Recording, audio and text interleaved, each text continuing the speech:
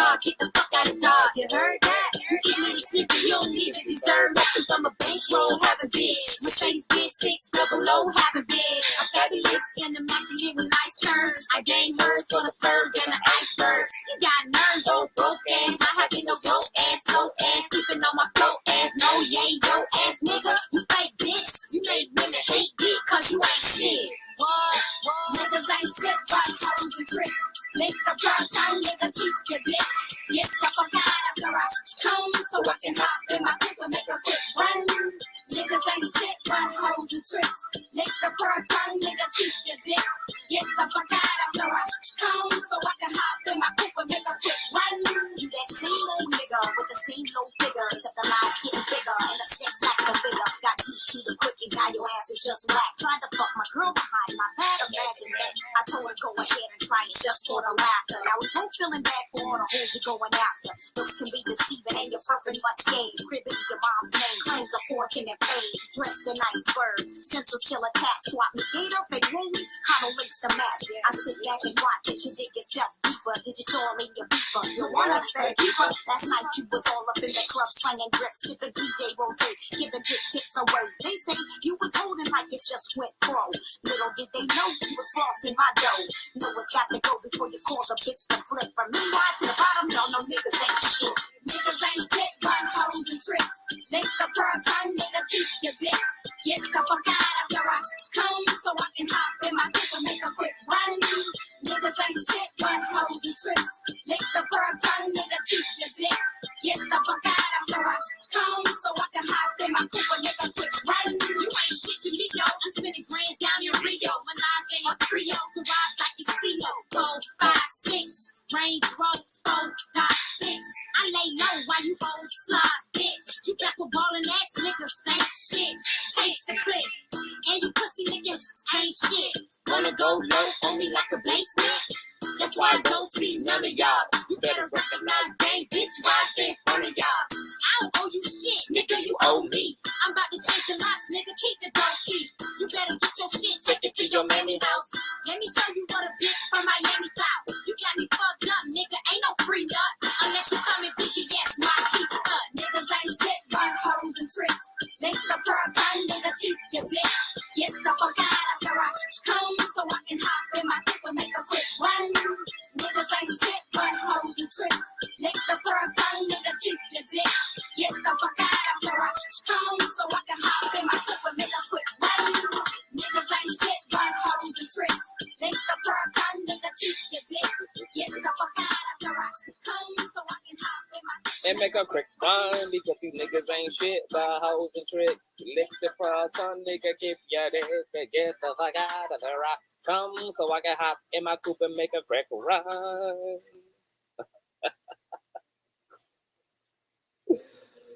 Ow, baby. You never go wrong with an ain't niggas ain't shit anthem, baby. So first of all, shout out to the cash contributor right out of the gate, Jordana. Thank you, baby. God bless you. Thank you so much for your donation. Oh my God. Wait. Why you guys throwing change already? Oh my goodness. God bless Jordana. God bless Hudzoin.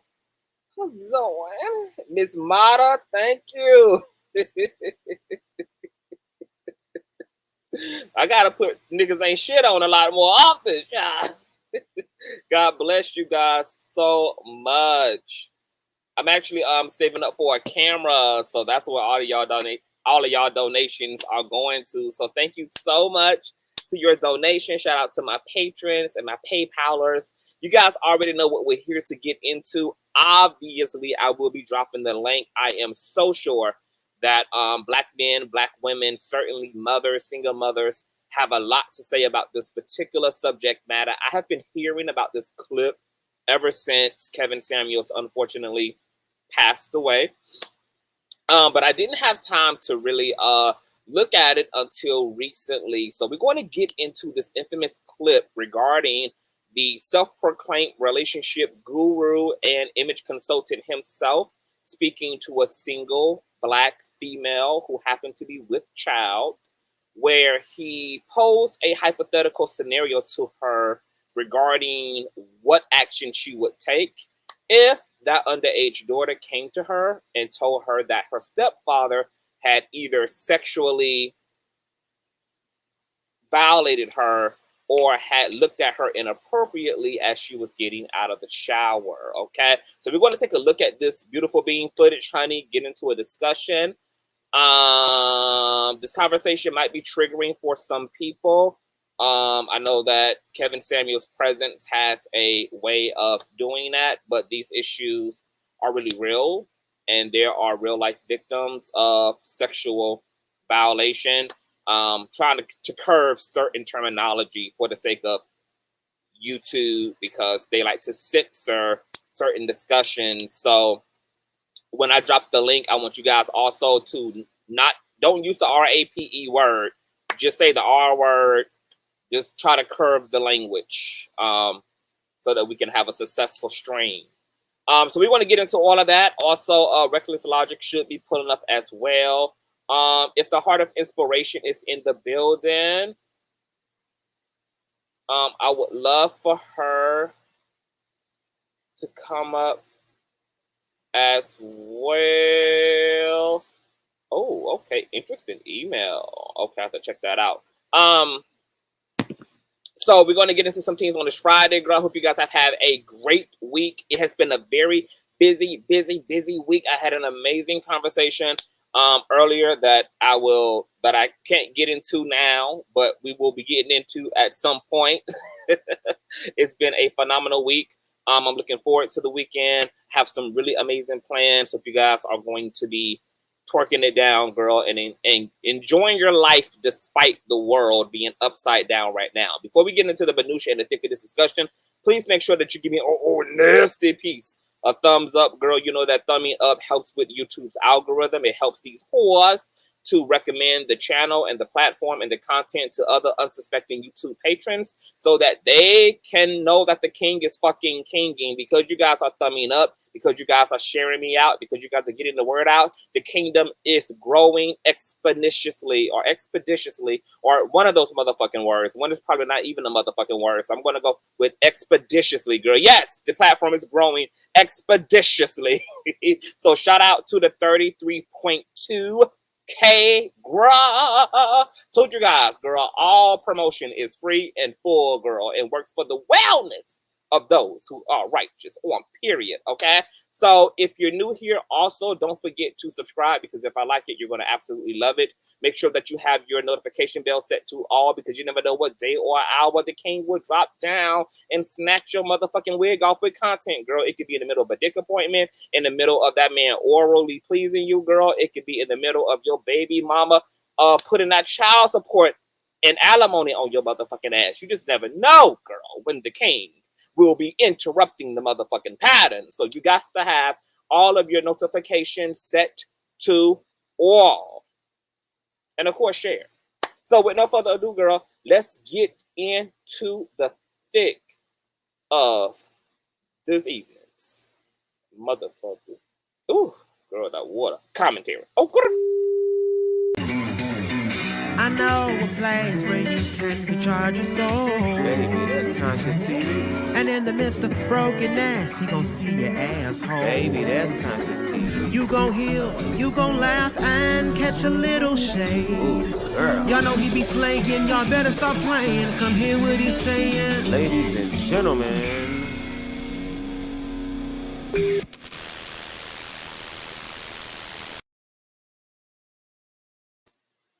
And for you guys who be asking me about my email and my Cash App and my PayPal, just remember that all my information is always in the banner scrolling below. You see that pink banner with those white words? All my contact information, Patreon information is always there. And it's always in the description box. And my mods are always rotating my links where you can find me or contribute to the show. So that's that. And speaking of mods, shout out to Oz Garden. Shout out to Hey Heart, what's going on, love? Shout out to Purple Lover. What's going on, Ray? Hey, everybody in the building. What's going on? I can't see everyone. It's 140 of you guys already in here. Holistic Attorney. Hey, boo. I'm so glad you guys can catch me live. What's so funny is that I'm like, as we're speaking, I'm getting notifications right now that people are like experiencing the replay on other content. They have no idea that I'm even live. Okay, that's how terrible YouTube is at sending out notifications. That I got people and supporters watching me right now, watching prior content. They have no idea that the king is alive and well and in real motherfucking time. Okay, so that's why thumbing up really helps. And also them Patreon notifications, they never miss a beat, unlike these YouTube notifications. Okay, Purple Lover, if you have time, I don't know, because you know you have been trying to get me to get into some Kevin Samuels tea. I would love for you to come up and have this discussion with me. I don't know if you are in a position to, because you might be watching me while controlling several other damn businesses, honey. You know that you are damn almighty superwoman. But if you have some time and you want to come up, I would love to drop the link and you help me to usher in this discussion tonight. And once again, you guys, I will be dropping the link, okay, toward the end of this commentary, so you guys can come up and give your various opinions and thoughts on this debauchery, okay? Let me go ahead and bring up a little nasty piece of video over. How's it going? It's so hot in Alabama, bitch. It's like 70,000 fucking degrees. I'm like, I can't with southern heat, girl. I just can't with the southern hemisphere. I like to stay matte, honey. I'm not a moist bitch. Okay, girl. So this is the man of the hour, Mr. Kevin Hart. Like, why calling this man Kevin Hart? Kevin Samuels. So something that I want to do before we get into the footage in question, the conversation in question, the session in question, and Heart of Inspiration, when and if you're ready for the link, just let me know and I will drop the link. Hey Shamika, what's going on, babe? So let me lay this out, okay? First of all, Kevin Samuels is going to be a topic of conversation probably for ages. And even if he's not, Mr. Samuels, regarding the patriarchy and the brand of masculinity that he is selling to his supporters, is going to be in question in a conversation for years to come, because patriarchy outdates Kevin Samuels. Masculinity, toxic masculinity, misogyny outdates, predates Mr. Kevin Samuels. But because of his this fucking nose ring always gives me, girl. But because of his platform and his hypervisibility, he's been able to be a mascot for an age-old idea, okay, and version of masculinity that has been oppressive to lots of other communities. Women's community, LGBT persons community, minority persons community, Black persons community, immigrants and foreigners community, etc. Okay? So never mistake the conversations about misogyny and patriarchy for conversations that are per se about Kevin Samuels, even though his image will be used as a catalyst. His existence, his legacy, his content will be used to address something that is much larger than Kevin Samuels himself. Okay? Now, something else that I want to say here is there's a difference between like my personhood and me as a commentator. What I attempt to do as a commentator, as a person with a platform, as a person who has visibility myself, is I attempt to be as fair as possible and balanced, because I feel that that's what I'm obligated to do. I feel like you guys are owed a commentator who has the capacity and the ability to be as non-biased as possible, okay? I feel like that's the only way to truthfully sort out facts from fiction, etc., okay? Myth from reality, and to have a full plate, okay, is to look at something as non-biasly as possible and put it together. That's what I attempt to do as a commentator, okay? So that means that my ability to be fair doesn't necessarily also equate to my own personal perspective about whatever information or subject we're talking about. It just simply means I'm being fair and I'm lining up both sides. Okay? Now, with that being said, I have to admit something. Okay? Like most people who are disgruntled by Kevin Samuels, who feel a way about his content and about his message, I too was introduced to what I consider to be problematic aspects of his advice, his feedback, and his perspective. Okay? Most of us were introduced to Kevin Samuels based upon the problematic clips from his sessions that were sensationalized and made viral. That's how most of us were introduced to this man. I was introduced to him by these viral clips of him telling black women they're out of shape, they're ugly, they're average at best, that they're leftovers, etc. Okay? Things that turned me off immediately. And from there, I never bothered to really see what else, if there was anything else that Kevin Samuels represented.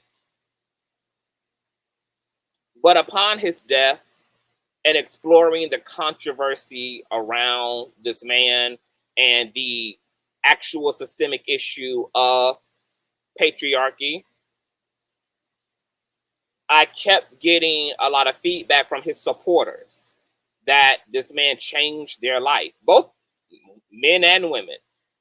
They claimed that he made them better, that he inspired them to make more money, to get in better shape, even produced a desire and an interest in marriage for a lot of people who were not interested in marriage. And I sat back and told myself, I said, you know what? I need to know why these people feel inspired. Like, how were they able to extrapolate empowerment or self-improvement from his teachings?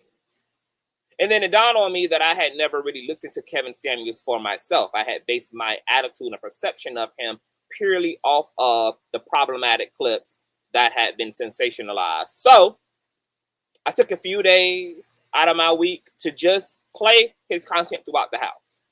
Listen to as many videos as possible. Listen to the advice and the feedback he gave to men and his perspective and teachings on men and his sessions and advice to women and his attitude about women. And I exposed myself to everything else that I did not, in fact, expose myself to.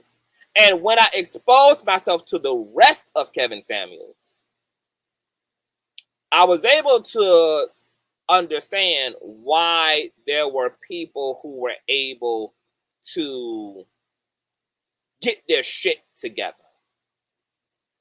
I began to understand why there were people who also were able to adore him and be improved and make progression in their life because of the things he said. So with that being said, what I want to say before we go any further, because I don't want anybody to mistake this platform as a Kevin Samuels hate train cesspool in the barrel platform. I understand both sides.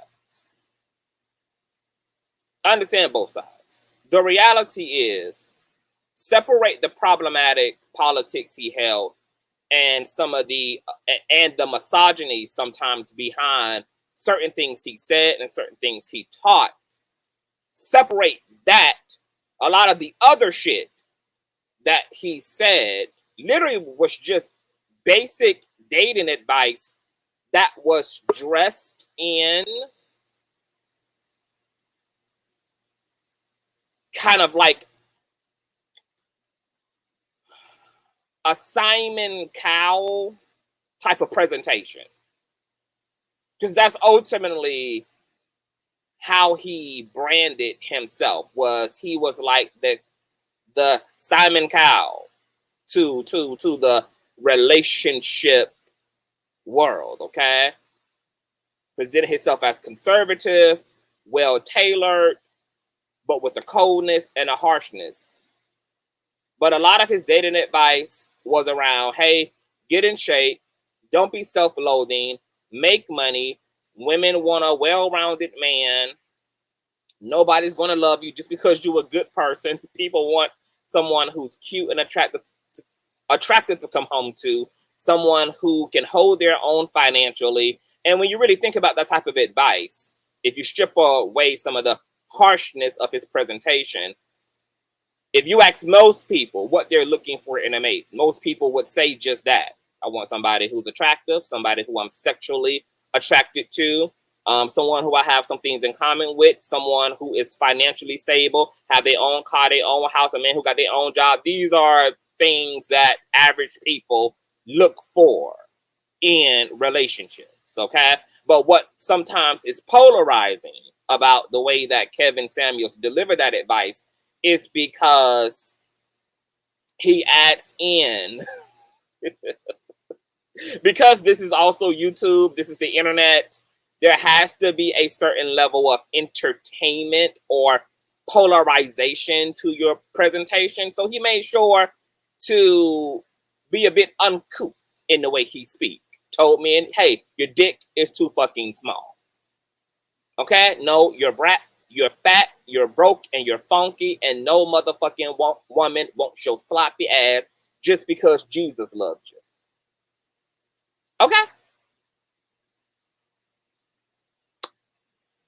Raw presentation, reality check for many. Okay? But because Kevin Samuels is a man, and he's a man who's been cultivated and conditioned in the West, in this American system, of course, he is not without being conditioned to be patriarchal and misogynistic because he's a man. And I'm not sure if I believe that Kevin Samuels even knew he was misogynistic, because if you ask most men if they think of themselves as misogynistic, even if the shit that comes out of their mouth is largely misogynistic, even if the things that they say and believe and their politics are largely misogynistic and sexist, they still don't necessarily see themselves as misogynistic or sexist.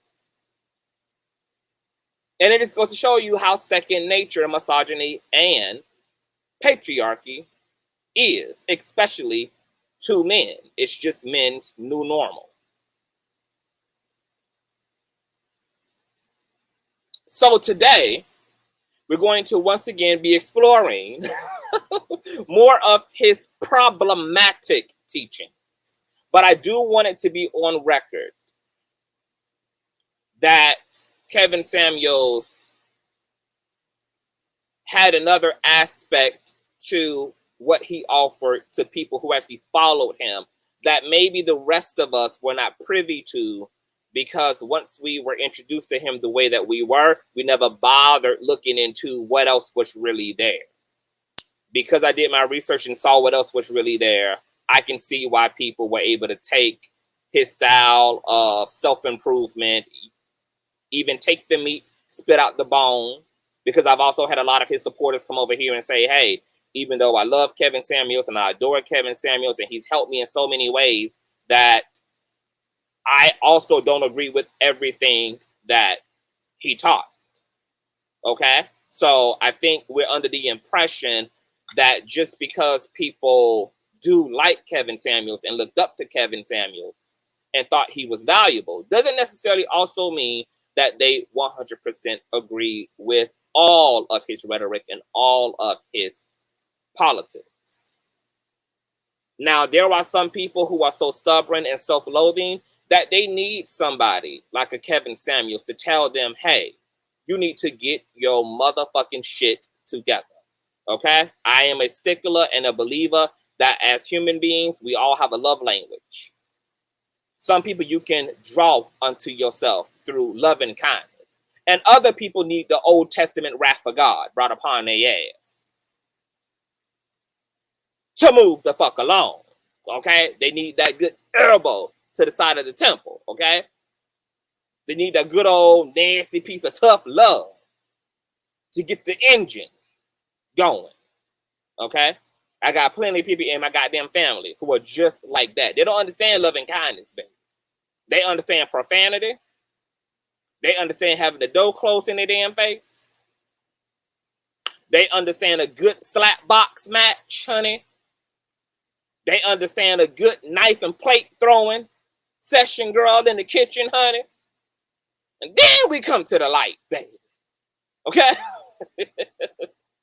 So when people or his supporters are saying, hey, at first, the way this man spoke, it hurt me and convicted me. But when I looked at why I was hurt and why I was convicted, it was because, unfortunately, the things he was saying to me personally were true. Okay? And I'm not going to bother to take anything away from those people. I'm not going to bother to take anything away from the people who were able to make improvements in their life based upon Kevin Samuels. Teachers are not a monolith. All of us are not going to learn the same way. So if Kevin Samuels was able to inspire men to want to be married, to want a black woman, to want to make more money, to start their own businesses, if he was able to inspire women to look better, to dress better, to restore their faith in men and whatever it is, like if somehow you were able to make fruit of the tree of Kevin Samuels, then so be it. Because at the end of the day, baby, it's not about how you got to your good. It's just, it only matters that you got to good. So if there were people who was able to grow accordingly, then shout out to you. Okay? Now, we're here for more pressing matters. And before we get into those pressing matters, let me introduce my co-host, Reckless Logic. Are you there, love? Yes, sir. All right. How are you feeling? And welcome to the platform. I'm doing good. I'm doing well. We did talk about this particular topic beforehand and stuff. So I did take up on your offer, and I did view some more of his content. And I will say I do agree. As in, I can see, even though I may not 100% agree with everything, I can see how people were able to take what he said at times and we're like, okay, you know what? I did better. This actually helped me. But however, I just maybe, well, I'm pretty sure we're gonna get to it later on in the conversation. But however, I just want people to understand as well. I have no problem with that. But the thing is, I just a lot of times I want people to be clear of what are you changing exactly? Are you changing because you genuinely want to change, or are you changing just to conform? So that's really what I wanted to say as well. But however, that is it really so much. But I will say I can honestly see how people was like, okay, you know what? I get it. hmm Okay, that's fair. And And I did not persuade. and Reckless to be fair, honey. Okay, he's wait, but making his own choice to be fair. Okay, wait, I'm only in control of my own soul salvation. Okay, I don't. Yes. wait, but I do want to say this as well. The reason why I brought that up is because a lot of times too, when I talk to my own personal friends that may have like relationship issues or something like that, um, and even I would say throughout my whole family, which is why I probably get a little passionate, a little zesty when it comes out of situations like this, is because I've seen the women do what was best for the family, best for the man, or best for what she thought was the best way, the route to go to be able to keep the family together, and kind of put herself on the back burner. And then when they get older, they have, once the kids are grown, they're happy for the family, they're happy for the life and all the different types of things, but yet they end up always, at least the people I know personally, they always have the whole thing of, dang, I done did all this, but however, I don't have no degree. I didn't go to school. I didn't do all they did. Like, it's a lot of regret. So that's why I just say, if you are gonna do it, just please make sure that you're doing it for yourself. And that's one of the things I wanted to make sure I'm, do it for yourself. Don't do it for anybody else. Because the thing about it is that when you do it for somebody else, and keep in mind, I'm talking from my own testimony now. When you do it for anybody else, the thing about it is that once they leave, the first thing will come into your mind, well, I did this, well, I did that. But however, if you do it for yourself, it doesn't matter if that person leave or stay, you still feel content in your decision because you did it for yourself. And the person that you are looking for, or the person that's meant for you, will manifest within itself. That's it. Pretty good advice. And I want to shout out Dr. Chris for your Cash App. Thank you so much, baby mama. Thank you so much. God bless you all who are Cash Apping the King. And once again, all information is always in the chat, in the banner, and in the description box below. So, are you ready to deep dive into this very triggering conversation that Kevin Samuels had with this millennial woman? Yes, girl. I was cussing through the screen, but I was cussing through the screen, and plus on top of that, I had to watch it a few times. You know, I'm trying to get better at keeping my emotions out of things. But however, you know, it's a process. So I was looking at the things once again, trying to work on eating the meat, spitting out the bones. So I was able, yeah, I was doing that. I will say, now this is my personal opinion I'm about to give. You don't have to agree, disagree, anybody in the chat. But I just feel like when it comes down to Kevin, and I think you probably said this, but I think I'm about to say it slightly different. I think the thing with Kevin is that I think his response is that he adds truth, but however, he adds old philosophy. Because keep in mind, most of the things and just about everything that he said, this is not stuff that's brand new. This conversation that's been going on.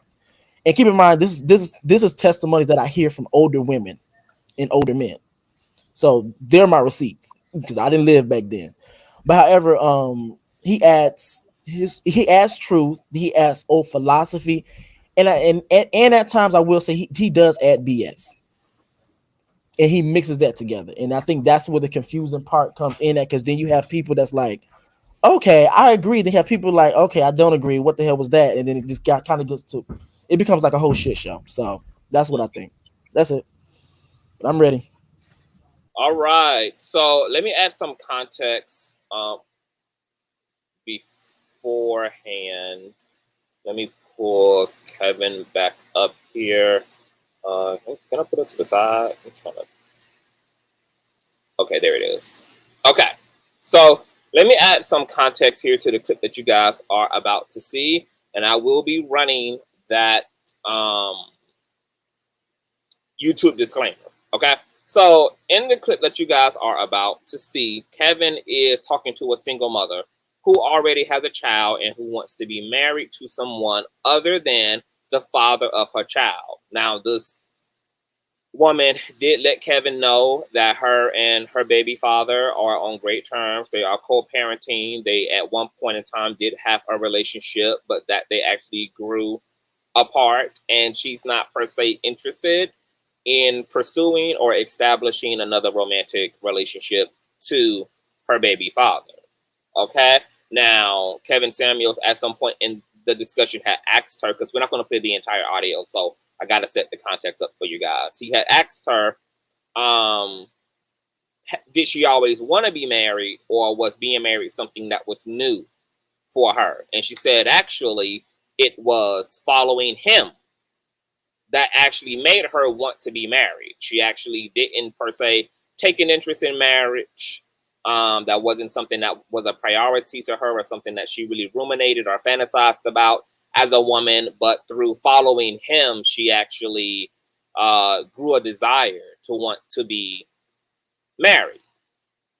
which brings me to my point that there are people who, for whatever reason, have been inspired to want to be in relationships and want to be married, etc., as a result of following him. Nonetheless, once she told him that she had a child, teenage daughter, he started to kind of tell her what he felt her problems would be in obtaining a man who would be interested in what he basically considers as baggage, which is this child she's bringing into their relationship. In that, he produces a hypothetical. Okay? And because she's already bringing a child into the relationship, he believes that baby moms have a biological rank, is what he calls it, over the stepfather. Meaning that the biological mom already has this deep allegiance to the child she's bringing into the relationship, and that allegiance and commitment and faithfulness to that child is going to out prioritize her commitment and faithfulness to her husband, which he believes should come before commitment and faithfulness to the child. Okay, there's already a lot of issues I can understand with that off rip. Okay, so he calls this biological rank. Now, he proceeds to give her a hypothetical in order to reiterate his point about her having a biological rank over the hypothetical stepfather, claiming that if in a hypothetical scenario, her child was to claim to her that her stepdad sexually violated or looked at her inappropriately while she was getting out of the shower, that he gave her a look, or that she caught him looking at her as she was exiting the shower, that the single mother would rush to take the side of that child rather than the stepdad, despite him providing a roof and food, and also having 2 kids of his own at this point with this single mother. Okay? Kevin then goes on to manipulate the woman into guilt about not considering the stepdad side of events, and ultimately berates her because, in his opinion, she should inherently believe the man over the daughter, since in all actuality, she's the lucky one in the situation, hence still being chosen despite bringing a child with another man into the current relationship. He concludes to her with, why wouldn't you say to your daughter, girl, that's your daddy, essentially. Get over it. If the daughter was to say, Mom, Paul, Daquan, Sean looked at me weird. He gave me an uncomfortable look as I was getting out of the shower. Or hell, he even slipped up and said, or sexually violated her. That the woman is supposed to seek the stepdad side of the story and believe him despite what her daughter has told her. Now he asks the woman, what would she do if that was her hypothetical? Black woman didn't waste no time saying, oh, the relationship would be over. It would be over. Period. You know, it'll just be over. That's when he began to berate her and pick her apart and tell her how out of order she was and why she just needs to go ahead and work it out with her baby father, because her and her love and faithfulness to her child is a threat to any other man she may potentially be with who's not the biological father of the child.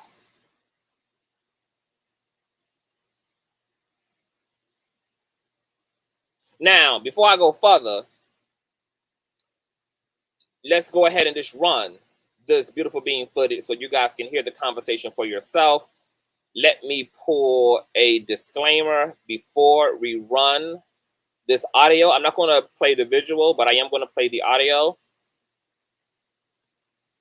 Let me go ahead and read this off. I just want to set up a little backdrop since I'm not going to play the whole thing, but I want to give you guys like a big gist of what it was given. Copyright disclaimer under section. Oh, I was gonna go ham, bitch. Copyright disclaimer under Section 107 of the Copyright Act of 1976. Allowance is made for fair use for purposes such as criticism, comment, news reporting, teaching, scholarship, education, and research. Fair use is a use permitted by copyright statute that might otherwise be infringing. Now, to give you guys well, we can just play the footage from here. I was going to pull up another piece of visual. So I have the volume cranked up, you guys, as loud as possible. So please turn up your earbuds or your phone or whatever device you're listening to this on so you can hear a bit of this dialogue. Okay. Matter of fact, hold on. I do want to pull up a visual. It's a screenshot. And once again, this audio falls under fair use. This is for research and commentary purposes. And this is a screenshot, you guys, of the young mother who is in a coaching session with Kevin Samuels. Listen to this conversation. Or is it we're a package deal? If you're a package, so number one, is she well-mannered, well-behaved, smart, taken care of? Does she understand? Oh, I want to add something. Actually, let me pull this back a little bit, actually. I need to start at the 23 mark. So, also, before they even get into this hypothetical scenario between the stepfather looking at the daughter coming out of the shower inappropriately, he asks her, what are the redemptive qualities in the daughter she's bringing into the relationship? Basically, he asks her, what purpose does your child serve to the man you want to be with, who you expect to love you and support you and this child who's not her biological father? What is it that the child brings into the relationship? Okay?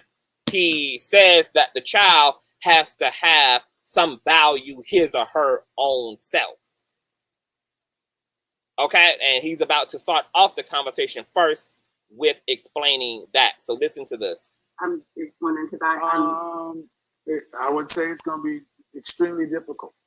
But what I would suggest is women who actually think about it from the man's side, understanding that my child today is a liability because it costs.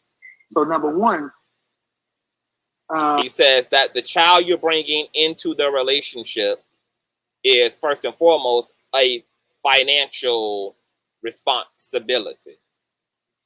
What does your child bring into the equation that would make a man want to provide for the child you're bringing from another relationship? I'm going to go on record and go out on a limb here and assume that a man wouldn't necessarily feel burdened by that, and he would want to take on whatever role he needs to for the child's sake because of his love, first and foremost, for the mother of that child who he's actually in a romantic relationship too. An aspect of being in love and wanting to be with someone is the willingness to love everything that comes with that individual, whether it's 3 kids, whether it's health issues, whether it's whatever financial circumstance and predicament a person is in at the time that you decide you want to cultivate a meaningful romantic relationship to that person. I'm going to assume that love would be the reason here why the man would take on loving the children that comes with that woman. But that just may be me. Let's continue to listen. Is she well-mannered, well-behaved, smart, taken care? Does she understand? And do I really believe that you're going to come second to my husband? Is my husband going to come first? Or is it we're a package deal? If you're a package deal, that's no deal. So he's also establishing that if you're coming into this relationship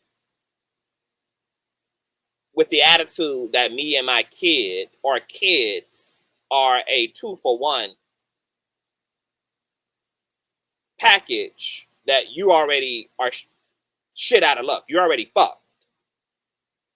Because if you are already going to burden this man with fathering kids that are not his biologically, you need to make up for bringing this baggage, aka the kids, into the relationship by at least being unequivocally faithful to this man, even beyond your faithfulness and commitment to your biological children. He feels that the woman needs to make up the difference for bringing extra baggage into the relationship.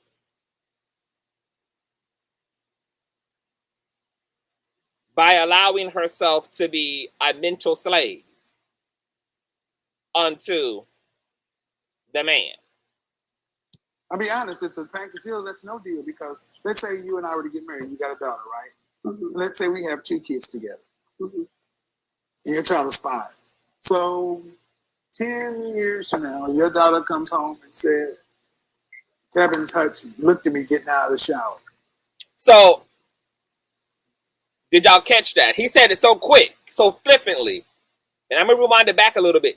Did you guys catch that he said, so let's say that your daughter comes to you 10 years from the incident and says to you that Kevin touched her, looked at her inappropriately coming out of the shower. He said that touched me part so quick. And I don't even know if, and maybe the woman heard it, which is why she was just like, so then that made her react. That made the woman's response, which you're going to hear, make even more sense. Why it didn't take her no time to be like, of course, the relationship is over. But let's rewind it back just a little bit. Let's say we have 2 kids together. Mm-hmm. And your child is 5. So 10 years from now, your daughter comes home and said, Kevin looked at me getting out of the shower. What happens next? The relationship would have to end. Huh? That's not something the relationship would end immediately. Because your daughter said I looked at her getting out of the shower. Mm. Why would that person even be close to the bathroom to see her? That would be the thing. You have to defend your seed. You have to defend your child. Mm-hmm. But you also remember you got 2 of my kids. Mm-hmm. So that means I should never listen to. That means I should avoid women like you, because off the rip, your desire to defend your child blew up. You got 2 of my kids, and off rip, your protective instinct says fuck everything, including those other 2 kids. So here, you guys, he now makes the woman feel completely fucked up about herself and about believing her child, because by her believing her child, she would directly break up this blended family that she now has with the step parent, who she also has 2 children of the couple's own at this time. Now he's saying, so you're going to destroy our family with our 2 biological kids because my stepdaughter told you that I sexually assaulted or violated her, or that I looked at her as she was coming out of the shower. So now he's wanting the woman to take responsibility for the destruction and the breakdown of this romantic relationship and the family because of this claim. Let's continue to listen. Do you? You said the relationship would have to end. So what would you tell our 2 children? That's a tough situation. No, you said the relationship would have to end. So it would have to end because but I would tell any of my kids. If I have 3 kids, 1 by someone else and 2 by my. But what I'm telling you, what I'm saying is, what would you tell our 2 children?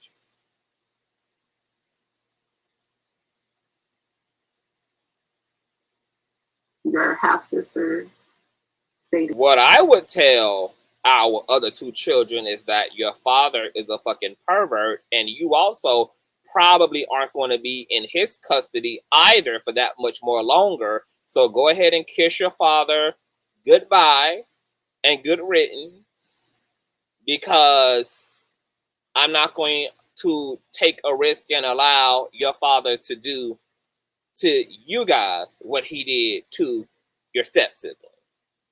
That's what I would tell the children. I just keep it all the way 100. Matter of fact, I'll let their sibling tell them what their dad did to them. That's what I would tell the damn children. If this happens and it's not a comfortable situation, we have to part ways. You get the fuck out. You can get the fuck out. Kevin Samuels ain't here for that, baby. He says, oh, you think that you're going to tell me? Or are you going to take our children and break down this relationship? No. Since that's your response, what's going to happen is you're going to get the fuck out.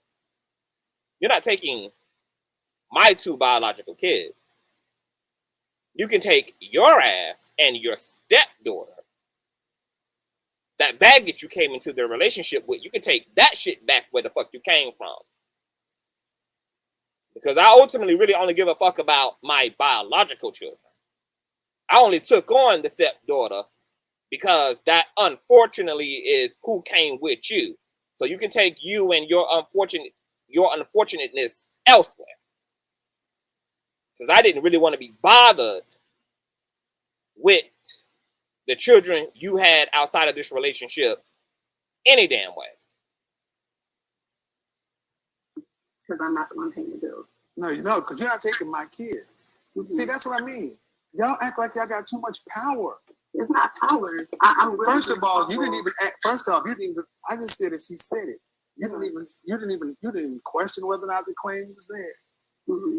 Because that's your child. That's what I'm saying. Your child can never be an asset to anybody because that's the bomb that's always there. So he said, hell, you didn't even bother asking your man, the step-parent, about the situation. Well, here's where we're going to get hung up. Is even if I afford you the opportunity to be asked about this situation, and you tell me that did not happen, or that did not happen that way, or that did not happen at all. The problem here is my daughter perceives something that has now made her uncomfortable. And you more than likely even telling her yourself that she misinterpreted you looking at her as she was naked and getting out of the shower. That despite whatever you're going to tell her, however you're going to try to soothe her, she's now more than likely still going to be uncomfortable because she's already so uncomfortable by what she witnessed or what she experienced that she had to tell me about it. Which means that this is something that she really believes and experienced in her perception. And you're now probably never ever going to make that better. Which means that if I stay with you, I'm going to bring my daughter under consistent torture until she's out of the house and she goes off to college or can get her own place, because she's going to have to live with someone who she now is uncomfortable with because you actually have, in fact, sexually violated her in some way, shape, or form, or you have given her dirty, suggestive looks. And I as a guardian am not going to have my child living in a space with someone who they have to fear and protect themselves from. I'm not going to have my daughter feeling like she has to go to sleep at night with her room door closed, or that she can't even put on a bikini and enjoy a backyard family barbecue because the stepdad, who done looked at her crazy and weird coming out of the shower, is also the stepdad flipping the ground beef on the grill next to the pool that she would like to be in but can't afford herself to enjoy because you giving off pedo energy. Either way, yes, I have to choose my child. And the only way I would even consider being with you is if my child had a pattern of telling extreme lies. But the reality is, there is no historical evidence for children lying profusely and commonly about sexual assault. These are not the type of things that children commonly lie about. Yes, I do understand that kids sometimes do, aka the duty low situation that just took place a few months back. Sometimes there is mistaken identity. Sometimes there's other things going on within the home, within the environment that contribute to children sometimes fantasizing or formulating certain experiences in their minds as a result of having a limited vocabulary, limited language, and limited perception. But these are just not things that young people commonly lie about. But let's go a step further, Mr. Kevin Samuels, and really help you to understand why women should and are more likely to believe, especially their daughters, about sexual assault. Let's go a little step further here, Mr. Samuels. The reason why women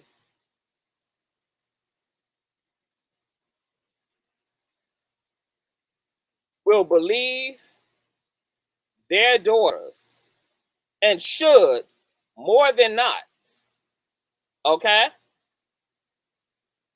And this is from RAIN.org, Statistics of Children and Teens. The reason why mothers should believe their daughters about sexual assault is because of all victims under 18, 2 out of 3 of them are ages of 12 to 17 as it relates to sexual assault. 30% of underage victims of sexual violation are under 12 years old. 66% of female sexual assault victims are between the ages of 12 and 17. More than half of young women who are the victim, underage females of sexual assault, are between 12 and 16. 66% of them are teens. 34% of them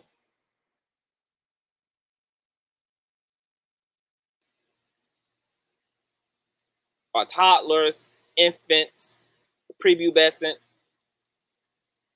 elementary children. 1 in 9 girls and 1 in 53 boys under the age of 18 experience sexual abuse or assault at the hands of an adult. 82% of all victims under 18 of sexual violation are in fact female. Female ages 16 to 19 are 4 times more likely than the general population to be victims of the RAPE, attempted RAPE, and or sexual assault.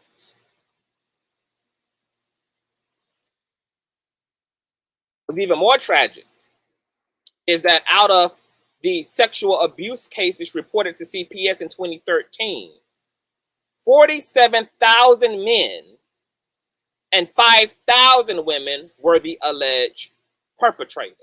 So do you know what that means, Mr. Kevin Samuels? Is that females largely make up the population of those sexually abused. And who by far are the largest, most disproportionately perpetrators of sexual abuse are men. 47,000 male perpetrators to only 5,000 female perpetrators of sexual abuse. This is why this woman and any woman and any parent, any father should take the word of their children, of their daughters, as it relates to sexual abuse.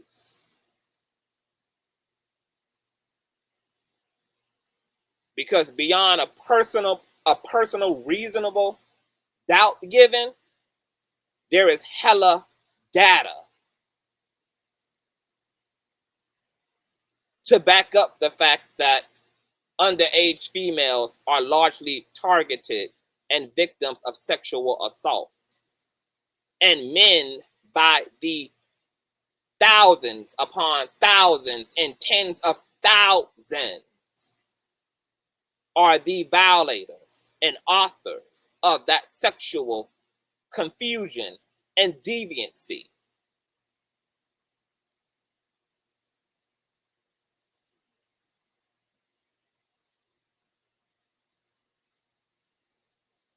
I'm going to put not a little pause in there, but let's go an even little step further. Now that we know that kids don't even commonly lie about such a thing, and that men, unfortunately, are huge perpetrators of sexual abuse and sexual assault, and that females largely represent victims of sexual abuse.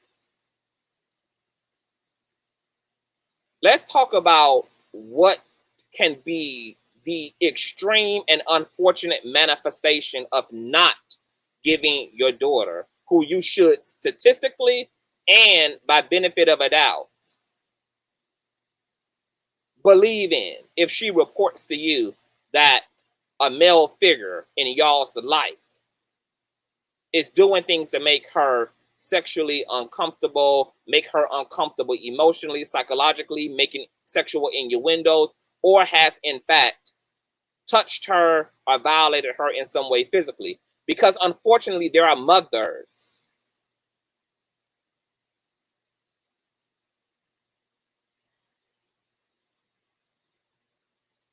who have to live with this. You guys may, in fact, have heard about the most recent of these unfortunate circumstances. This is from cow.com.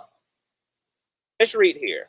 Bond set at $1 million for stepfather accused of killing 16-year-old stepdaughter. Van Brinsbon is accused of shooting the Nimitz High School sophomore in the head before surrendering to deputy constables outside the home. Reported from Houston, bond has been set for the man accused of shooting his 16-year-old stepdaughter to death Friday morning in the Humble area home. Van Brinsbon, 60 years of age, waived his court appearance overnight as a judge set his bond at $1 million on a murder charge. Lauren Jumer was a sophomore at Nimitz High School and had recently joined the cheerleading squad, family members said. Before the shooting, Juma's mother, Lori Young, reached out to her sister and police when she said that Brisbane was behaving erratically, according to details read aloud in court overnight. Before Juma's sister and officers could get into the home in the 2400 block of Canton Trace, they heard 2 gunshots. Investigators said Juma was shot in the head and her pants were pulled down around her ankles when her body was found, according to court records. After the shooting, deputies said Brisbane came out of the home and told the officers to do what you have to do. Young was out of town at work when it happened and had been in a relationship with Brisbane for 5 years, she told Cal 11 News. Quote, he treated Lauren like she was his baby, Young said on Friday. Quote, I don't understand. He can rot in jail. He has no reason to take my baby's life. Mind you, when officers came to the home to see about the daughter who had FaceTimed her mother who was out of town and left her in the custody of a man who had pretended to love her, had pretended to be someone she could trust in, who the mother had cultivated and nurtured a 5-year relationship with. The daughter had FaceTimed her mom about Brisbane, her stepfather, and was in a panic. So the mother out of town called her sister, this young woman's auntie, and the police to come to the home. Not only did they find the 16-year-old shot in the back of the head with her pants down, the stepfather himself also came to the door with his pants down. He was just pulling his pants up as he was meeting the officers and the auntie at the door. This might be reason, Mr. Kevin Samuels, why a mother may need to just all in fact take her word if her daughter tells her and reports to her such a thing. But it doesn't stop there either. Okay? There are plenty. Too much to even count, if you ask me, of a history of this. This is from dailymail.com.uk. How an 8-year-old girl's question about ice cream to her evil stepfather ended with her being viciously raped. A drunk stepfather violently raped his 8-year-old stepdaughter after she asked him for an ice cream before demanding the little girl not to tell her mom. The 33-year-old chef from the Sunshine Coast attacked the little girl by forcefully NGing her as she bravely tried to fight him off, but wasn't strong enough to escape. He then demanded the 8-year-old not to speak to anyone about the incident, but she told her mother the next day. The victim had asked her stepfather for an ice cream before the horrific crime, Maroochydore District Court heard on Monday. The man, who had drank 8 alcoholic drinks at the time, asked the girl, "What do I get?" in response, according to the Sunshine Coast Daily. She replied to the question with, "Whatever you want." The man proceeded to push the young girl onto a couch before he forcefully RAPED'd her vaginally and digitally.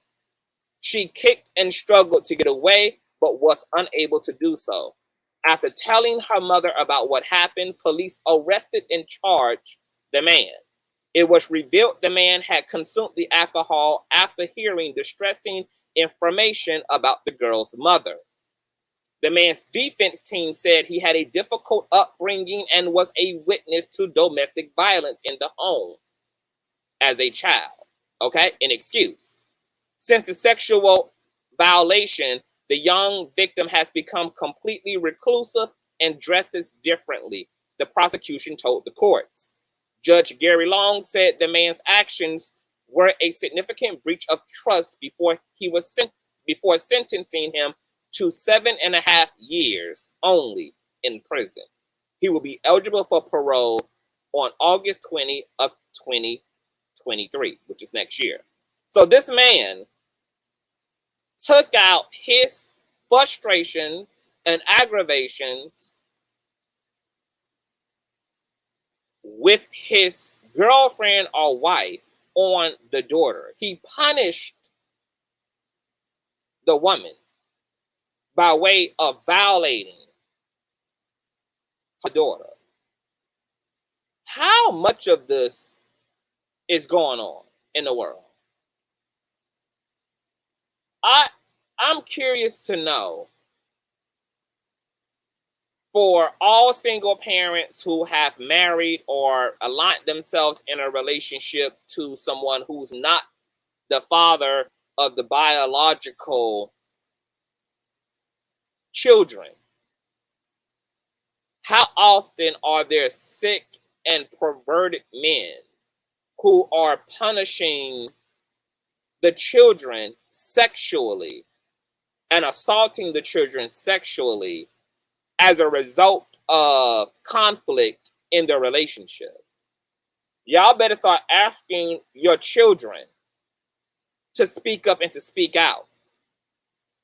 Y'all better start asking your children them hard questions. It is not uncomfortable or a dig to your partner to ask your children if there's anybody touching them or doing anything to them that is inappropriate. None. And if that somehow gets back to your boo and your bae, that you have questioned your children about whether anyone in the home, including his ass, has violated them or touched them inappropriately, if he in fact gets word of that and gets an attitude, guess what? It's time for his ass to motherfucking go. Because no man should ever have an attitude about you first and foremost looking out for your children's best interest. And if he is in fact innocent, there's no way he's going to in fact be guilty. There's no way that the answers that are going to come back from them children are going to be anything less than no. So-and-so is not hurting me. So-and-so is not touching me. And any man who loves your children wants you to ask them those questions. See, a man who has real integrity has no problem taking a stand because he, in fact, knows he's innocent. No real man who's clear about who he is and has sound character is concerned about questioning. They don't hide from questioning. They don't run from questioning. Hell, they'll help you go collect the data from the survey. Any nigga who get an attitude with you because you question the children about whether they're being hurt, abused, afflicted in some way, they're being touched inappropriately in some way, is a nigga who is already guilty in spirit if he in fact is not guilty already in the flesh. Count your lucky cards if you're able to see that reaction and haul ass right now before there's even any real manifestation. Because any nigga who loves your motherfucking kids is not going to have a fucking issue with you questioning them about their well-being and what their experience is as it relates to their stepdad's custody of them. Any nigga who got a problem with that needs to go. But the buck don't stop here.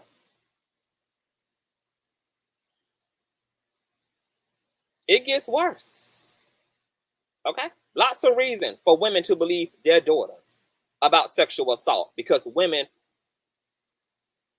teen girls make up 66% of sexual assault victims, and 36% of sexual assault victims are under the age of 20. And men, by the tens of thousands, are statistically more of the perpetrators in this case than women are as it relates to sexual assault. But let's do one more, because I don't want to trigger you guys too much, because I know that there's people who have been abused themselves. And this is probably a very tough conversation to endure already, and a tough subject. So just one more story. Just one for the road. And this is from TimesSoFindia.IndiaTimes.com. 14-year-old daughter, RAPED,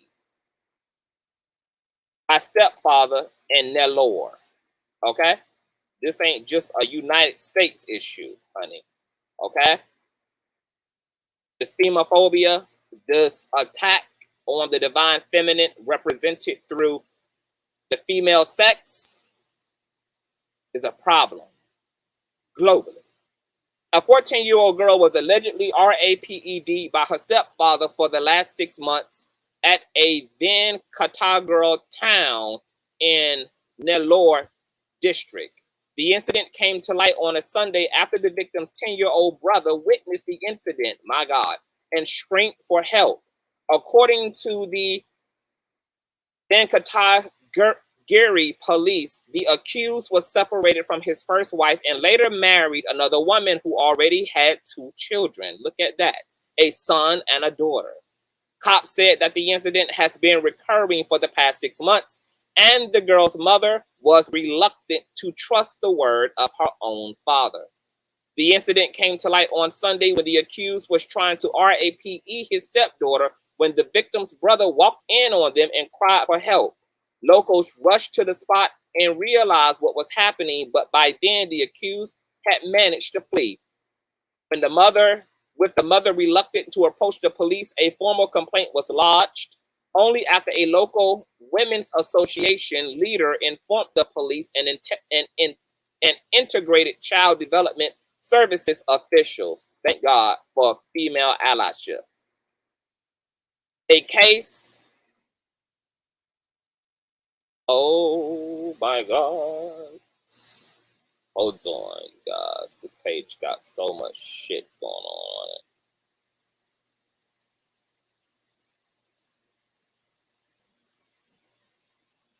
Hold on. My bad. Thumbs up if you guys are in the building, please.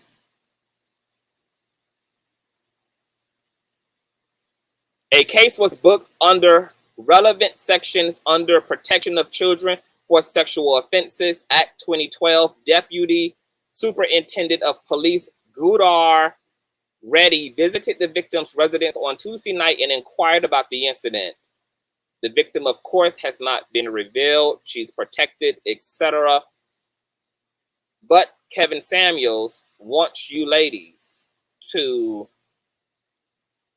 automatically believe the stepfather just because she's baggage.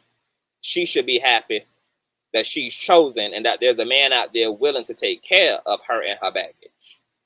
And the least she could do bringing baggage, aka her daughter, her children from outside of their relationship into the relationship, is at least be undyingly committed and undyingly faithful to the man, regardless of, and I want to reiterate these motherfucking statistics.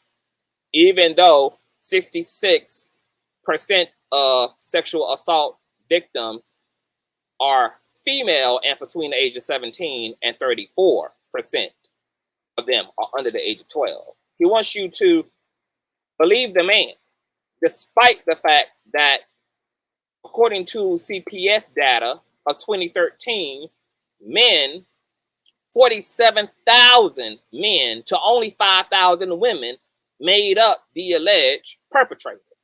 But Kevin Samuels would have you believe the man and the stepfather in this case. Now, I'm going to let my co-host step in and give his thoughts and his feelings. Then I'm going to drop the link and allow you guys to come up and to sound off. Reckless, are you there? I'm here. Do I sound clear? Do you hear anything from the background? Loud, live, and crisp and in color. Okay, I want to make sure my background's not being heard. Yes. Kevin Samuels done lost his goddamn mind. I can tell you that goddamn much. Because the whole thing is that this was the perfect one of the very perfect examples of what I literally was stating, saying the whole thing of he talks about truth, as in there are cases where children may have lied or may have said certain things or said anything.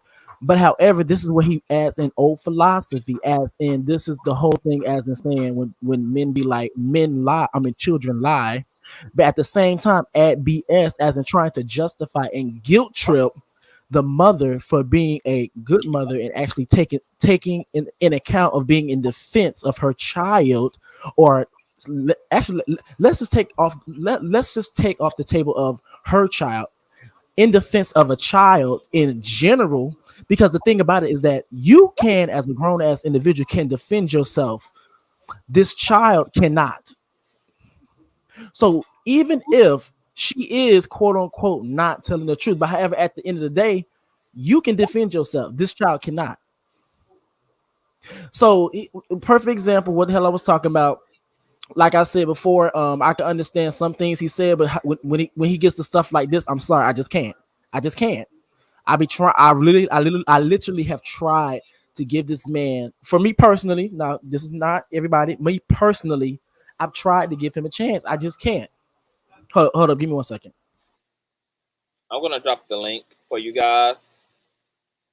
Now remember, these chats, they fill up really fast. So if you're hitting the link, baby, you better hit it quick, because once it's at capacity, it's at capacity. You will have to wait until some folk drop down, or I can attempt to open up the second StreamYard link. And once again, everybody is welcome. Those who support Kevin, if those who have another interpretation of this hypothetical, you are more than welcome to challenge us who hold a different attitude, etc. This is a free, open forum. And mods, please rotate the link. Go on, Logic. Okay. And so it actually, throughout that whole clip, it was a lot of things that I just be it's a lot of things going on. It's just like the whole thing of when I'm even though we're talking about the clip, even when he first started talking to the women, it was that particular woman, it was a lot of manipulative things that he would say. And since some, not all, women do buy into old philosophy of you must submit, you must do this, and they have these certain ideas, sometimes it makes it easier for them to be able to digest certain things. I do want to talk about that, because that was the first trigger, because I was like, you're literally telling this woman one thing, but however, you also condemn her for something else. One of the things that she did mention that she was an entrepreneur, and she talked about her being an entrepreneur, and but however, she says that, you know, she wants to be able to have a husband, all these different types of things.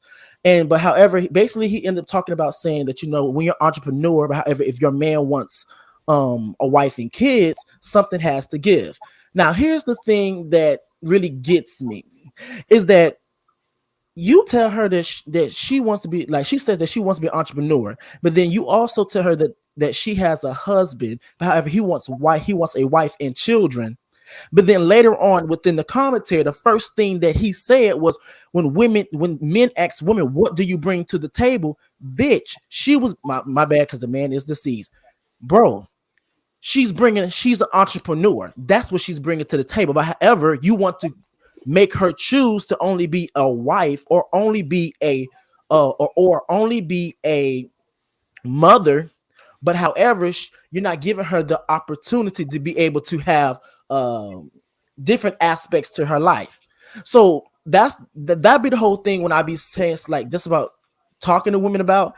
I was like, oh, you know, I just want to be a mother, I just want to be this, I just want to be that. But then my question to a lot of women is that, okay, if you want to do that, is that something that you really want to do, or are you just conforming?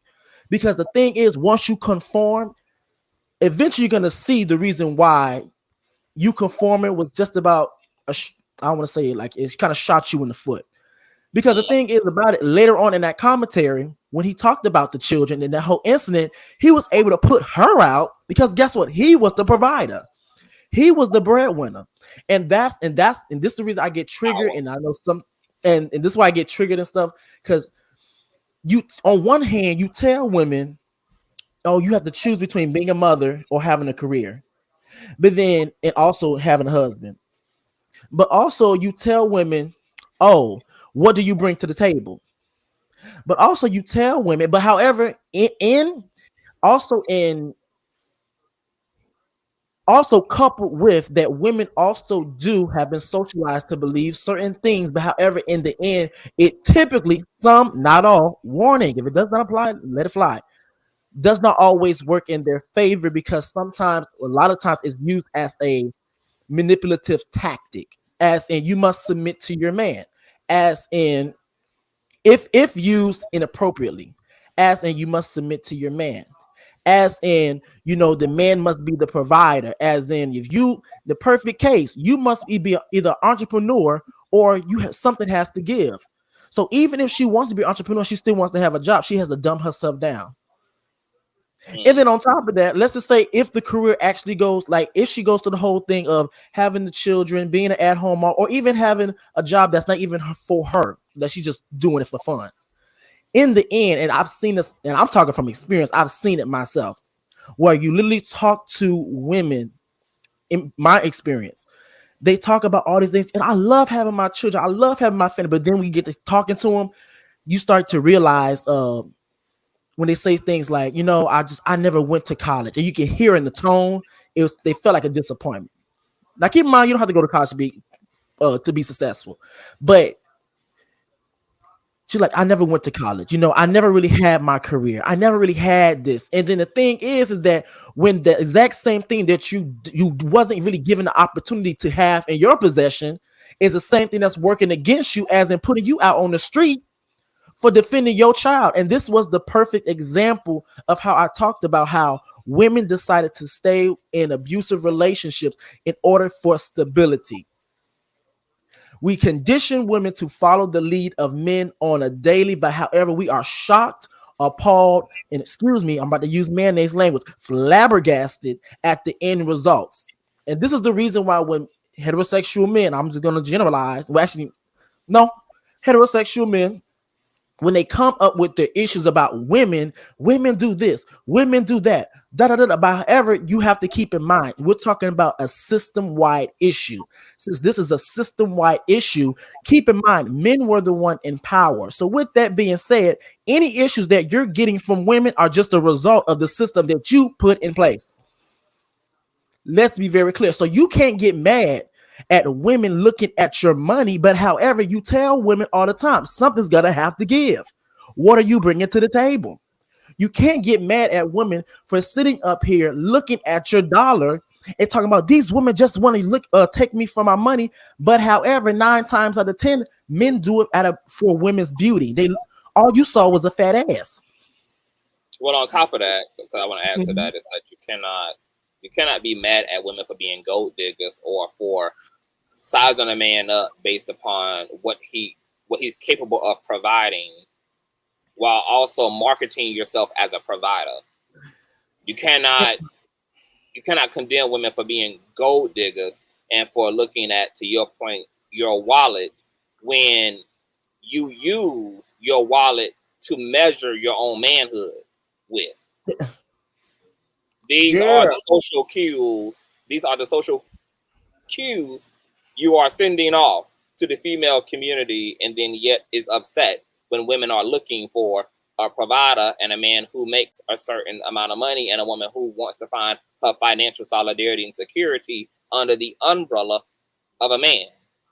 It's just you cannot have both of those things. If you're going to use money as a measure to your self-esteem as a man and to your identity as a man, then you are absolutely telling women indirectly to want you as a result of what you have and what you can provide. But continue on. And then on top of that, because I'm telling you, when I saw this, I was triggered. I had to watch it in segments because, baby, I was kind of going off because I've seen it firsthand. And the thing is that when he began, he also talked about how you want these particular type of men, but however, what he literally just verbally illustrated, he talked about how men who typically, I would say, they achieve the financial status that is considered quote unquote preferable. They also both agreed that they typically step out. Some, I'm gonna say, they said most of them, but not all. I think that's quite safe to say. I'm gonna say some, not all. They step out. And so the following question, here's the thing. There we go again. You got truth. That's true. People, typically men that usually make that type of money, they usually sometimes use it as a weapon. That's something that we've seen it all the time. We see it through celebrities. We see it through athletes when they just use women, using what? Okay, come down. I got $10,000. They do what they want when I'm sending back right back on the plane. But the thing is that here's where the BS comes in at, because the following question that he asked her, can you be able to handle that? That shouldn't even be like, the thing is this, and I know some people may think as in, what you mean be able to handle? So is he telling her that, if he cheats, should she stay, should she go? What's, but here's the thing, either way that you take it, because the thing is this, is that if you tell her to stay within a relationship and go through mental abuse, go through all the trauma, then at the end, you tell her that she needs to pick better. Oh, why would you accept that from a man? But however, it was just a perfect example of how money is used to be able as a tactic. And another thing too is that, I'm sorry, y'all, because I'm getting real passionate, but you good? Hold on, and before you go further, I just want to say I see everybody hitting the link. I'm just allowing my co-host to get his initial thoughts off, and then I'm going to let everybody up on the panel. So you guys just stay there in the background. I'm just allowing a reckless to have his due in the conversation. And the thing is, he's talking about, if you don't find out about it, then what's the problem? The problem is, because I may not find out about it right then and there, but however, the problem is that I have made, especially if you guys, both of you guys, have made an executive decision to be in a mono relationship, which is exclusive to you and the other person. But however, you decide to break that promise. First off, you feel betrayed. Secondly, one of the biggest things why people hate relationships, and this is something that one of my own family members literally was saying in her rant as she was going off on her nigga, is that she was like, you wasted my time. Years women have been sticking by men. Years. Still are. And I don't like, and the thing is about it, if I'm gonna be honest with you, if this philosophy was taught across the board, I probably wouldn't have no issue with it. Because the thing is, we condition women to go through BS. We condition women to love the potential. We condition women to, and then that was another thing he said within his initial points when he was talking to her. Why do women think they have to get paid to, for doing what women do? Well, didn't you say that you was gonna provide? So bitch, provide. And this is the thing that I have a problem too, and I said this before. Men, I'm gonna be black men. You can see we have a black conversation. Black men like to be very selective about the black woman that's protected or the children that's protected, because it was very convenient for when we get into certain conversations. It's protect the children, protect the children, protect the children. But yet, when we get into conversations like this, you're very selective about the children that you're willing to help, quote unquote, provide for, knowing that you have interest in this woman, knowing that just because she had a child, and very, very much being aware that how single parent households end up coming about. And once again, I don't have no problem if this philosophy was taught across the board, but however, it's not. We tell women to stick it out, stick through your marriage, go through the trauma, go through all this. He's a good man, aka Ms. Barbara. But however, in the same breath, we tell men, fuck them, excuse me for use rough language, fuck them hoes. There's more fish in the sea. And that is the problem. And even this whole idea of marriage, the toxic idea, as in, I'm gonna make you go through hell, I'm gonna cheat on you, I'm gonna do X, all these type of things, and you know what you're gonna get in the end? Here's a ring, dun, dun, dun, dun. And then even after you get that ring, guess what I'm gonna do? I'm gonna cheat a couple more times. And then they expect people to stay. And then even when they bring up the whole thing of why do women break up in relationships? No, why they break up in relationships? Money. Well, you can't get mad because y'all socialize women to do that. So you can't do nothing but blame yourselves. Okay, provider. Then on top of that, you says other reasons why they broke it up. There's other attributes and contributions to a relationship besides your funds. This also goes to another reason why we talk about toxic and hypermasculinity and the lack of the feminine principle, is because some of y'all, not all, warning, does not apply, let it fly. Some of y'all are awesome parents, awesome spouses, but however, you're, as in physically being there, but emotionally, you suck. Emotionally, you lack empathy or compassion. And even in conversations like this, and when we get to talking about, and for me, even though I give my input, I sit back and I listen to the conversations of heterosexual black men and heterosexual black women. First thing they always talk about, we don't care about your emotions. We're here to use logic. We're here to use this. But you can't ask somebody about their experiences without sitting there trying to completely excuse their emotions. The emotions where you actually feel and have the compassion. The emotions are actually where it actually hits your heart. Because the thing about, I want you to hear me with your heart, not your ears. And that's the problem. That's a big issue. And so he said the whole thing talk about you want a man that's an alpha, but you want a mono relationship. And he talks about, if they have a child, you must consider being with the baby father. Why would she continue to go back into a relationship that she's self-aware and says she's not invested into? What sense does that make? That doesn't make any sense. Basically, what you're telling me is that 2 + 2 = 7, and that is something that you might want to consider is that a part of his philosophy is that marriages are mostly business, 80% business, 20% feeling. So as far as Kevin is concerned, there's lots of other reasons to sustain marriage outside of the cozy wozy feelings of love and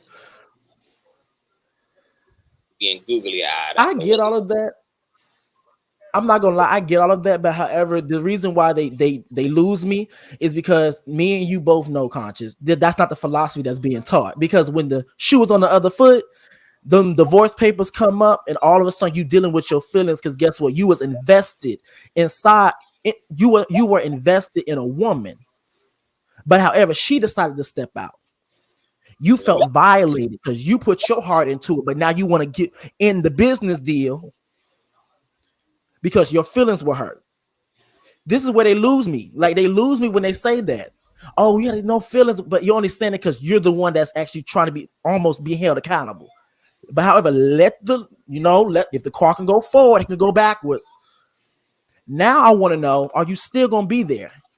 Because guess what? Remember, hey, mistakes happen. Remember, those are y'all words. You're supposed to be a ride or die.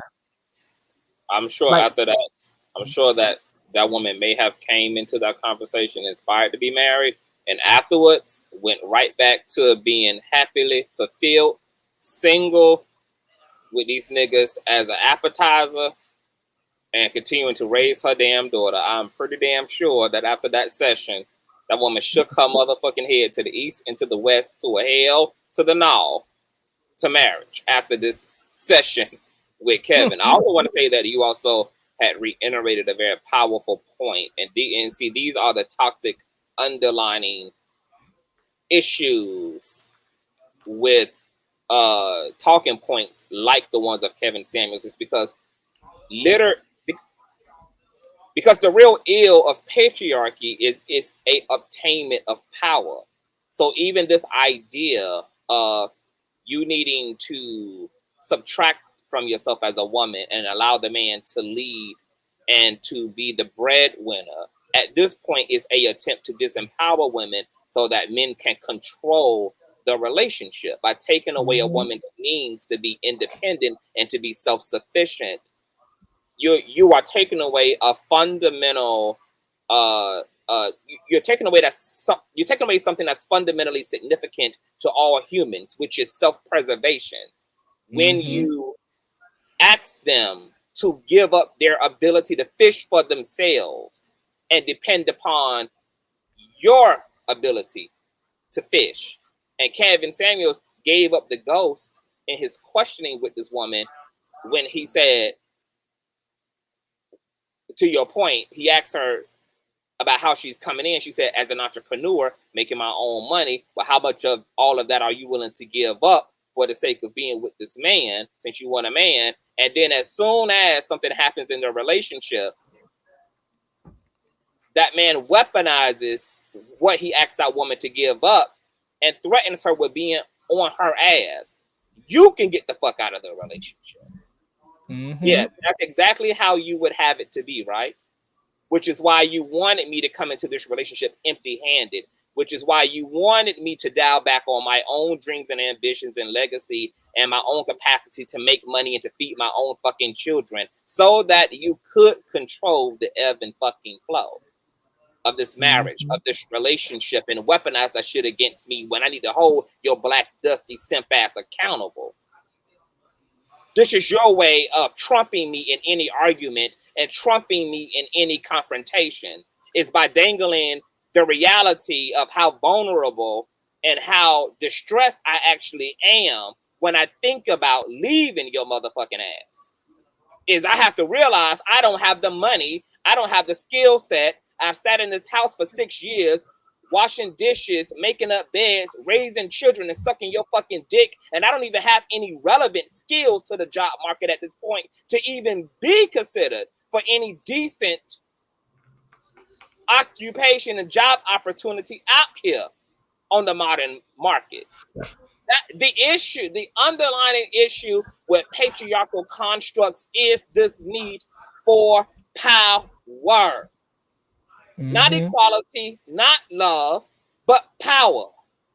Power is the problem in patriarchy. So continue on, and I see you guys in the back. I ain't forgot about y'all. I'm sorry, y'all. It's just I get real. I'm sorry, y'all in the back. I'm just going in because I've been waiting to get into him, like, about this. Because I've always heard about the clip, but when I actually seen it, I was like, I just know this motherfucker. I just know this motherfucker. And I just know that it was motherfuckers actually saying, yeah. Y'all done lost y'all motherfucking mind. Y'all really done lost all of your marbles. Not one or two of them, all of them. So as I was like actually going through it, through segments because bitch, I couldn't do it all the way out. He brings up this idea of, you know, the whole choosing argument. They always like to say, as in saying stuff like, oh, you know, why would a man choose to be a stepfather and all the different types of things and yada yada.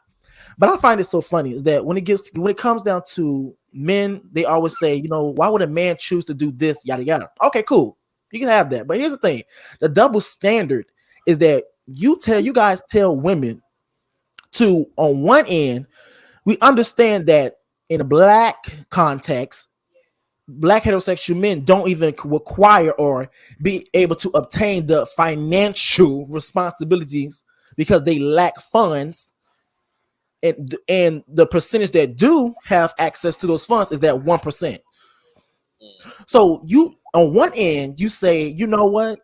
You need to choose these men because, you know, all these things happen. But however, if he's a bad dude and he's out of your range, you need to choose better. So then you also go with a dude that's quote unquote dating down. But here's the thing that gets me: you tell women to choose, and when they choose wrong, you tell them you need to choose better. But then when they choose better, aka Sierra, you tell them you tell them that the guy is a simp. You weaponize her for choosing right. That makes no absolute sense to me. And I think it's very convenient and very interesting how Kevin was sitting up there saying, how can a child be an asset to him? You're sitting up here putting a dollar value. Once again, you use your money as a tactic to lure women in. You use your money as a tactic to be able to show all the glitter and gold. But however, you complain about the responsibilities because guess what? You put the dollar sign up. Now you can't get mad that you have to use that exact same dollar sign. So now that you're showing off your dollars and you have a child, oh no, that's too much. That shit is fucking crazy to me. That shit is crazy to me. Those are great points, and you got a lot of women throwing up fireballs in your name. Okay, so y'all make sure to resurrect a statue in Reckless's name and shit. We're gonna continue this conversation on by introducing the panel in. Welcome you ladies. I'm sure you have a lot to say. What I would like to do is just get you guys initial points so everybody can have their time to just get off their first round, and then we can double back and really get into elaborate on some things. So right off the rip, Heart of Inspiration, welcome stranger to the platform. Hi there. Hey love, I'm so happy to have you here. I had actually asked for you in the beginning, and then I forgot to even look at the chat to see what your response was. So that's okay. I was eating, honey. I was eating, and so now everybody's settled, and I'm in them. Okay, awesome. So obviously, like, I'm sure you all probably even saw this footage before I did. I'm targeted to the party, to the Kevin Samuels thing, but I had been told over and over again about this particular audio in this session with a woman. So what are your thoughts about don't believe your daughters? Well, first of all, I will tell you, I'm so sorry. Oh, y'all can't see my cat showing her ass to the camera again. Oh, we love that ass. It's okay. She be showing that ass, boy. She is something else. You know, I think you and I briefly chatted about this because I had told you this got underneath my skin. Yeah. I am a single mother of 3, 2 daughters, 1 son. I did not remarry until my children were grown because of this very situation. It is not, I don't think I didn't date. I did. Don't think that there weren't a couple people along the way that maybe, perhaps, possibly there were. But I knew that I was not willing to put, and let's just be honest. There's a couple of things that we got to be honest about. Honestly, for Kevin Samuels, he's right on one end. I have a saying: what comes out of you is more important than what goes in you. And I don't care who that what goes in you is attached to. I'm gonna have to believe the kids. Will we do an investigation? Absolutely. But I did not put anyone else in that position in the household permanently because of that reason. I did not want to take a chance on either of my daughters or my son being ARD. I just didn't want to do that.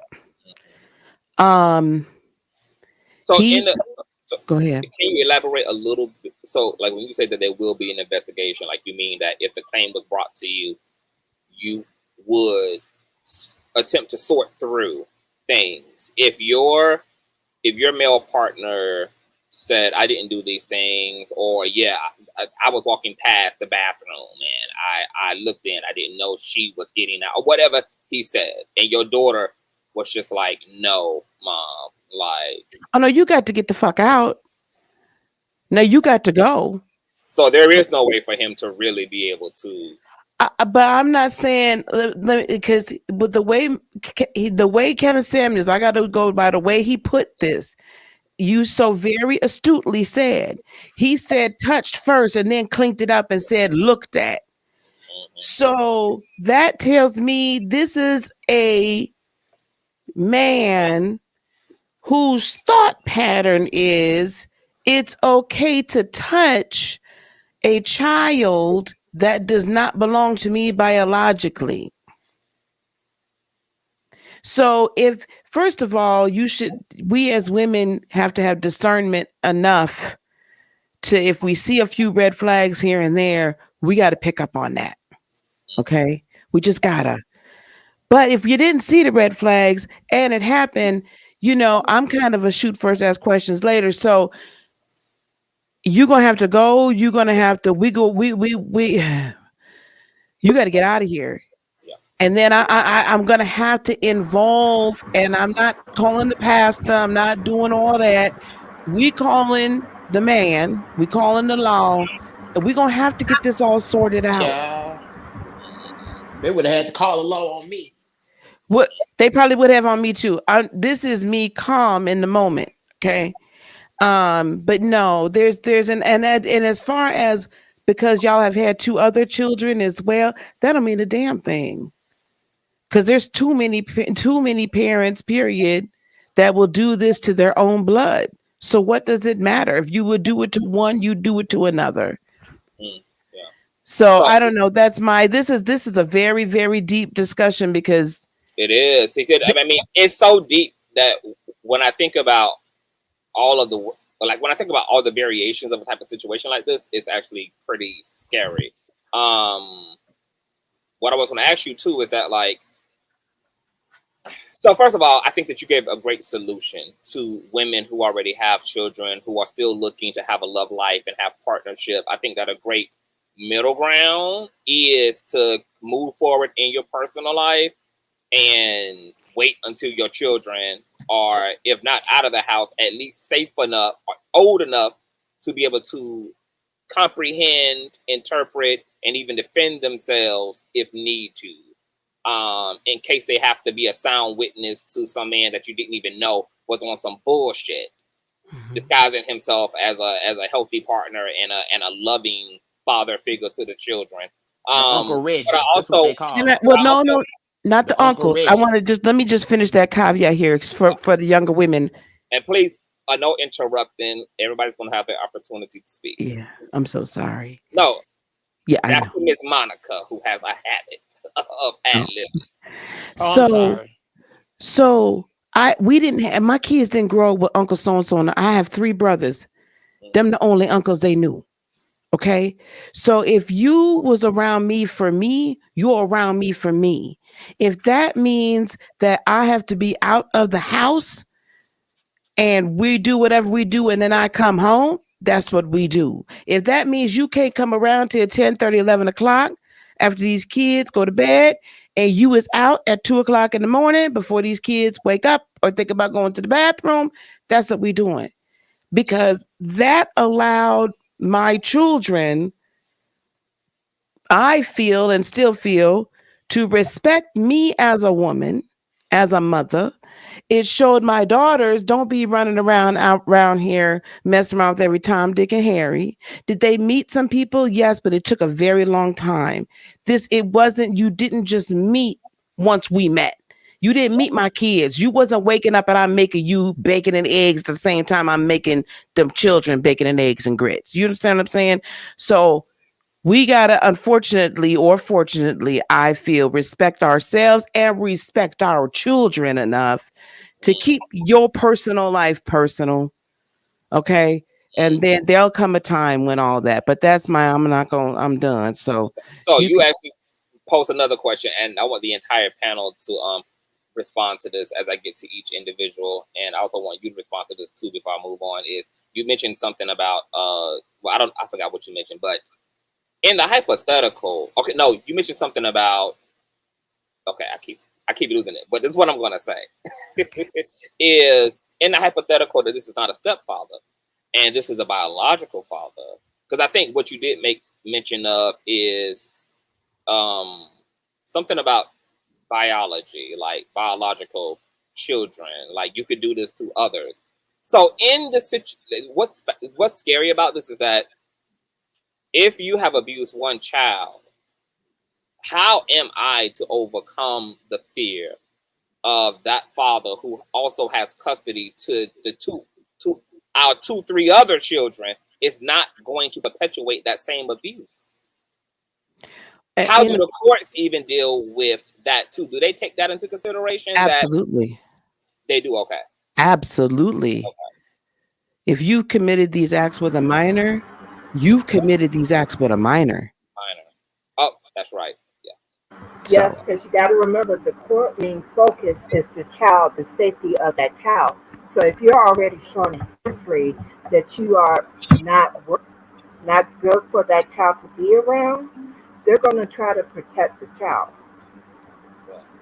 Okay, hold that thought, Purple Lover, because I'm gonna try to go in chronological order. A Chantel, are you there, love? Hi, I'm here. Welcome to the platform, love. Thank you for being here. Thank you so much. This is my first live, so I'm excited. Oh, amazing. And thank you for having me. Absolutely. I'm sure you have your own thoughts about Kevin Samuels and his feedback to women. What are your thoughts about this? My initial thoughts is I just want to throw some poo-poo emojis out on that video. But, you know, we all know, most of the women I know, if not for themselves, know another woman who has had the M word and the R word done to them. And the psychological, ramifications that it takes on their relationship with their parents. Like, people who have had the M word, it's not the full R word. So will say, well, my mother didn't believe me and I just can't trust her and blah, blah, blah, blah, blah. That could take a psychological toll on a relationship between a mother and her children. If your parent can't believe you, who else can believe you? And that's a huge deal. I have a daughter, she's 28 years old. And that was something that was always in the back of my mind because, I had her young. I was a young married woman. I was very young when I got married. And when I left them, I was still very young. And, when I got with the man now that I've been with for like 26 years, she was a baby. So that was always in the back of my mind. And I thank the Lord that, they have a great relationship. I never had that going on, but that was something that's always in the back of my mind. So when you hear somebody like Kevin Samuels, who has such a huge platform, preaching stuff like this, it's, and he was about to go mainstream. It's scary. It is very scary. And, you guys have talked about, I've heard over and over, and you guys are correct, how women are socialized in this country. We're socialized to be feminine. We're socialized to be nurturers.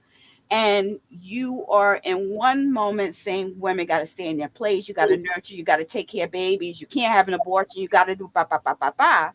But then when women are put in a position to have to do something like that, then you knock them down for doing it. That is part of being a nurturer. That is part of being a mother, being able to be there for your children and make sure your children are protected, even if that child has to be protected from you. And I just think that what Kevin Samuels himself, I feel like, and it's going to sound harsh and it's going to sound terrible, but even Hitler did some good stuff for Germany. I'm just saying. And I get what. And that means, simply put, is that a broke clock is right twice a day at least. Exactly. And I think I respect those people who say that, you know what, I've changed because of him. They were able to, spit out the bones, do all that stuff. But I think that the worst that he could have done, if he went mainstream, it would have set women back. I just really and do. Men. Yeah. And men. And I'm gonna say this, why, I got a voice right now. I'm gonna keep it brief. And I just want to say that, this is like the 4th or 5th stream that I listen to, because I'm new and I subscribe and everything. But I have never seen so many of the LGBTQ community riding for women and with this, topic. It's like I see more of you guys riding for women and what he's saying than I see other women. And I just got to say thank you, because lately I'm hearing the conversation shift towards, well, he did good and he did this and he's just telling the truth. I understand about the truth. Yeah. I think that the truth can be used to hurt people. I think the truth can be used to hurt people. I think people weaponize the truth all the time just because it's the truth. And a lot of times it's not the truth meaning factual. A lot of times it's a truth meaning your opinion. Subjective. It's subjective. Yeah. And it could always change. Absolutely. So that's what I got to say. Absolutely. Well, that was amazing. Great talking points. I wanted to ask you all too. Shauna just actually inspired a thought. Shauna says that that's what the registry is for. You ain't safe around nobody's kids. What's interesting about that is that Nicki Minaj is married. Her current husband is on that same sex offenders registry list. And she just had their first child together. So when I had asked Hart about how do the courts deal with something like this, it's interesting that he has to stay away from other people's kids, but he has rights to his own children. Can you speak to that part of inspiration?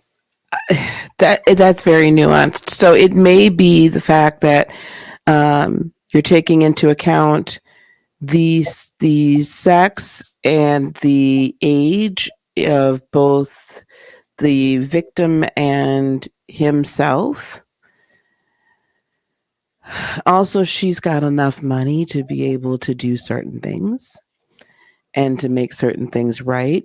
But the sad part about it is that as the child gets older, more than likely what's going to happen is he's not going to be able to go to any ball games, any recitals, any performances. He's not going to be able to be there.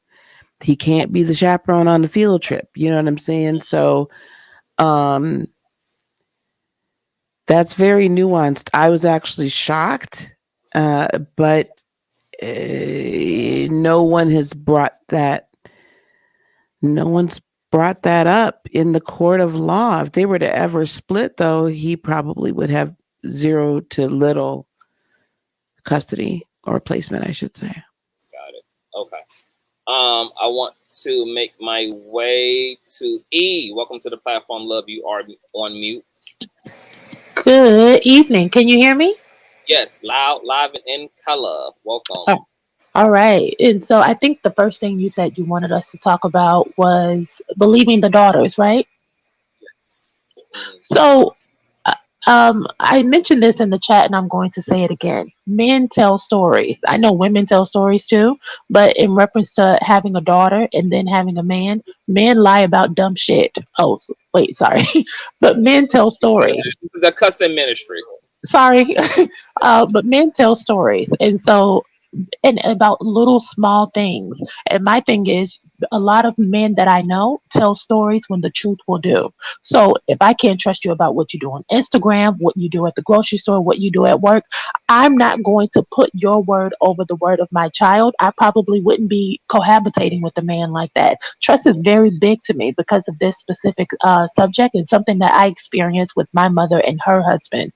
But the thing is, as a mom, you know, you've known your child all of their life. You don't know this nigga you just met. So, of course, you take your child's word because that type of damage, and I can't remember if this was Chantal or Heart of Inspiration, when you damage that type of relationship with your child, and I know this from experience, that is a hard thing to recover from.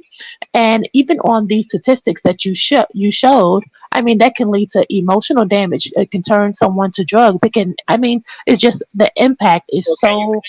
can you actually I love that you said that, and I just want to before you continue on, because you landed right in it, this same statistic actually had some of those symptoms in it that I just want to read really quick, and then Of course. allow you to deep dive back into your talking points. It lists up here the effects of child sexual abuse can be long-lasting and affect the victim's mental health. Victims are more likely than non-victims to experience the following mental health challenges: about 4 times more likely to develop symptoms of drug abuse, about 4 times more likely to experience PTSD as adults, about 3 more times likely to experience a major depressive episode as adults. So those are just a few out of many other outcomes as a result. Yeah. Absolutely. And it reminds me of that movie Precious, when Monique was sitting down at that social worker's office and she had both her hands out and she said, I had a husband and I have a child and I have to take care of them both. And that can be tough for some women when they think like Kevin Samuels is trying to inspire and encourage women to think. That's very dangerous. And I agree with what Chantal just said. If he were, listen, I don't feel bad he's gone. I'm happy because if he would have Good, been fuck allowed that to dead ass nigga. come on, because when because this is the thing, that message has already caused so much irreparable harm to this community. These men, and I'm not saying all men, I need to stop generalizing, but a lot of men who have been inarticulate with their feelings, have been unable to think for themselves. And we know this because they take his verbiage and they repeat it. It's like a song to them. What did I say? Weight, height, and dress size. I mean, they're taking us back to this superficial place. And I'm going to wrap it up because I know you have a full house.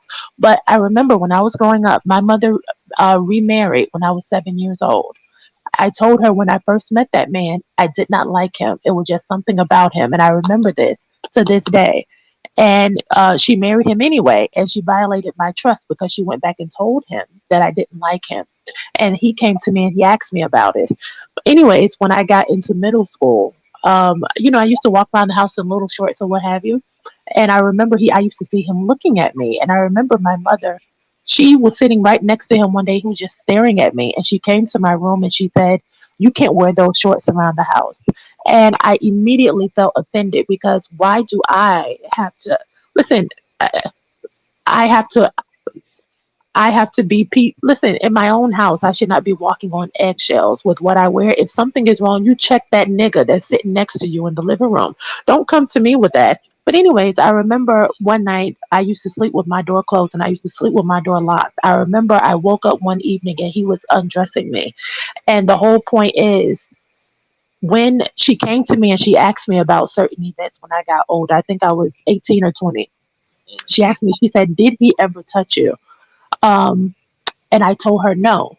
And the reason I told her no is because when I was growing up, she told me, and that's why I brought up Monique earlier.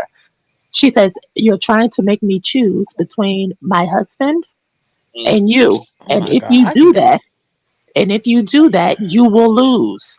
I remember that she told me that. So the fact that she told me I will lose, I said, I That's knew from an crazy. early age that I could not trust my mother. And this is something that has carried over into my adult life. I don't trust my mother around my children just because of that, because I don't trust my mom's judgment when it comes to men. And I'm not happy that I have to say that, but it's the truth. And so, listen, my child always comes first. If my child tells me something, yes, what Heart of Inspiration said, yes, we will investigate it. But nigga, you got to get the fuck out. Yeah. The moment he did that, she should have went in there with a gun and shot his ass in the head. So what? Okay. Hold on, This Miss shit Monica. happened. Hold on, Miss Monica. This is a public platform with guidelines.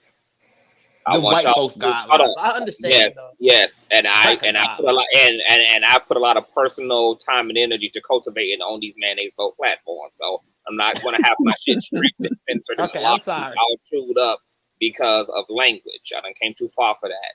I want you to be able to speak passionately, but I want you to try to find some other ways to communicate your frustrations because there are guidelines that have to Okay, be let me just say obeyed. something. Hold I'm on. just- I have to go in order here to be perfectly fair. So just hold on to your thoughts. I want to say to E that so something that I wanted to ask the panel as well as we go along, and we can double back to get everybody's response, is that this issue of there being women who prioritize their loneliness more than mothering. That is a really big thing because I've heard stories growing up, even from my own grandmother and women of renown, that a lot of this type of stuff would go on in the household, and the woman would know or act like she didn't know, or if she stepped in, would have kind of would passively step in. She might question her man, but ultimately stay with him. She might say, hey, leave her alone tonight. Not tonight. Don't go into her room tonight. And it brings it back to Reckless's point about patriarchy and dependency. And we know for a long time in this country, women couldn't even legally work.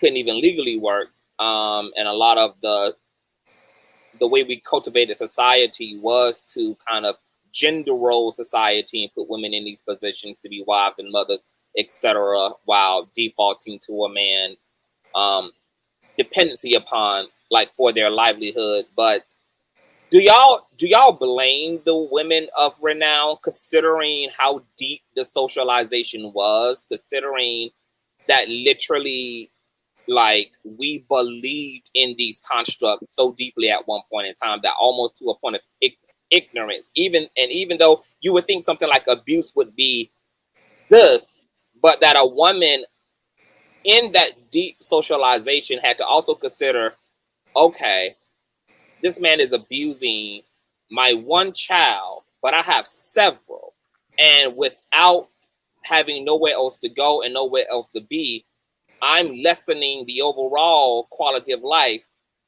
for my family as a whole by avenging what's happening to one child in this situation. That I'm putting my children in a position to be poor, that I'm putting us out on the street, and that this fear was deep, and that some women were able to rationalize why they remained behind and why they didn't step in to bring complete justice to maybe what was happening in the household. I know that you raised your hand, Heart of Inspiration. Yes. I just want to say, I think we have to, before we answer this question, we have to be very careful that we're talking about past times with a completely separate and severant and different set of socioeconomic rules, because you got to put yourself back in that space. While there were a lot of women, my grandmother on my father's side was a woman that left with 5 kids was married, and because my biological grandfather, whom I never met, put his hands on her, she was out the door, packed them kids up from Arkansas, went right up to Chicago and called it a day. That was highly unusual. My mother's mother was severely beaten for years, and the kids, and my mom included, severely harmed for years. But that was a dip, right? And this is actually like decades later, but because of a lot of it was because of the church, they were in that position. So now, if that's happening now, I won't say I would have less sympathy, but I would say that there is much less of an excuse and a reason why, And that's as why opposed to 1950 or 1960 or and that's why I asked 1940. that question about what do we think about the women of those times? Where Well, I want to say, something is mentally wrong with them. Something Something is I mean, mentally we're living wrong there. with those Like, women. They have been conditioned. I got to get this out. oh no, Miss Monica, the captain has a captain. I know you eager. Everybody eager, but that's the problem. So if I let you jump in, I gotta let everybody do it. Okay, but this chaos. stuff like this is really triggering to me. I know it's triggering to everybody, but certainly, but trust me, sis, I'm gonna get to you for sure. Okay. And I'll just make it brief, because my grandmother, in the 60s, she left her husband. He was abusive, and he was on. He suffered from alcoholism. She went to college. She got her associate. She became a vice president at, I think it was Bell South back then. Came to AT&T. My mother was born in the 60s. When my mother met her husband, who she remarried when I was 7, she was the primary breadwinner. We weren't dependent upon his resources. She was the breadwinner, and off and on during that marriage of 14 years, he did not work. And so, but she did have another child, and she did use that excuse that, to your point, CTV. I have another child and she loves her father. That made me resent my sister, because I don't give a damn about, and I don't want to be harsh, because I've matured. But the thing is, her happiness is not more than my happiness. Her safety is not more than my safety. And she needed to know the truth. And I told her, eventually we had a conversation about it, and she understood that her father was a monster. Maybe not in the way that I saw him, but he abused her in a way, even though it wasn't that type of, even though didn't have those sexual undertones, he physically abused that girl. And so, and mentally. And so, no, I feel like you don't use your other children as a crutch, because as a child, all of your children have to maintain some form of relationship with one another. They love each other. And when you use one child as an anchor to keep one child in a hurtful or harmful situation, you inadvertently turn those children against one another. And so I think that was Reckless who said that. Even though I love my mom, it's still no excuse. And that's irreparable damage. Do you know what's interesting about that, E? Is that sometimes that issue was unavoidable, period, because I've seen siblings be upset at the choice that a protective mother chose to make because they compartmentalize what the father they love in their mind was to their sibling. And they have resentment toward that sibling for contributing to the breakdown, or well, I'm not gonna not love dad because he da-da-da-da. And I've seen children act like this even toward their mothers, even when their mothers have had to run for the hills because daddy was damn near killing mom, still hold resentment and blame mom for doing what was right and in the best interest of herself, and still holding that resentment. This is a fucked up issue. But Conscious, you see, even me, I'm blaming my mom. We have this relationship that is estranged. However, this nigga gets off scot-free, just like you said. Even my sister, yes, she loved her father, but the thing is, why do the men just keep getting off scot-free? We blame the women that are burdened with these tough decisions. It's these niggas. That's what it is. Well, let me ask you this question, E. How do you feel about so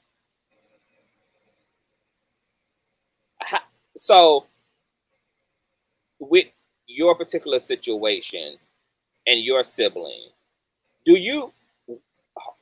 Would you like, and maybe it goes to the panel too, how would y'all feel about y'all siblings if they were aware of what happened to you at the hands of y'all's father and y'all siblings held them still as dad of the year or as the ultimate dad, despite the sexual abuse, physical abuse that you endured? Like, is there a way to, should what happens to me impact the way the entire family moves accordingly, or is that isolated to my own personal? It should That's a affect the tough whole question. family. No, it should It's a, affect the high country. it, Hey Jessica, so well, before I let E, are you done concluding, boo? Well, I'll just say this.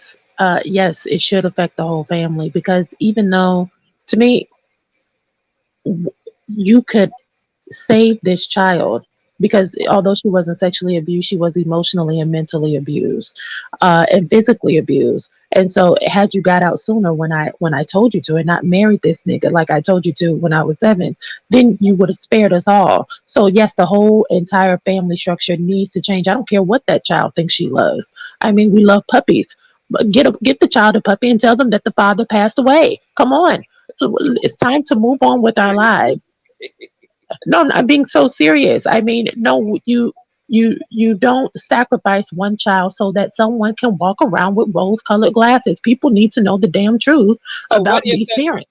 So what if they? So what if your siblings Mm-hmm. knew the truth and yet still decided to base their interaction and their experience of their father based upon their experience and not yours? I would have a problem with that. It's can all about I? understanding. Yeah. You have to understand one another. Can I answer that? Hold on. Who's It's gonna A answer? Chantel. Okay. Before This y'all isn't. answer, Yeah. everybody, just because I ain't even got to the bottom half yet, because we just Right. so just do me a favor, jot it down. Just get a little piece of paper and jot down. I will make it so Okay. that everybody can definitely have can speak to everything. I just want to make sure that everybody have time to get off their initial thoughts. Right. Jessica Right. M, Hey, Conscious. welcome Hey, to everybody. Love. Your thoughts. Um, Don't believe your daughter. no, I have a 1-year-old daughter with my husband, and I most definitely I'll be wearing orange proudly, and I'm shooting first, and I'll tell the police Oh, whatever later girl. because at the end of the day, a little bit of story time. Sadly, on my mother's side, I have 2 situations of this, and when it came, there's an uncle and a niece, an older cousin, and a little cousin, and the children that came from those ancestral things are mentally messed up. And I literally watched in 2016 when a lot of things unfolded, my mother's side divide. When they had to go to court for these things, I literally watched aunts and uncles, brothers and sisters not talk to each other anymore because, well, I don't believe her because maybe she was sleeping with him. Maybe they were having a relationship. We don't know. Like families literally die from this.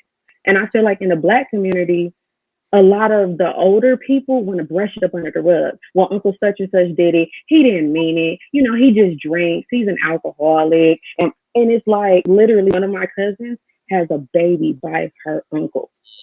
And the little girl is 7. And it's just, and you can just still see, even though it's been 7 years, that everybody is still so divided. And up until like my daughter has not been by my grandmother's house since that stuff has happened. And I refuse because they like to sweep it up under the rug. And you have to believe your children. You have to. And he, honestly, the way he was speaking about it so nonchalantly, who knows? That could be the reason him and his first wife aren't together. Wow. Ancestral RAP. Jesus, that's an entire situation. Thank you for that, Jessica, and sorry to hear that. A lot of that goes on, and That's just like a the lot movie of that is more Precious. common than not. And ancestral, and ancestral Mhm. RAPING. Are you concluded? I didn't know if you were. Yeah, just and foremost, it's bad.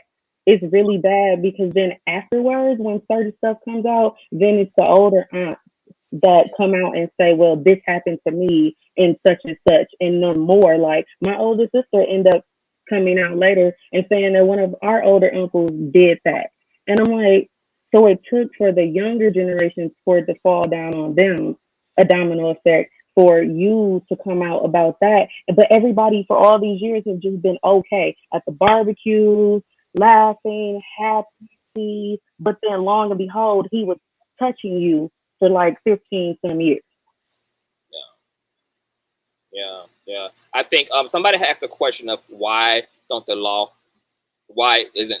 a lot of times brought in, and it's really because a lot of families don't even want to deal with the public shame of something like this happening, so they're much rather prefer to deal with this personally and to just break up with the man, etc., move the family away, whatever they do, rather than getting the law involved. When I also think about the law as it relates to our ancestors, like the Old Testament men and women in our life, I think about how much of a sunken place it must have been, right, to live in a very heightened, racially charged era, while like when you literally knew that the law was not designed for you, but because of you, and then you had the issue of people who look like you perpetrating crimes against your own tribe, and then having to double back and use the same open enemy to come into your home, into your family, into your situation, to give people that you love, but who have nonetheless violated you, over to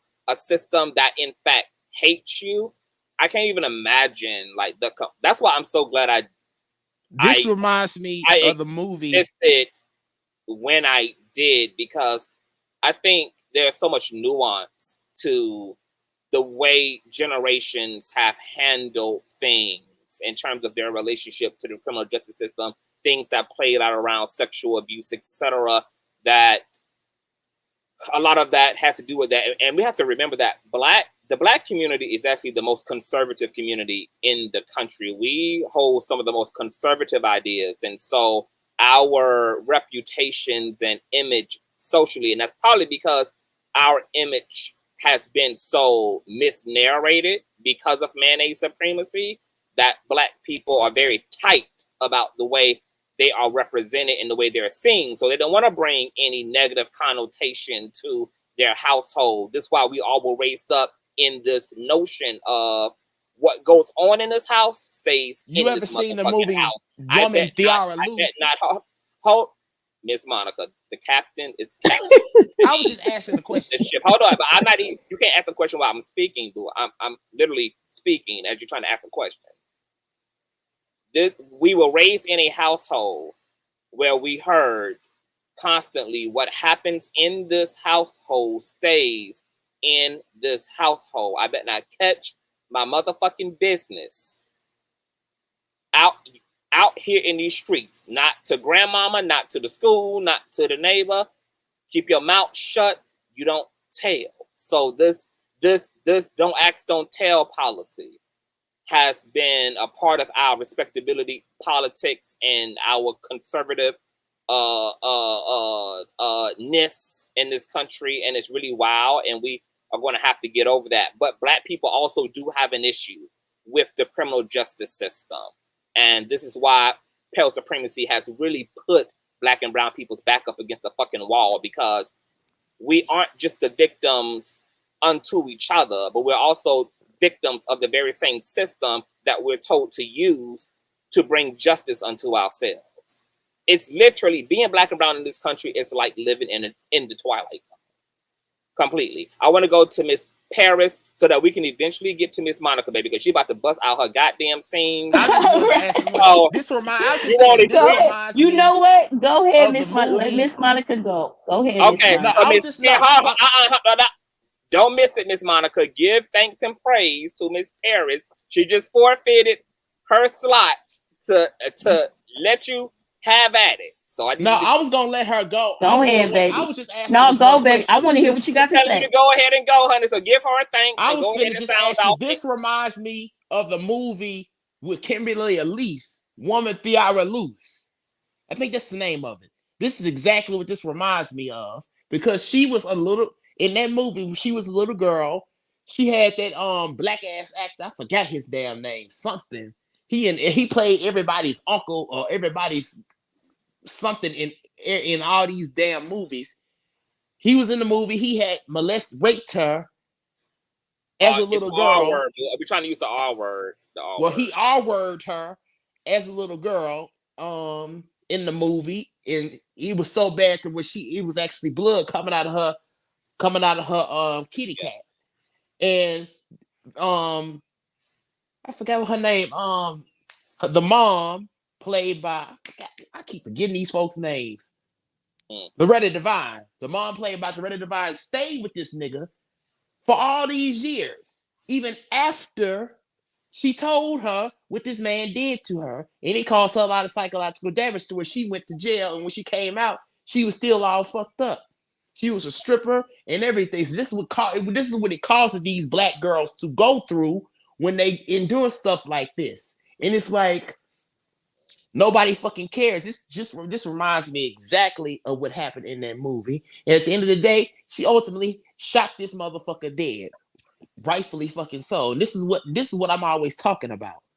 You know, it's gonna get to a black woman. A black woman she got to that point where she was ready she shot this motherfucker out. And that's what I'm saying. It's gonna get to that point when you continue to not believe these women and to just sweep their issues under the rug. It's gonna get to that point, and that's why I talk about getting to that point all the time. You know, what she did in that movie at the end is what I talk about doing all the damn time, as you all are knowing. You know, but that's what happened, and it's all because she had this mama who was so desperate to have this ain't shit nigga in the motherfucking house. And she was putting this ain't shit ass nigga over her own goddamn daughter because you so desperate to have a man. You couldn't go get you a fucking dildo. Ain't nothing a nigga can do for you that ain't nothing a nigga got that you can't go get from Amazon for $17.99, for $7.99, or at Adam and fucking Eve. It can probably do you a whole lot better than this nigga can. It can probably please you a whole lot better. Yeah. But yeah, like this topic is just so fucking triggering to me. I wasn't trying to take her spot, you know, but I just had to get that out. She it up to you. So what are your thoughts? Well, okay, you know what my thoughts is? Kevin Samuels is a piece of shit. And since he said that, fuck that nigga being dead.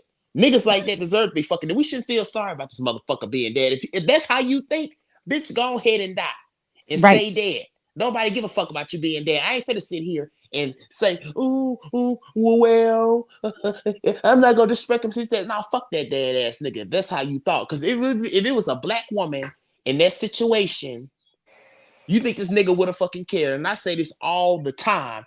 If it was a black woman, these same niggas that y'all out here defending, or out here these same niggas you out here defending will not give the same energy to you if you were in the same situation. They'll spit on your goddamn grave and piss on your grave. That's what they'll fucking do. They will sit there and literally piss on your damn grave. But y'all let these ain't shit niggas in your damn house with your fucking kids. These ain't shit Pookie and Ray ass niggas. You need to leave that trash in the streets, because that's exactly where they are. That's exactly what they are. They trash that belong in the damn streets. You don't keep that trash in your house. You know, keep trash in your house, it's gonna fuck up your damn house. So you inviting this trash in your house, and it's fucking up your damn house. It's fucking up your kids. It's fucking up the relationships. It's fucking up, you know, the trust that your kid have in you. It's fucking up every goddamn thing because you let this funky ass trash in your damn house. Let me mute Purple Lover. She got some background. This black male worship shit. Yeah, we don't do black male worship over here. We don't do black male worship over here. You niggas have been worshipped long enough. It's time for black women to start being worshipped, and black trans and black LGBT. It's time for us to start being worshipped. I was just on a panel last night. You know, Q, but I snuck in one. They wouldn't even let me on because I was about to cuss all their asses the fuck out. You know, when BTX was on there, I had to go on there and I had to threaten her ass again. You know. Then she talk about, oh, this he, she on here. And they always harassing me. They always talking about me. They want to fight me. But you see, you talking tough now. Here I am. But when you get around all these damn niggas,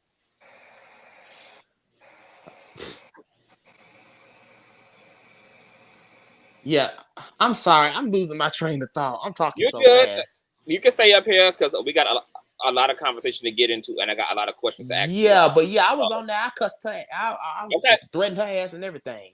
Michi X is a fat piece of shit. All right. Hold on, Monica. Let me get some other folks up in here. I don't want to talk about OBGX. Piggy X. Or Piggy X. Yeah. Paris. Are you there, love? Yes. Thank you so much, Conscious. No first problem. off, thank you for having me. And I first off want to say, everybody on the panel, I respect you and I love you and I thank you for doing this. Like in a way, like you're healing. Like we're healing. We're making a difference by talking about this within our culture. So we are. So to your question, yes, of course, I would believe my child. Personally, I've been married for almost 20 years and I had 3 boys. I don't have girls. And my mom, it happened to my mom. She had a stepfather, and my dad was in her life still, my aunt and her, but my grandmother had kids by him as well. And he tried it with my mom, but then didn't succeed with my mom, but succeeded with my aunt. And my mom had to defend my aunt. She was the oldest, so my mom ended up breaking his hip in defense of my auntie. And then my grandfather ended up with his uncles, with his brothers, coming over and getting him too. So fortunately, that situation got handled. But then I remember growing up, I remember being 6 or 7, and a funeral happened. My grandmother died. So you know when a person dies, everything comes out. Yes. So going to the funeral and seeing him, like knowing that was him, like me and my sister knew that was him, is just the feeling that I got, like a cringing feeling, and just knowing that he was still around, and just seeing my auntie. She was so nice to him. She treated him with so much love and respect. And as a child at that time and being an empath and didn't know that I can just feel all of her feelings. And the inside, she felt so broken and hurt. And I was just like, why is she being nice to him? Why is she not like saying what he did? Why isn't anybody talking about it? So in our culture, it is a thing of sweeping everything under the rug. And I do believe it's religion and the foundation of slavery and the trauma that we went through. And it hasn't been dealt with. Healing hasn't happened. So we're a broken nation. And like a nation without a home, and a nation in a home, but then it's not our home. And it's just like you got the juice, but then they telling you don't got it, but then they using you, they milking you like a cow. You know what I'm saying? But then they saying you ain't the golden cow, but you are. So it's just a lot of trauma happening, and it's just a lot of misplaced information. And it's just a lot of healing that needs to happen within our culture between the masculine and feminine. And it's just the conversation is starting right now with all of us. You know what I mean? So yeah. Wow. You absolutely. We have to break the chain and break the cycle and speak about these things, address how problematic it is to facilitate privacy, especially around these type of grievances and this type of abuse. All it does is create trauma that's transferred intergenerationally, and It leads to a lot of issues with leaving victims unresolved and unhealed. Drug addiction, even sexual addiction. It leads to a plethora of mental health issues. It leads to unconscious parenting. Before you know it, you've put your child in the same predicament that you've been put in because of the issue of denial. There's so much of a trickle effect that just keeps trickling down, trickling down, trickling down, trickling down, trickling down. And I know that prior generations meant well, but even the road to hell was paved with good intention. So it's time that we address some of these problematic things that might have been used as survival mechanisms, coping mechanisms, but that nonetheless were more problematic and injurious than not. So I am glad that we're having this discussion, and we need to continue to have these discussions. And it's just so sad that so many people on the panel, so many of you all, have experienced this firsthand. And I come from a family where all of my, well, I'm not gonna say all, but 4 out of 5 of my aunts were the M word, and it was ancestral. And the person who was the perpetrator was molested by an older aunt themselves. So this was a cycle upon a cycle upon a cycle upon a cycle. And the person who perpetrated that abuse against my aunts allegedly also developed a crazy drinking addiction as a coping mechanism to cope with their own trauma and their own abuse. And I was watching an episode of Violates, and she had to deal with this regarding the family. And she had a family up there where the son, I think he was sick. He had some type of a terminal illness. He eventually succumbed to his illness. During the course of his illness, like the last few years or a year of his life, he had started raping his younger sister. This didn't come up and out, I believe, until after his passing. It created a plethora of mixed emotions, and the mom felt trapped between love for her son and resentment for him at the same time. And it was just a lot going on in that scenario. And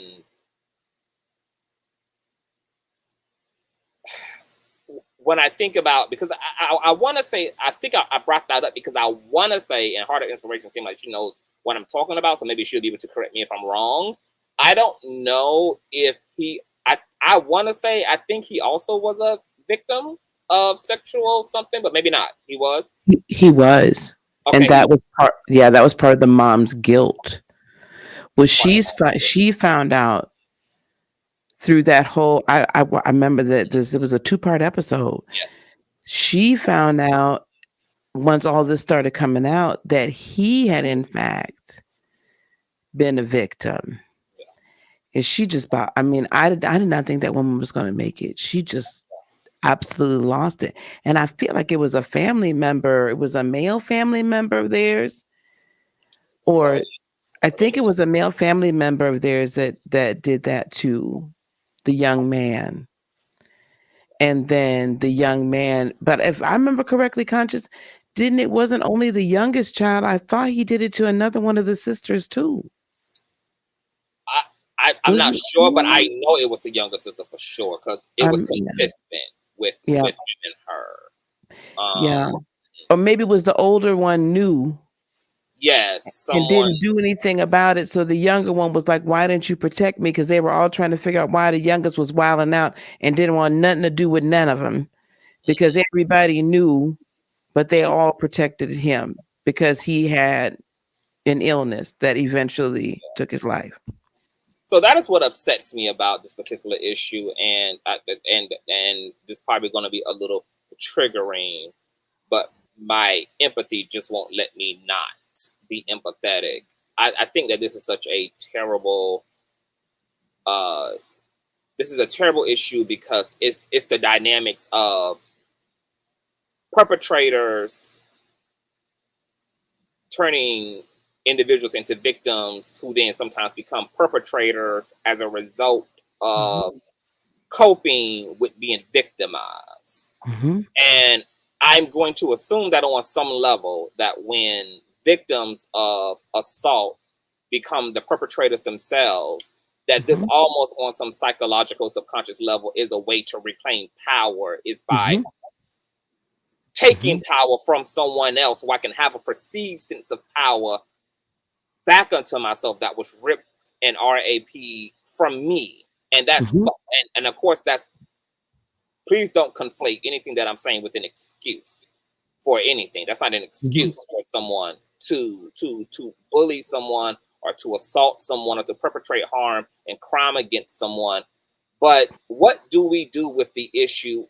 And see, because for me, this issue goes beyond the individuals. Because we have an issue with race and the justice system and mental health, and then you have the issue of Black people not for a long time having a relationship to mental health services. The church and religion and Christianity acted as our healer, as our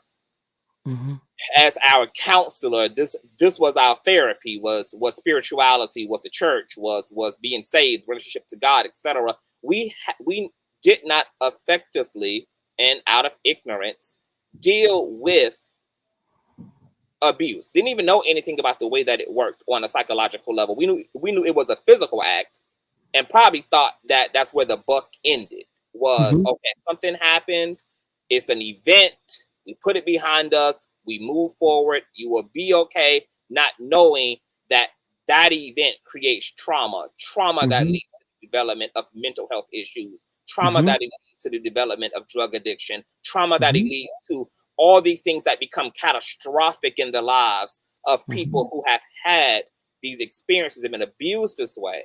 And so when I think about even the perpetrators, particularly the perpetrators who have also been victims themselves, I'm going to ask a very tough question to the panel. And I'm going to go to Purple Lover as well, and then circle back to get y'all response to this question too. Is how much, I don't even know what, so I don't even want to use the wrong word, but heart, help me figure out how to, I don't want to use a triggering word, but whether it's how much of the way we dealt as a collective with this issue that probably led to people, victims themselves, not getting the proper resources, the proper mental help, the proper affirmations to restore the mind, restore the human psyche from this type of trauma. How much, because we know there is a systemic issue that didn't protect victims, even though we also became perpetrators, how much do we give any type of compassion to that? Do we I don't know how to ask or how to. But so basically you're saying is there a path of forgiveness or compassion or understanding for the victim that then turned to the perpetrator? Yes. Is there any space that we can give all the variables at work here? Right. Yes. I might throw one more variable in there. I feel like I need a little correction, then I'll relinquish the mic. The version of spirituality or Christianity that was imposed upon us was, of course, in your words, the mayonnaise version, the Eurocentric version, which treated women and children as property.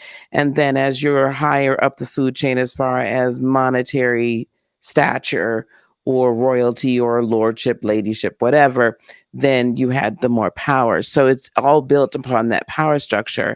If we go back to either our indigenous or our African, depending upon where your lineage is actually from and how they were enslaved, if you go back to that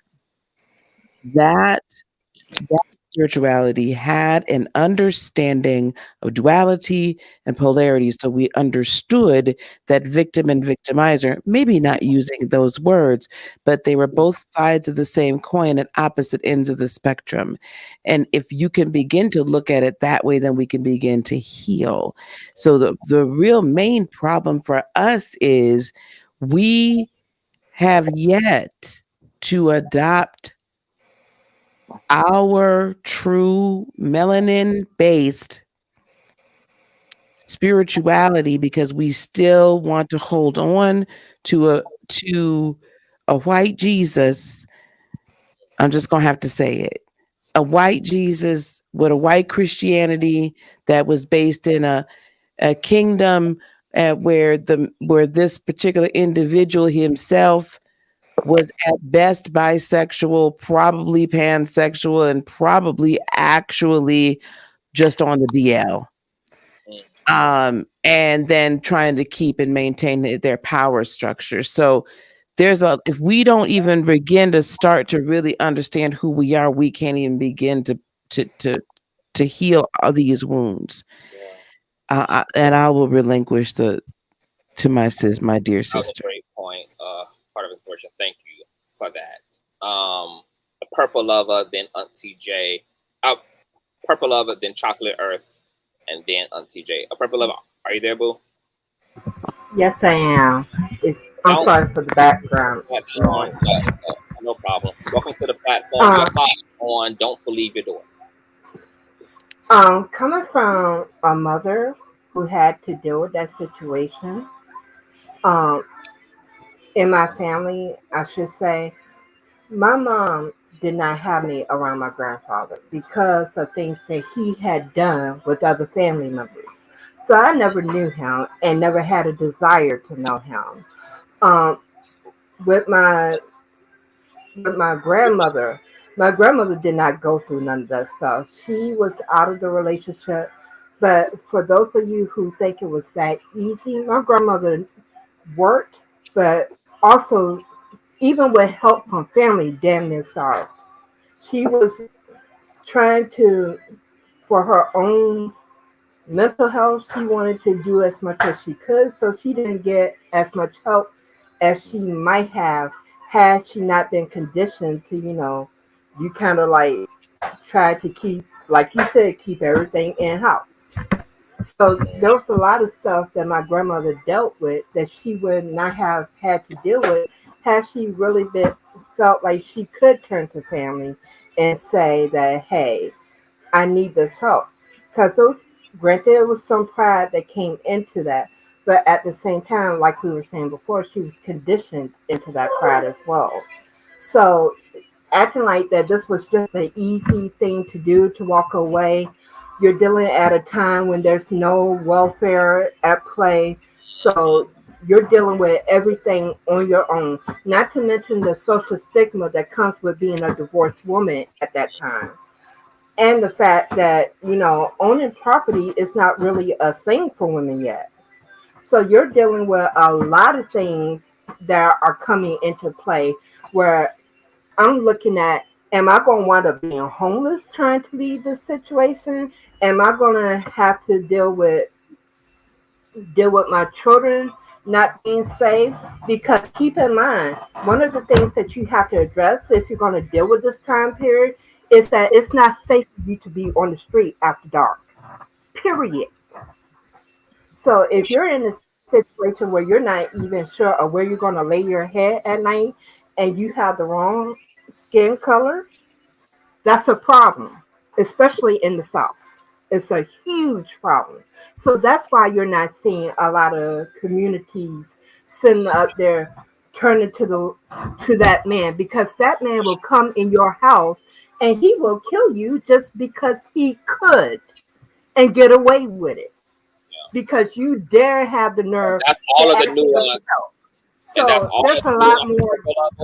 That you had went a little further into it, because that's exactly like all of the nuance that I was talking about when I asked about. Exactly.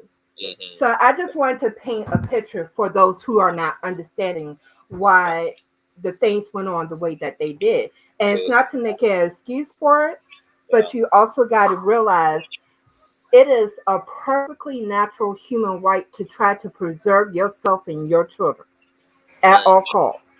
And that can look very damaging and traumatic, which is why we have these generational things occurring in the community.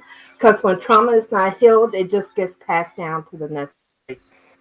So we're dealing with a lot of that. Fortunately, with my mother, she was not playing the game. She was like, you played dumb games, you won the dumb prize. You're not coming over here and doing nothing with my kids. She was to the point, for the longest time, I didn't even know her step siblings because she was like, I don't know how this man raised them after he went away from us, because the stuff he did with them was not occurring in her household because my grandmother was not having it. So you're dealing with a whole different dynamic. So I can honestly say that, with me being violated by a neighbor, there were certain things I just didn't have in my household because I was too well aware of the fact of what could happen. Especially when you're hearing statistics now where there are Black women who've been violated and aren't even aware that what they consider normal is actually sexual issues. So it's a lot of dynamics at play here. Absolutely. That was epic, epically stated, Purple Lover. And I wanted to also add to that, like when I think about the way the system was designed back then, it makes a lot of sense why people moved around, like made the decisions they did or didn't make as a result of the way society was constructed. And while I do not respect it, I do understand it. Because as you just said, these are not excuses, but there is reasons why people do the things they do or don't do the things that they do. These are not excuses, but they're just reasons. There's always reasons why people move the way they move. When I think about, because what made me ask that question initially and bring up that deep socialization is because I think about my own grandmother and how she experienced so much narcissistic abuse from my grandfather to the point that it caused her to need a heart transplant because her heart started failing her as a result of the stress and the physical and emotional abuse that she was undertaking in her marriage. Her own doctor was the one who told her, woman, your husband is going to be he's becoming the death of you. If you do not separate from this man, he's going to cost you your life. Your heart is failing you. Your literal heart is failing you. And that was what switched her. It wasn't the fist to her face. It wasn't the terrorism that happened when he came home from work and slinging pots out of the kitchen and tearing shit up and waking the kids up at 1 a.m. to get up out of their sleep and clean the house up because he done came home a maniac. It wasn't Papa being a Rolling Stone and having 2 and 3 other children out of wedlock. It wasn't none of that. It was literally Black woman empathically absorbed the extremity of dysfunctional masculinity until it damn near costed her her life. But even then, when she had to make an executive decision to separate herself because of her literal health, she could still only bring herself to legally separate from him rather than divorce him because of that religious stigma that you mentioned, Purple Lover, because she don't want to be divorced and active in the church. That my grandma still could not go the full throttle and just completely divorce him because that stigma was made, it's real to her. This idea that God will disapprove or the disapproval of your community takes up this much space in your psyche, even over maybe your own personal dignity or authentic dignity and pride, that you will still choose the perception of your community over what's inherently right and well for yourself. But that shit is deep. Like when we talk about decolonizing our minds, we're talking about literally almost throwing away our entire brain. Really, we're talking about really just throwing away everything that we thought we know and giving our brain a fresh start to reality, a fresh start to truth, almost having to open up the valve and let all of the previous shit ooze out of the back and empty out the cup and fill it up entirely with some other shit. Like when I began that work on myself years ago, I almost didn't have nothing left. I had to reduce my brain to almost a blank canvas and then be reborn again, re-enter life again, restructure my brain. So much of the shit that I had been taught was so heavily dysfunctional and just survival in nature, and which is not surprising that most of our tactics as the Black and brown community are survival tactics, because that's all we've been doing. It's surviving our open enemy that has now become our internal enemy. You know, it's now anti-Blackness. It's now, we now have people who look like us who perpetrate that pale supremacy unto us, unto our communities. So there's a lot happening there, but that was gold. Purple Love. I want to get to Chocolate and then Jay, and then I want to circle back and ask the panel the initial question I asked as it relates to E's particular situation, where I posed the idea of, so how does a collective move? How does a family move if something has happened to you? You've been the victim of this assault at the hands of father, and your siblings are not on code. They're going to judge father and hold him up as father of the year. They're going to base the rest of their relationship on how he treats them, not how he treated you. Is that fair? And what your thoughts are as a panel about a circumstance like that. But before we get there, Chocolate, welcome to the panel. Thank you for being here, love. Your thoughts, not believing your daughter. Yes or no? Yes, hi. How everybody? Can everybody hear me? Yes. Yes, hey, how are you? All right, hold on. Let me put my camera on. Oh, Cause all right. Color. I need y'all to see my face. Okay. Well, thank you. So to the panel, like I said, hi, hello. Hey, I'll get right in there. Thank you, Conscious. All right. So not believing your daughter, that being the question and how I feel about it. I have two ways to put this out here. One, I was that daughter. Now, my mother did believe me, but unfortunately, I had a younger sibling who was also being abused, and I had to protect her. My mom worked from 7 to 7. She tried to make a life for us, and this man was home all day and did nothing. I dropped out of school. I stopped going to class. I was in high school, I think. I was like this was between 14 and 16. So I left. I would not go to my last classes. I would go pick up my sister. And then I would keep her near me. And he threatened us. So it was like I had to make a decision I was making adult decisions, and we were both kids. And then after 18 years of my mom sacrificing her body, sacrificing herself for this man who couldn't work a straight 6 months, okay? That set me in a tone where I believe children. Oh, we quick to say, oh, men ain't this, all men ain't that, but we want to still perpetuate that all children lie. I hear that to this day, and I'm always amazed by that.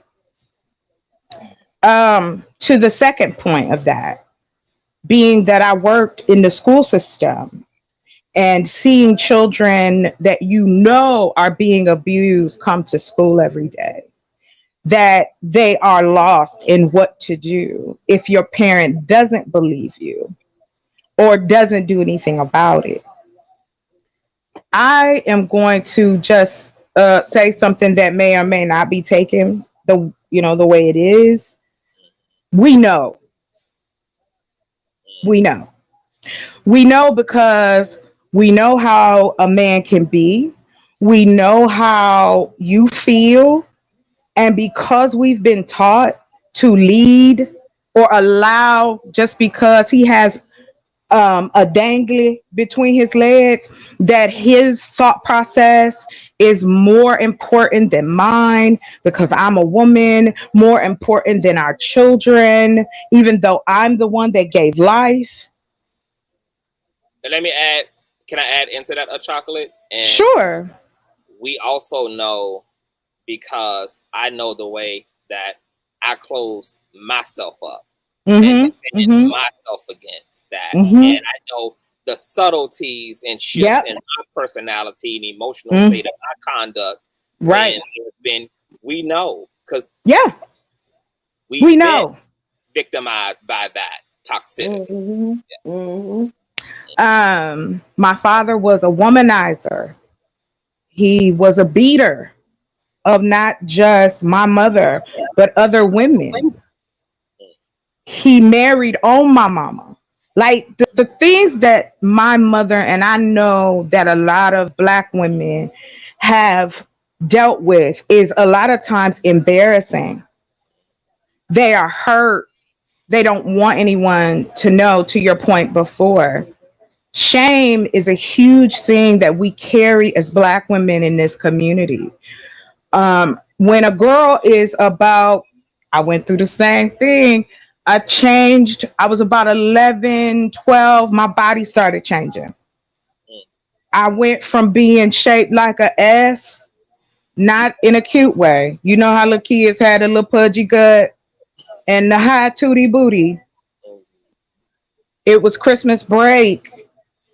And the next thing, I was a woman. I had a woman's body. I was wearing my mom's high school clothes. That's how deep that was. My mom was a little woman. One day, and I share this with you because this was something I had to do as well. I had to throw everything I knew away. I had to get out of that church mindset, the Bible beating mindset of I'm going to go to hell if I speak up. I'm going to go to hell if I speak back to my parent. I will never forget it, even to this day. I was on my way to school and my father was laying on the couch and my mom had put him out, but he wouldn't leave. And I asked him, I said, why are you here? If you don't like her, you don't like us, why are you here? Now I'm 15 years old. And then he says to me, you should be my wife. Yes. Yes.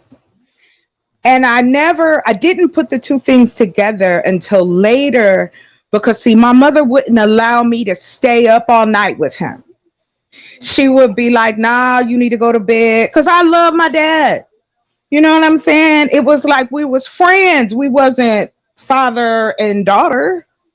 And I speak to that because I'm not the only one, you know? I'm not the only one that has felt weird around men, and you're a young girl. And we have always been responsible for when a man get turned on. I don't know that. I'm a young girl trying to figure out who I am.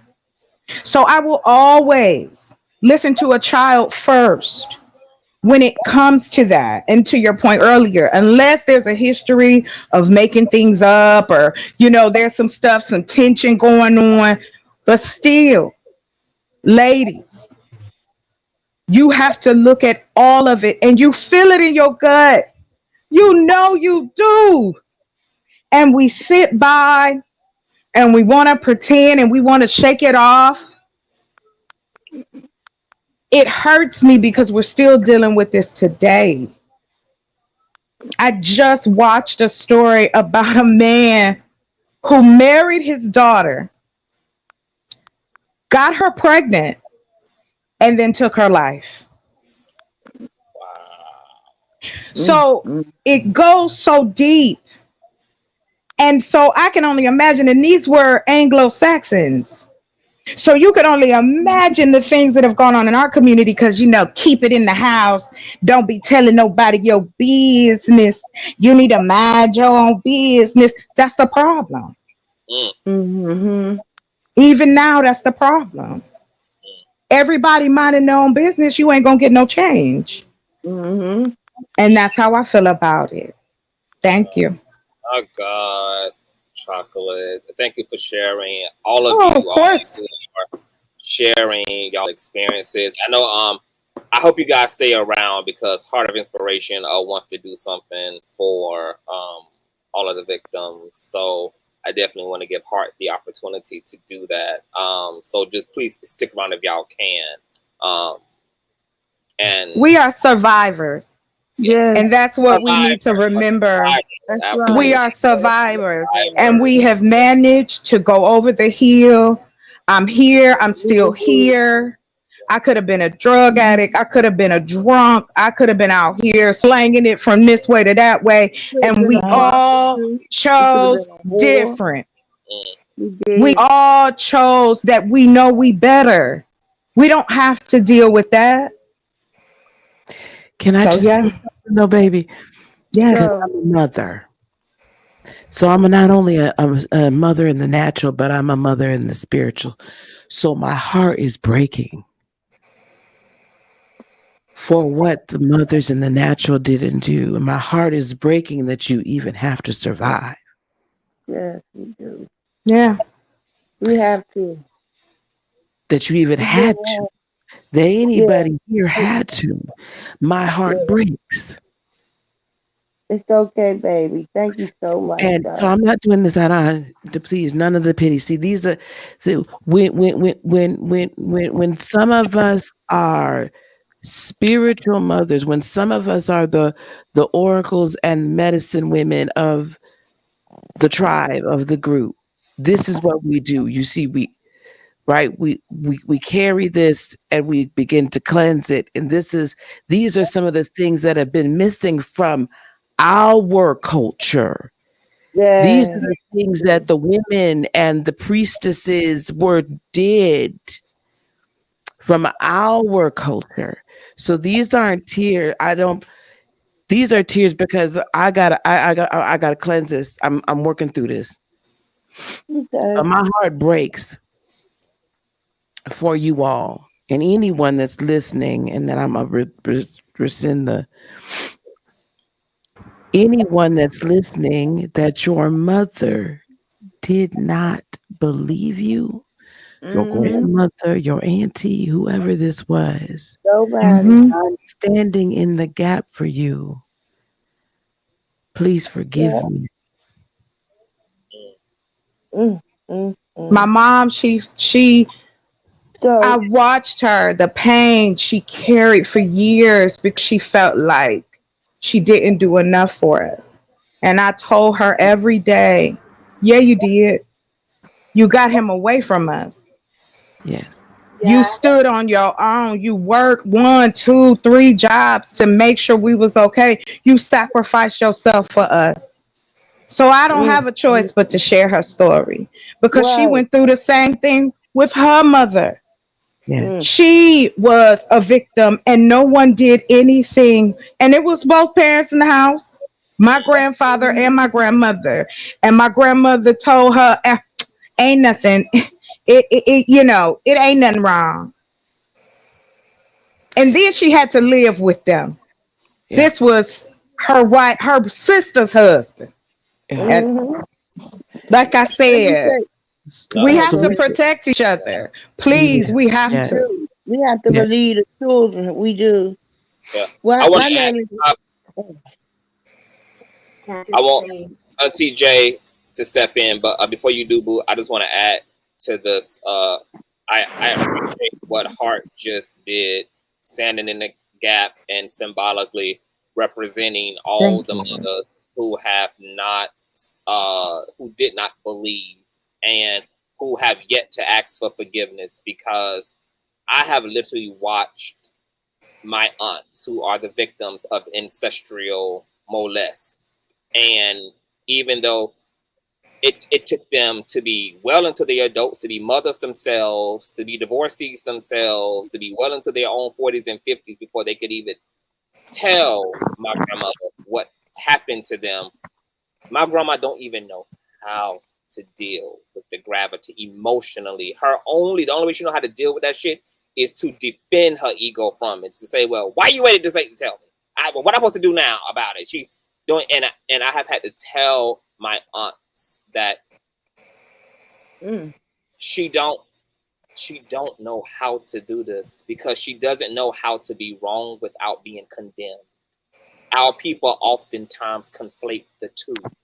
If I have to say that I'm sorry, means that I have been condemned, and the two are not the same. She doesn't know the difference between her higher self and her ego self, because her not being able to say sorry is making this about her rather than making it about you. She doesn't know any better, unfortunately, and it's brutal, and it's painful, and it's lonely, and some of my aunts are holding such deep resentment from that thing. And this is what I want to say to victims. That's also hard to say to victims sometimes too, is I have to tell my aunts, your salvation also can't be rooted in your mother understanding and or apologizing. You can't give someone power over your own salvation. She don't have it to give to you.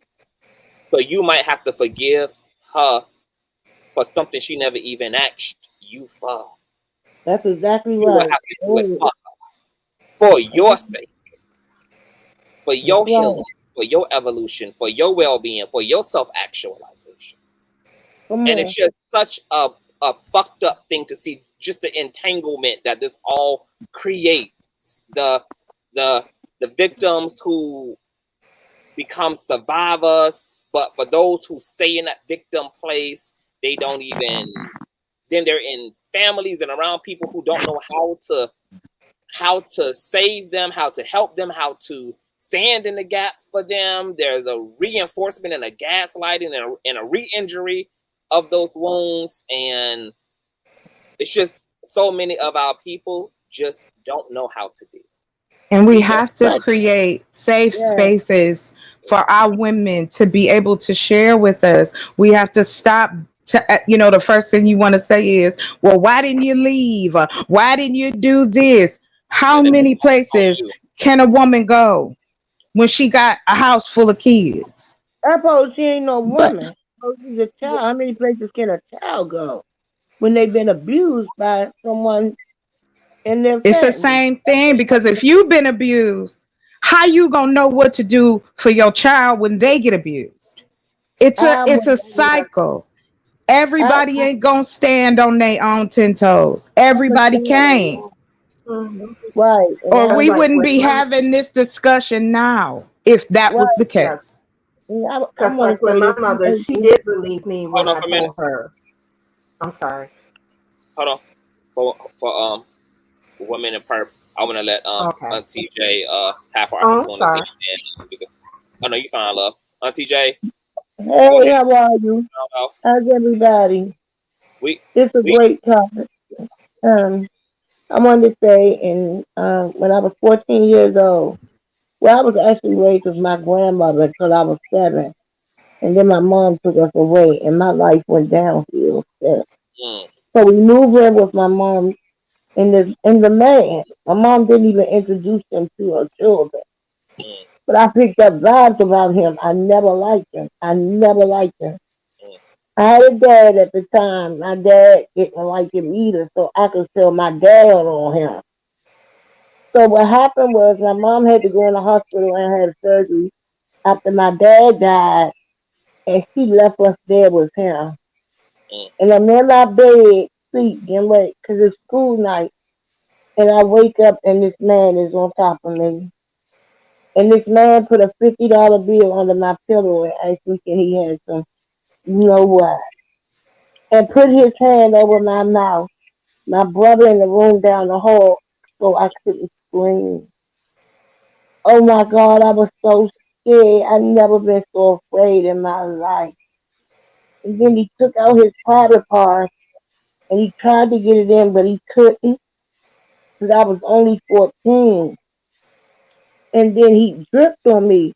So when my mom came home, a week later, my vagina was very irritated, and I told my mom. She took me to the doctor, and they told me I had the T infection. Wow. And when they told her that, I asked her, how did I get that? And she told me it came from my underwear. It took me till I got 18 to find out it was an STD. So I went when my mom came home a week later, and I told her what happened, and she told me these words, y'all. I never forget. She said, "I don't bit more believe you than I hate in Georgia." Now my dad is gone. Don't have nobody now. I never felt so alone and unprotected. And that incident shaped and molded my mind. He took away my purity. He took away my good decision making. He took away my insides to me. Because not only did you do that, you left me with an STD at 14. I shouldn't have had to go through that. Anyway, so I carried that with me, y'all. Now I don't like man. I'm gonna misuse every one of you. Every one of you that wanna date me, you wanna get used. The only thing you can do for me is give me your money. And I'm not gonna sleep with you. I'm not gonna sleep with you. And so what happened was I got tired of living my life like that. And, I asked God to change me and come into my life. You know what I mean? And I found, and in the process, I had to get counseling because I didn't want to keep misusing men. I used to hit men, y'all, slap them in the face. I was abusive as well. It took me till I got married to touch a man's private part because I never in my life touched that ever, and that's the truth.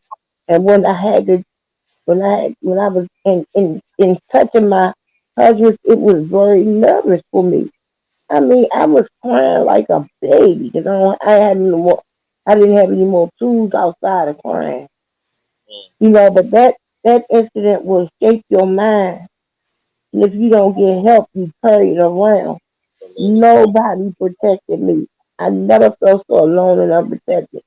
So moving forward, I had a daughter, one of my first daughters, and my cousins is over my house, and my daughter out there in the living room looking at TV. We in the back, smoking. We in the back. He leave out the room. I'm thinking he going to the bathroom, and my daughter called me. My cousin tried to touch my daughter. I touched his blood out. And then I called my uncle, but see, I did something. So it's like my daughter don't think about it, it just transfers her mind.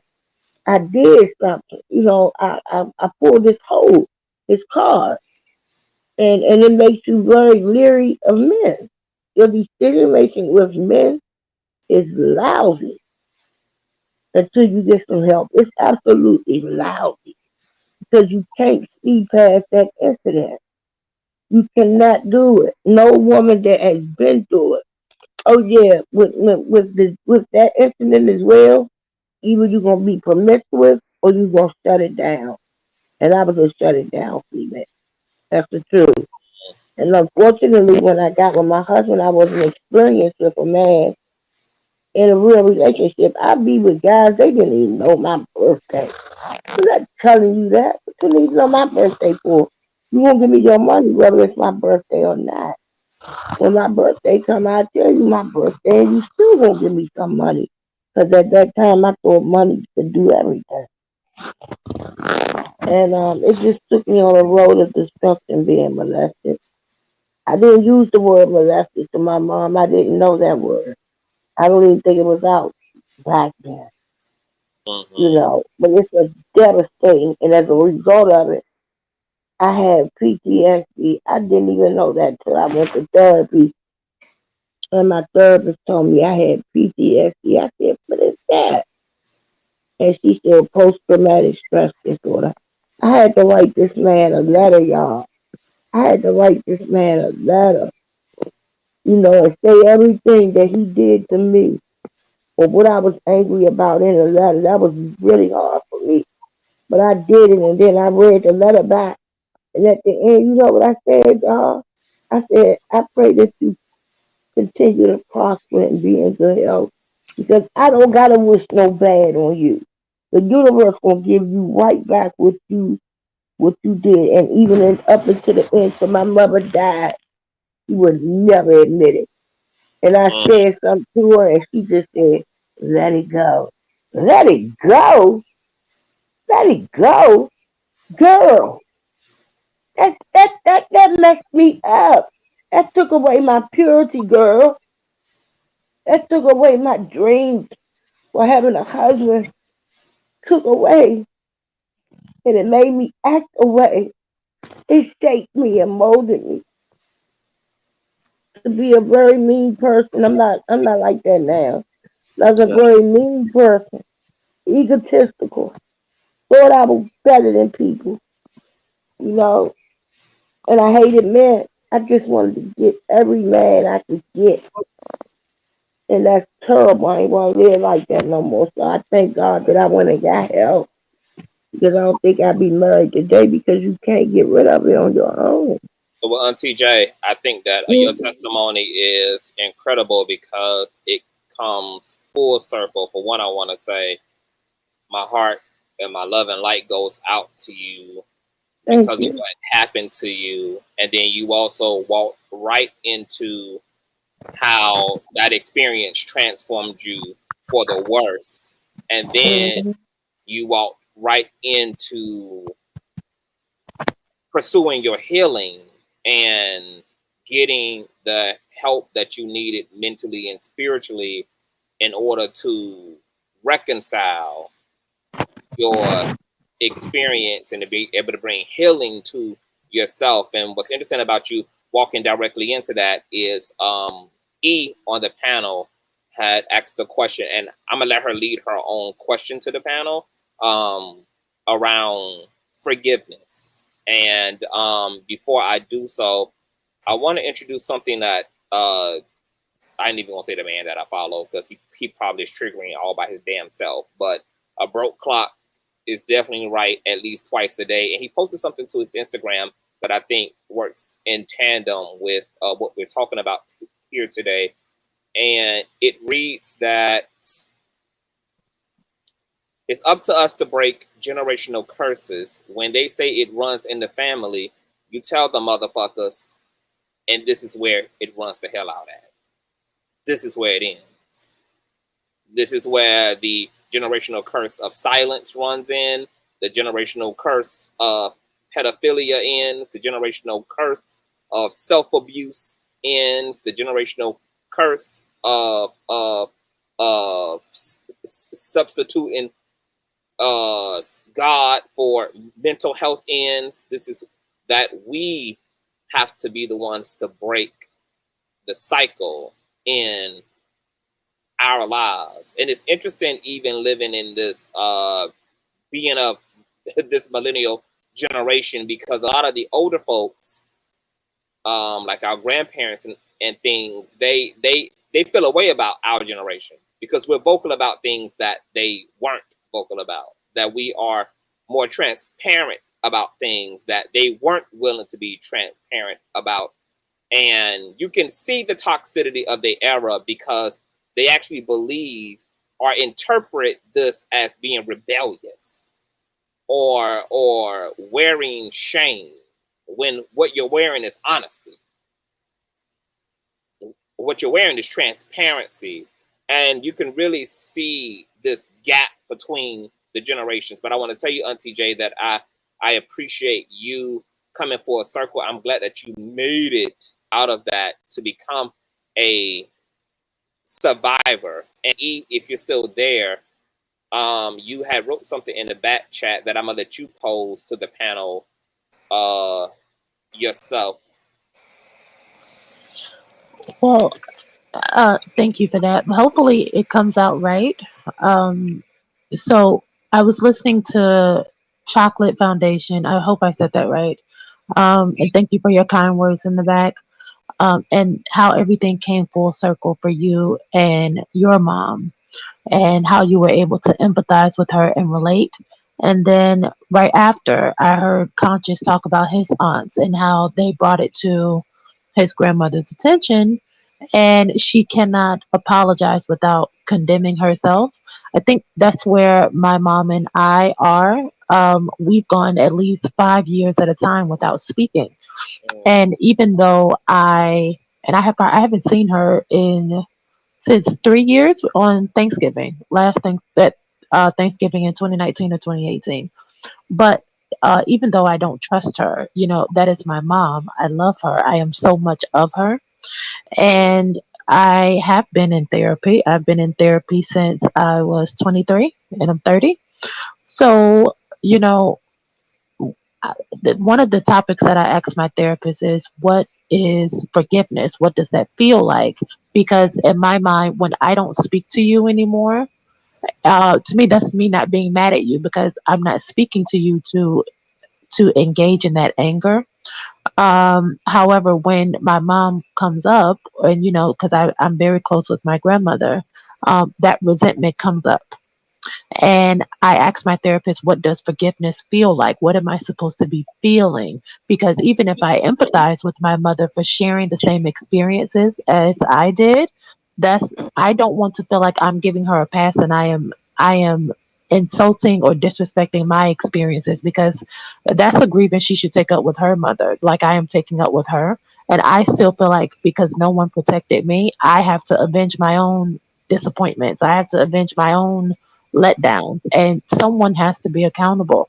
And because she is my mom and that's the one I love the most, it has to be her. So I'm trying to figure out, how do you get to a place like you told your aunts, I guess. I mean, what am I supposed to be looking for? I mean, I don't know. It's just a confusing thing. What it is, I don't know. Do I sound crazy? Like, what does forgiveness feel How like? do you forgive Forgiveness someone who feels like, perpetrated a wicked act against yeah, your? Oh, I think that this is a fundamental.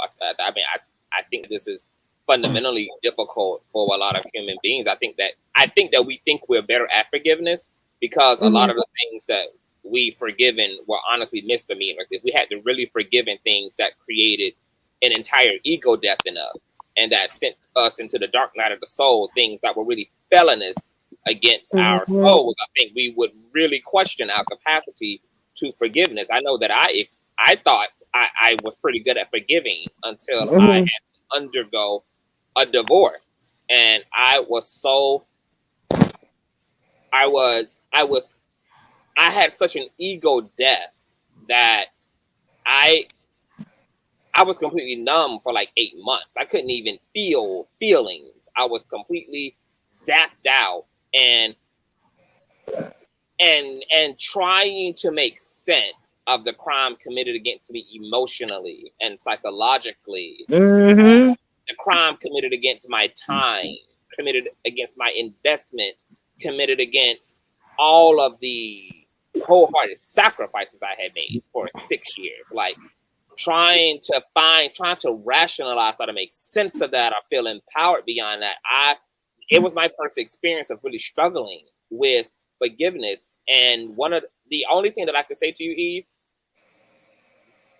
there's one fundamental element that has to be necessary for forgiveness. And I would argue that it is not authentic without it. You can only do it with one thing and one thing only. Forgiveness has to happen as a result of your capacity for empathy. right. And you have to be able to empathize with the person who committed that crime against you, and you have to have the capacity to show empathy unto yourself. You need empathy. Empathy is your foundation to transcending resentment and grudge. Mm-hmm. And throwing it away. So, but I'll let others also fill into that. What would you guys on the panel? I want to say this, Eve. I didn't want to forgive that man because I didn't see nothing done to him. But at the same time, it was a heavy piece of baggage I was carrying around, you know. And when my therapist helped me to release it, and she said, forgiveness is not for the other person, it's for you, because you don't give that thing destiny over your life and the power to control your mind.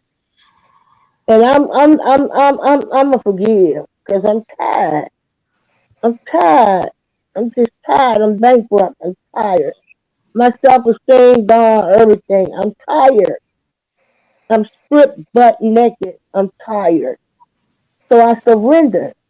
And then I learned in the process because I have a relationship with my maker that if I don't forgive people, then God ain't gonna forgive me. And what it feels like, it's like a relief. It's like, oh, like that. It really is because you don't have to no longer carry that thing around no more. And like Conscious said, you have to have that empathy, which is that understanding for what that other person's sickness is because they sick.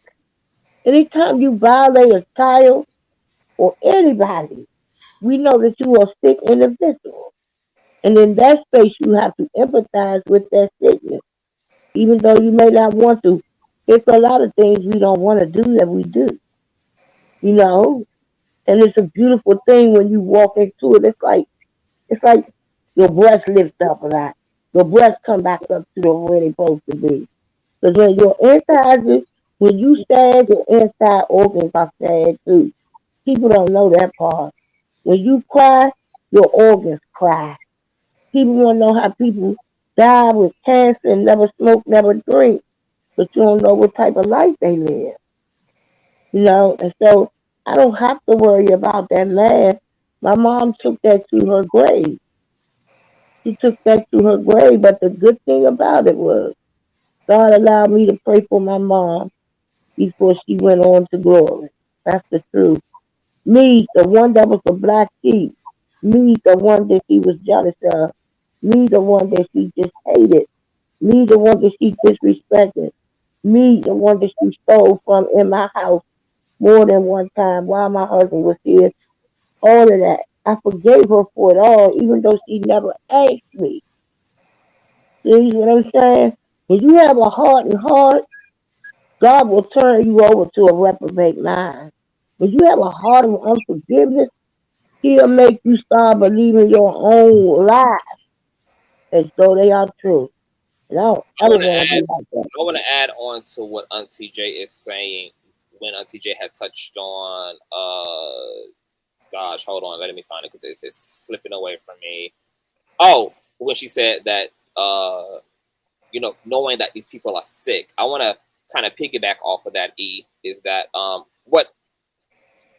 So like, I don't know how everybody else kind of like how they create a context for their forgiveness. I know that for me, my spiritual philosophies help to cultivate my capacity for forgiveness. And with what Auntie J was saying is that like if we accept, right, if we accept that every human being is an incarnation of the divine, that every soul is an incarnation of God, an aspect of the spark of divinity manifested as flesh and bone in the earth, that God has animated itself as a human woman or a human man.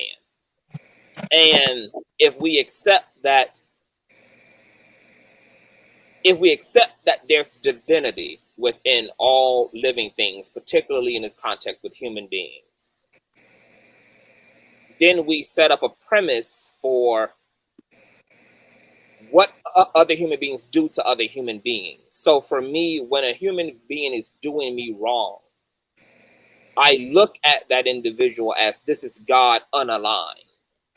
This person is out of sync with their authentic self. They're out of sync with their divine self. They're out of sync with who they truly are. This is, and being out of sync defaults you to bad behaving.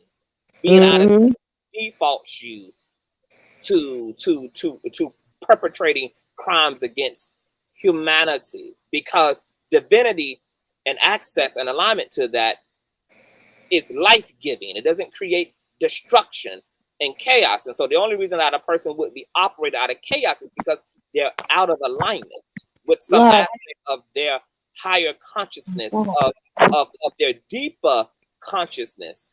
And so there's this I forgot the name of the monk, but he kind of articulated this in such a poetic way that it literally creates all type of feels and vibrations in me. But he said that when you see someone being bad, you almost have to look at them as this is the Christ in them calling out to you to be saved.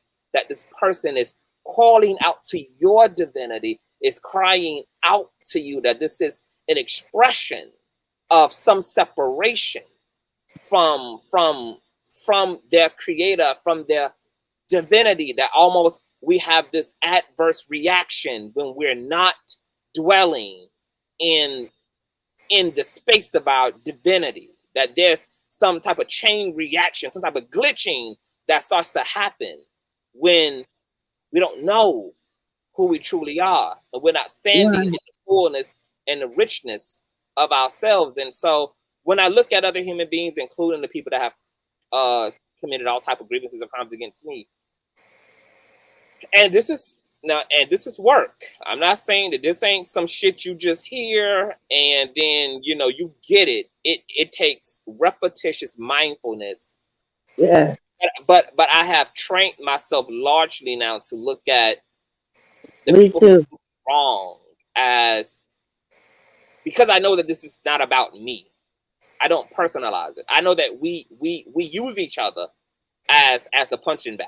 Like I'm going to transfer my poison into you through abusing you, assaulting you, etc. Yes, I'm a superficial object in front of your trigger. This is not about me. Mm-hmm. And you know what, Conscious? I'm being used to as the sponge right out of alignment. So I think, like, for me, spirituality gives me a crux to be able to not always create an identity for myself out of what someone else does to me. Like, I'm not going to become what you've done to me, because what you've done to me ain't even about me. It's about you. And so in your context, E, more than likely, your mom doesn't know how to show up because, as you, I think it's, and correct me if I'm wrong. I've heard so many stories within the 3 hours. I might be conflating, but I think you said that your mom also was made to be vulnerable. Your mom was also not defended. So the old saying goes, I can't give you something that I don't have. Bam! There you go. My therapist told me that, Conscious. She said, I look for things from my mother, like something as simple as a hug, that she can't give me. But in the end, right, we didn't know she was about to die. She just died 2 years ago. We didn't know she was about to die. But in the end, guess what? I told her, you know what, Mom, I love you. And she tried to hug me. And I backed up because that's not what we do. And it felt different. And that's my mother. And it felt different. And in that moment, it didn't matter if it was my mother. And the thing that kept me from disrespecting her was the fact that God allowed her to give birth to me. And I know that I have to honor her so my days will be longer. That's the truth. I had to find reasons. This is what I had to do in my head.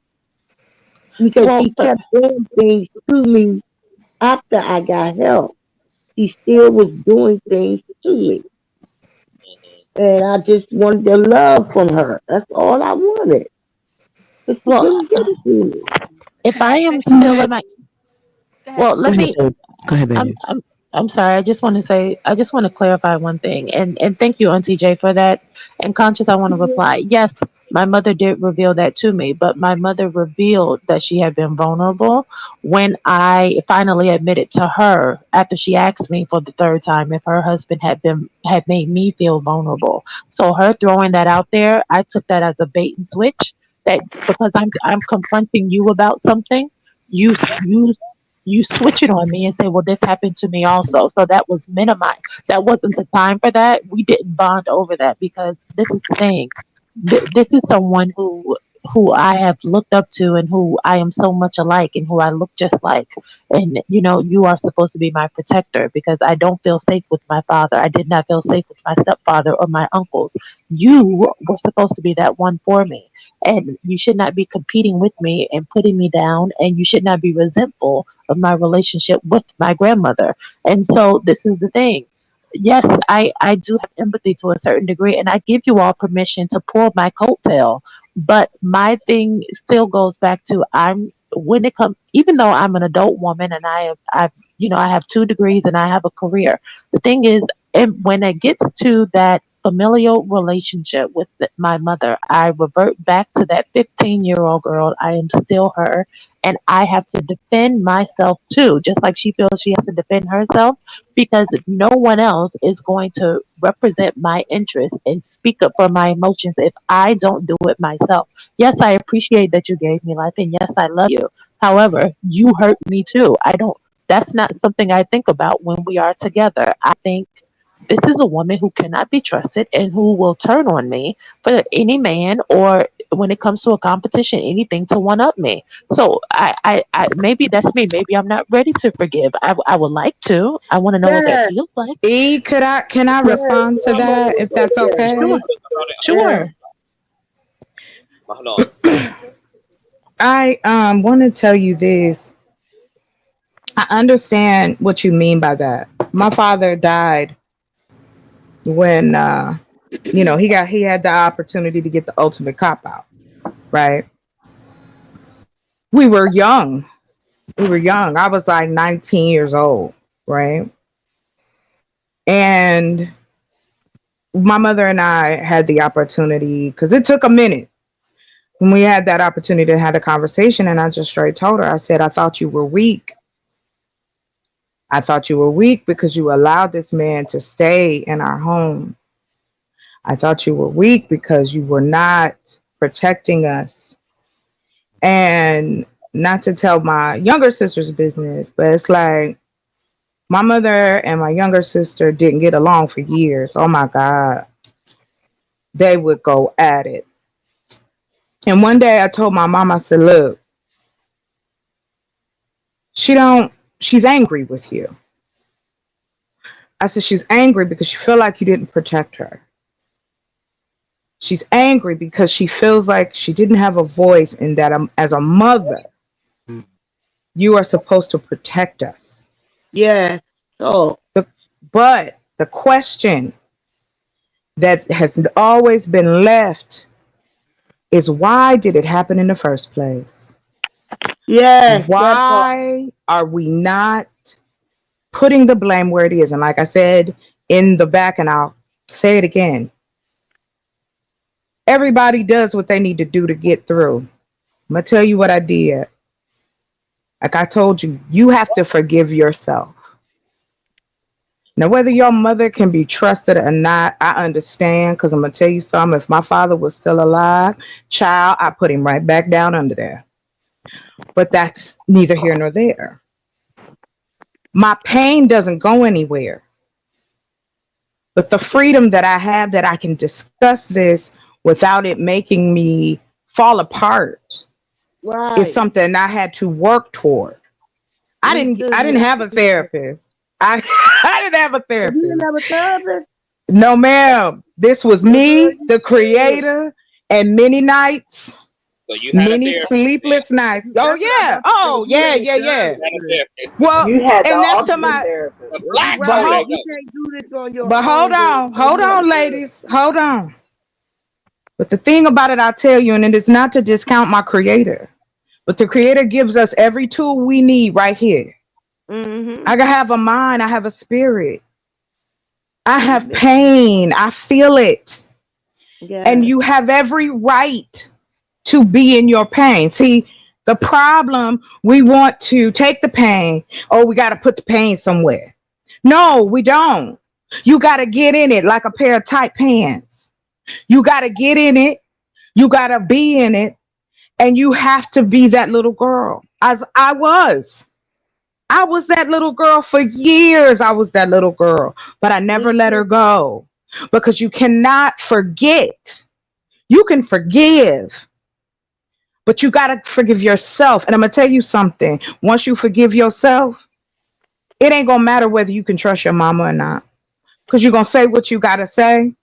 You're going to grab her. You're going to hug her. And you're going to say, listen, I'm going to give you your flowers now.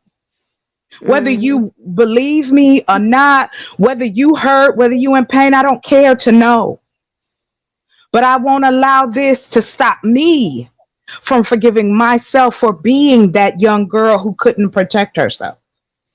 And that's the majority of the time, is that we flip it and go, well, you know, you got to forgive them. You ain't got to forgive them nothing. You forgive yourself, because you're the only one that stands in the mirror. And the end of the day, for at 15, what am I? 14, what am I forgiving myself for? Because your eternal spirit, Auntie J, knows that this was not right. Yeah. And what happens, hear me out, beloved, what happens is, and this is a little bit of the issue sometimes in what we're taught in church, right? We're taught in church, we're born this one time, and then we die this one time, and there ain't no other times. But in all reality, we have an eternal spirit that came from the eternal God, an eternal source, right? An eternal creator. So your eternal spirit, I don't care if you're a baby or you're about to put 1 foot, 2 feet in the grave, knows this wasn't right. However, can't do anything about it. And so no matter if you openly or knowingly say that you take some of this guilt and shame upon yourself, or you take the fact that you were unable and incapable of defending yourself, and then those that were meant to defend you did not do so, in fact, lied on you and made you think something different or whatever, put you in these positions. Now, as a young woman, from that 15-year-old that had that $50 bill sit underneath her pillow, what that taught you was that the only thing men were good for was to get money from, and that you were going to use every man and for him not. You know what? I didn't. You know what? You are so on point. I didn't even equate the $50 bill with me misusing a lot of men for money until you put that thing just now into perspective for me. And I want, what's your name? I can't see you. My name is Lisa. Lisa, I want to thank you for that so much. Who has because that you heart put that in perspective. Yes, you put that in perspective for me. I took that man, that $50 bill, and you know what? I never got the $50 bill, y'all. I never got it. I never lift my pillow up again. I didn't even ever flip my pillows no more on the bed. Right. I did not even do that. Right. You know, and I was in a place of just destruction. I turned on God. I'm like, look, if you love me this, I know this wouldn't have happened to me. And I turned and I made money my God. I thought money could do all things. You know what I'm saying? But I found out differently when I ended up in the hospital with an aneurysm on my spine that burst. Right. I found out different. Right. So See, but no, you made pain your God as well, and power, because you were never going to be put in that position again. That's Okay. all these energetic things that we put in place. So when Chocolate Earth says, when Conscious says, we must forgive ourselves, that I teach Mm-hmm. all the time, because I'm going to tell you something. To me, having been abused as a child, having been energetically put in the place of my mother, that's a whole story. Y'all can come over to the channel here. I'm not going to take up this man's time. But what I'm going to say to you is this, is to me, forgiveness, yes, is for yourself, but it is to take your power back. That's E. right. That's Right. right. Let me tell you something. My mother and I to this day still really don't have the best of relationships. I love Denise dearly. Don't get me wrong. Love her. But I have an understanding now. Denise cannot give me the What love you and need. affection of a mother, even at 50. I'm almost 54 years old. She's 70. I love her. But because of the abuse that she suffered as a child and as a teenager, and then as a young wife and an older wife at the hands of my father, okay, first her father, then my father, generationally. And I'm the generation that this is done with. I'm the generation that Me this too. stops. Okay. I'm the generation that breaks that curse. Speak Now, on it. Me too. however, Amen. the point is that at some point, as I'm going through this level of forgiveness and healing, because I chose all the wrong men and did all the wrong things and Didn't all I these say other that? things, I just Didn't I chose say toxic. that? And I have, I I have a said doctorate that. in metaphysics and divinity, and I have this and I have that, and everybody, you look at me from the outside and think, oh, she all put together. It's no problem with her. She got Get it out all my together. life. I stuffed it all down underneath. Yes. You see what I'm Yes. saying? And so I hadn't forgiven, but I thought I forgave, but I really didn't know it. But the resentment was there, and the anger was there, and the it was there, and I didn't want to be around. Right? I did not want. I resented my mother for staying. I resented my father for being whatever. And then I began to figure out, oh, I can manipulate your man, old man, and I could. I had my father wrapped around my little finger. I'm his only daughter by my mama. Point being is, when I got around to forgiving, what I recognized is I'm taking, just like Chocolate Earth Foundation said, I took that little girl's hand. I rescued her. I rescued her. I Yes, yes, protected her. Yes, I did. I let her, and this is when we go through these levels. I do it through meditation and all these other yes. things. Right? I Mm-hmm. done it. I go, the counselors don't get it. I go through these Nah. things, and I go to this place where I recognize and allow that consciousness of that little girl, because she's still there. He's And if this still there. happened to you as a boy, he's still there. But And listen to this. you can Wait a minute. go. Listen to this. Hold on. Hold on. Oh, I'm sorry. Go ahead. I apologize. Go ahead. Okay, I didn't know if Go someone ahead, had a question. Lisa. So allow that child to come forward. Mm-hmm. And what I believe is that, see, we put all this forgiveness on the outside and the healing on the outside and everything on the outside. No, beloved, you're a god or goddess, small g, you're divine. That's in your Bible. When you want to go read, it's in your Bible. It's okay. And so we can go here and we can take that energetic pain and take it and remove it and say, I'm not going to allow this pain to force me to put up this shield and put up this wall and put up all these defenses, because it doesn't help me at the end. Mm-hmm. And then we No. take it Mm-mm. outside and we allow love, light, the angels, the ancestors, and we allow that to be transmuted and reintegrated and elevated. So now it becomes an empowerment. So then when you see your mother, you see her in her pain. Not that there's a competition, because you are validating your own pain. But beloved, let me tell you, with another woman that has a mama like that, honey child, she never had her pain validated, so she doesn't even know how to validate yours. I Yeah, can't require it from her what she doesn't have, but I can heal myself and then potentially show her the way for her to heal herself. so That's how to what miss And I Part of apologize. the I'm sorry. Can I just jump in real quick to Hart's point? And I hope this gets hear me out. That's exactly what happened with me and my mother. I became her counselor. She started telling me the things that led her to the points in her life why she even ended up with my father. And see, those are the things we don't discuss. And I had to make her tell me, listen, no, you wasn't wrong. This ain't right. What your mama did wasn't right. What your family did wasn't right. Me and her cried and sat up and cried about it all. And I felt like it was so wrong because right when we got to that place, we was close, we was tight. They took her from me. She was tired.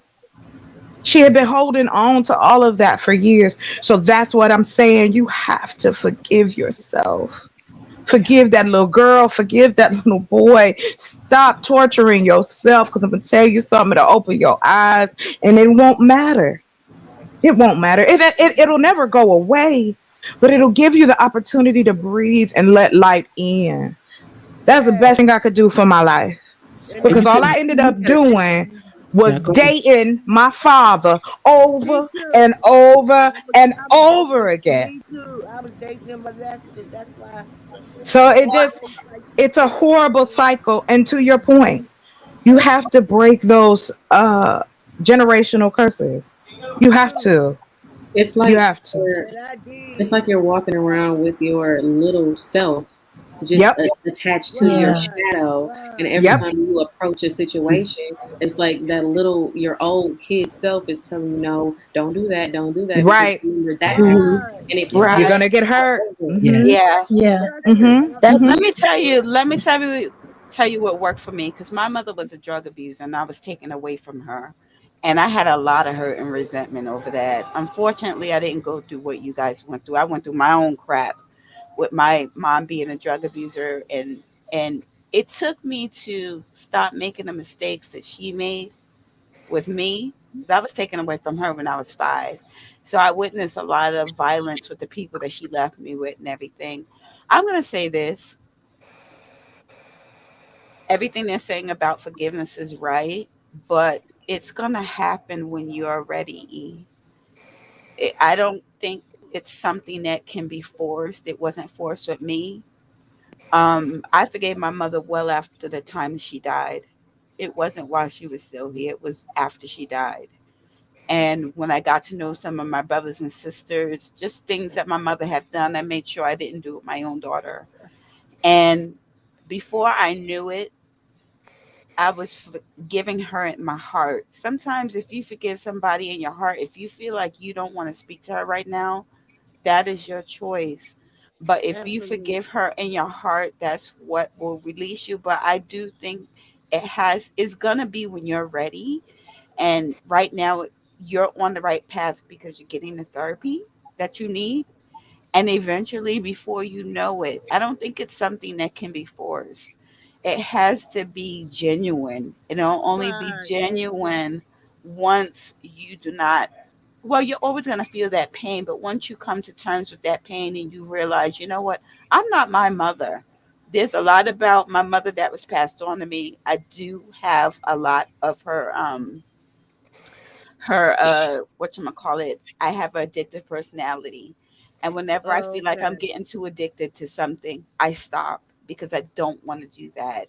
And Hmm. eventually, I was mad for the longest time because I was just like, oh my God, I'm just like her, this and that. And this, I'm like her, I'm like her. Until I stopped doing the things that she's done. Every time I Me thought I too. was going to be like her, I would be like, about face. No, I don't want to do that.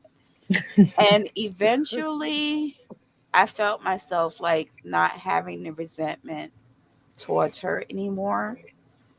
Um, if she, if I had a chance to meet her, I don't know if I would be able to keep her in my life, because I knew towards the end the stuff that she would do to my other Right. siblings, Even me. like pulling guns on them and stuff like that. Like my mom did a lot of horrible things. And Mine too. but I was able to forgive her in my heart. not necessarily forgive her like, oh yeah, come on, mom, blah, blah, blah. You may or may not get to that point. But if you forgive her in your heart, that's when you'll be released. But it's going to come in time. I It's want going to to add take something time. to what you're saying, Chantel. Yeah. I would add that I don't want to say, well, so when Chantel said you will forgive when you're ready, that is correct. The thing about being ready, though, is that some part of you, even if it's the part of you that is the size of a mustard seed, has to have the intent to transcend it. That intention has to be there on some level or another for spirit, for God, for the universe to start arranging things in a way in your future that lead eventually to this ultimate peace. Exactly. If you don't have that intent on some level or another, you can die in your bitterness. You can die in your resentfulness. You can die in your agony. And plenty and hundreds of thousands and millions of people throughout time have hit the grave bitter and hit the grave because they were bitter. Hit the grave Exactly. because of their pain body overcoming them. So I believe that you definitely in time you will forgive and it will happen organically. It just the intent and the openness has to be there in your being in some way for that, because you got to give light some type of room to transform. And so that openness has to be there. I also wanted to say to Chantel's point is that this is kind of like why I spoke about the necessity for empathy as it relates to forgiveness, because if we look at our own experience, that directly lets us know how difficult it is for me to not be my mom because of she cannot be anything less than her mom. And Exactly. my own struggle to not be her is exactly why she's struggling to not be like the person she's modeling. That difficulty to become self-aware. Let me tell you how that self-awareness is literally almost so like it's different when you like are when you're searching for it and you're intentionally like a truth finder, you're intentionally looking to grow. You know there's a such thing as growth. But when you don't know that and you don't have any reference for that shit, and yet life is trying to apply the pressure for you to become a superhero, sometimes when I think about how I found my way out of certain things, I'm going to be honest, you guys, I have to give it to God, because sometimes I don't know how the hell I avoided certain pitfalls. I avoided certain things that I saw so many people before me become as a result of certain experiences.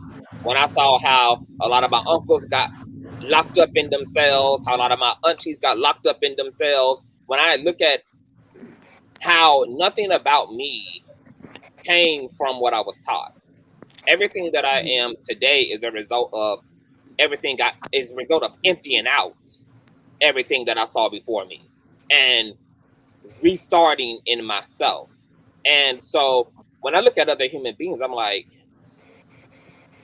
I understand more now about why a community is necessary, why you need to have a team of people who love you enough to like and to affirm you, to help to assist you in your wellness. And I understand how difficult it is for someone who don't have community, they don't have resources, they around other blind people, they're living alongside other unconscious people, they are a part of a unconscious family system, a unconscious societal system.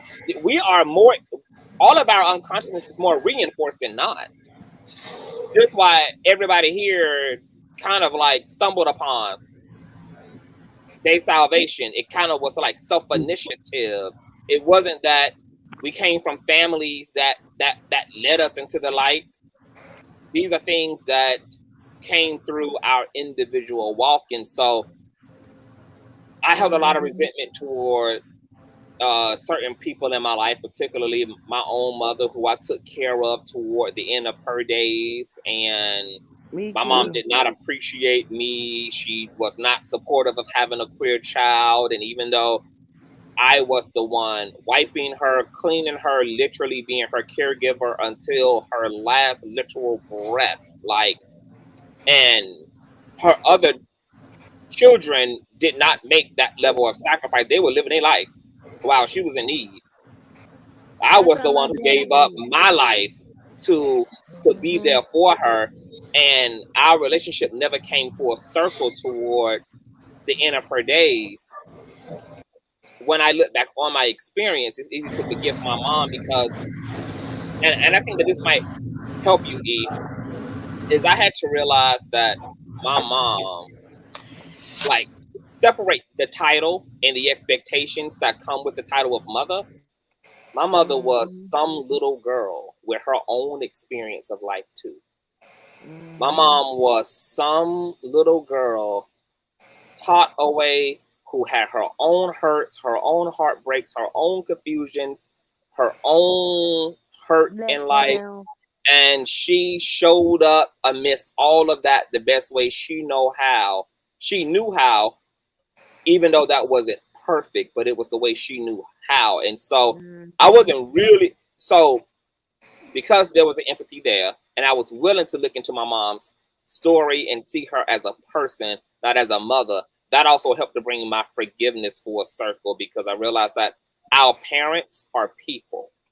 They're people. They were a part of a certain culture, a certain time, a certain way of life. They don't necessarily mean any harm. And it's impact versus intent. You don't have to mean harm in order to do harm.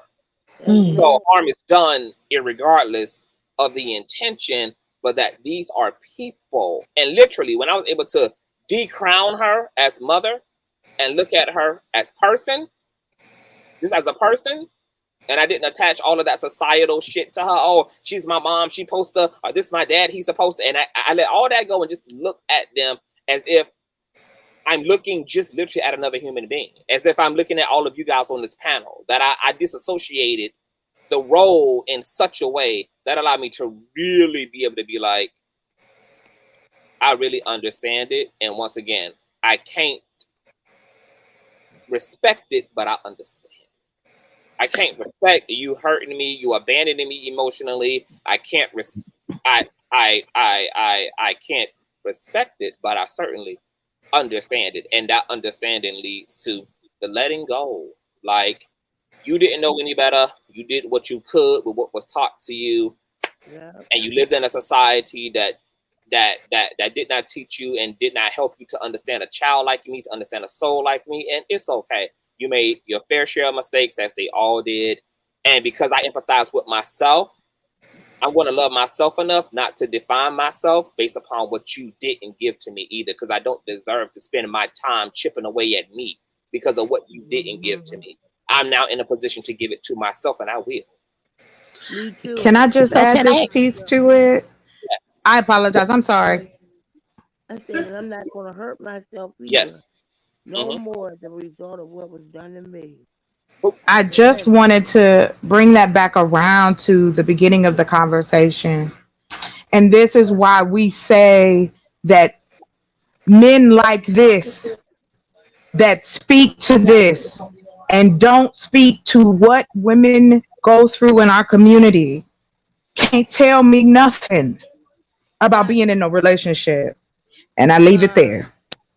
Well, can I say, I just want to thank everybody for giving me that, for pouring into me that way, especially backstage, and being so vocal with your stories. And thank you, Chocolate Earth Foundation. And I just want to say, I didn't understand, and I saw this in the chat too, so I know I wasn't the only one about that. You have to forgive yourself first, because I saw somebody else put that in the chat, and that's why I was just quiet, because I wanted to take it all in, and it didn't come full circle until Lisa, Heart of Inspiration, said.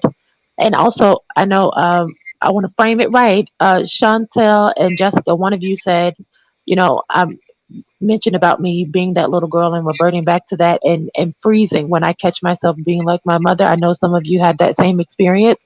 And Conscious, you mentioned that too. It didn't come full circle until Lisa mentioned the meditation and me knowing that something, during those moments wasn't right, and not doing more because I didn't realize the weight of those, even though, like you said, it was the impact, even though I didn't necessarily put myself in those situations.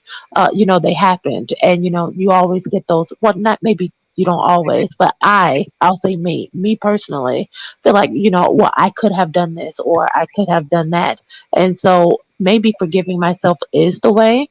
And that's something that I'll need to work towards. And I do want to, I know I can't remember which one said, so please forgive me, about they forgave their mother, and right after their mother, let go of all of that pain, the mother passed away.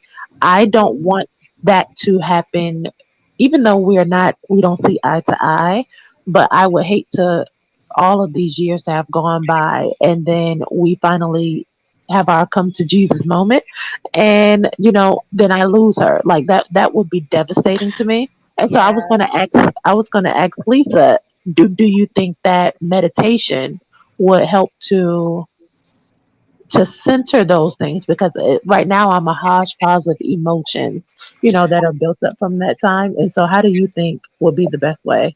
Well, absolutely, meditation, and I'm very much into spiritual healing, shamanism, Reiki, that sort of thing. So in conjunction with prayer and meditation. So absolutely, because when we get to a point where we are balanced as spiritual beings, right, having a human experience, we then begin to get to this point where we can look at things from a space of neutrality, and not that we're always so in it, where we don't have to react to every little thing, right? It's not that we have no emotions, but we come to this space of peace, nothing missing, nothing broken. And so, beloved, you cannot choose when it is time for your mother to transition. You can't. We can't do that. It's that's a contract that she signed a long time ago. What I can say is this: is you come to this point where it's about you. None of us are invalidating your experience. Don't let anybody invalidate your experience, your pain. And I can guarantee you, you're never going to get closure from anybody else. We do that with our relationships and everything. We always want to, I got to call that nigga because I got to fan there. Blah, blah, blah. You know what I'm saying? I ain't the only one. So, we always want this sense of closure, when actuality, they can't give it to us because they don't even know why they did what they did or didn't do. So you come to this point of healing, and that will help even out and temper how your relationship is with her, and you will then be able to value the time that you have together. I also want you to know this: just because you get to this point does not mean you have to be like joined at the hip. Okay. If she is still energetically abusive to you and just not good for your mental, you can give her a long-handled spoon, but be in a little bit better relationship. I hope that go a little bit. Can I I want to press the gas a little. I want to press the gas a little bit further on what Heart Inspiration says. If she continues to be energetically ill towards you, you can actually cut her ass completely off if necessary. Because I don't know about everybody else on the panel, but I make a clear distinction between my relatives and my family. And my relatives are people who I'm connected to. I do too. I do too, baby. Hold on, y'all. My relatives are those I'm connected to by blood, but my family are those who I'm connected to by love. And my Say it again, brother. And my for the ones in the back. And my family can encompass my spouse, my children, my best friends. Your family is who you're connected to in a reciprocal way. when it comes to the element of love, which I think is actually stronger than blood itself. So to Heart of Inspiration's point, if first of all, so I hope that what you understood and what Heart just gave to you was that you can forgive her and still, you can forgive her without also having some ideal relationship to her, that the two are not synonymous itself, because ultimately the forgiveness is for you exclusively.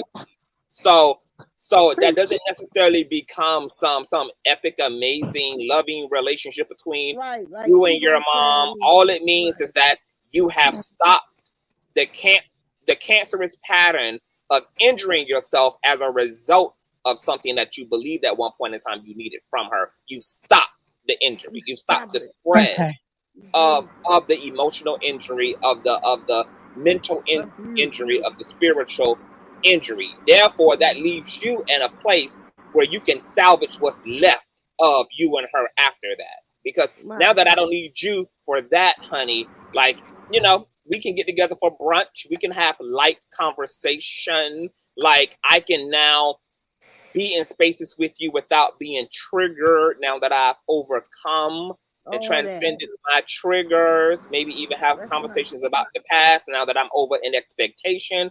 That allows me to be a listening ear rather than reactionary when the past comes up. This just puts you in a more holistic space with her in general. Being able to, yes. So take away the expectation, and similar to what you said, look at Heart of Inspiration. Yes, Look at exactly. take away Let me put a little more finger in that E. Okay. And the way that you do that, the way that you kill expectation or reappropriate your expectation, is you're gonna have to do something. You're going to have to mourn the mother you never had. You're gonna have to mourn. Come on. You're gonna have to mourn her.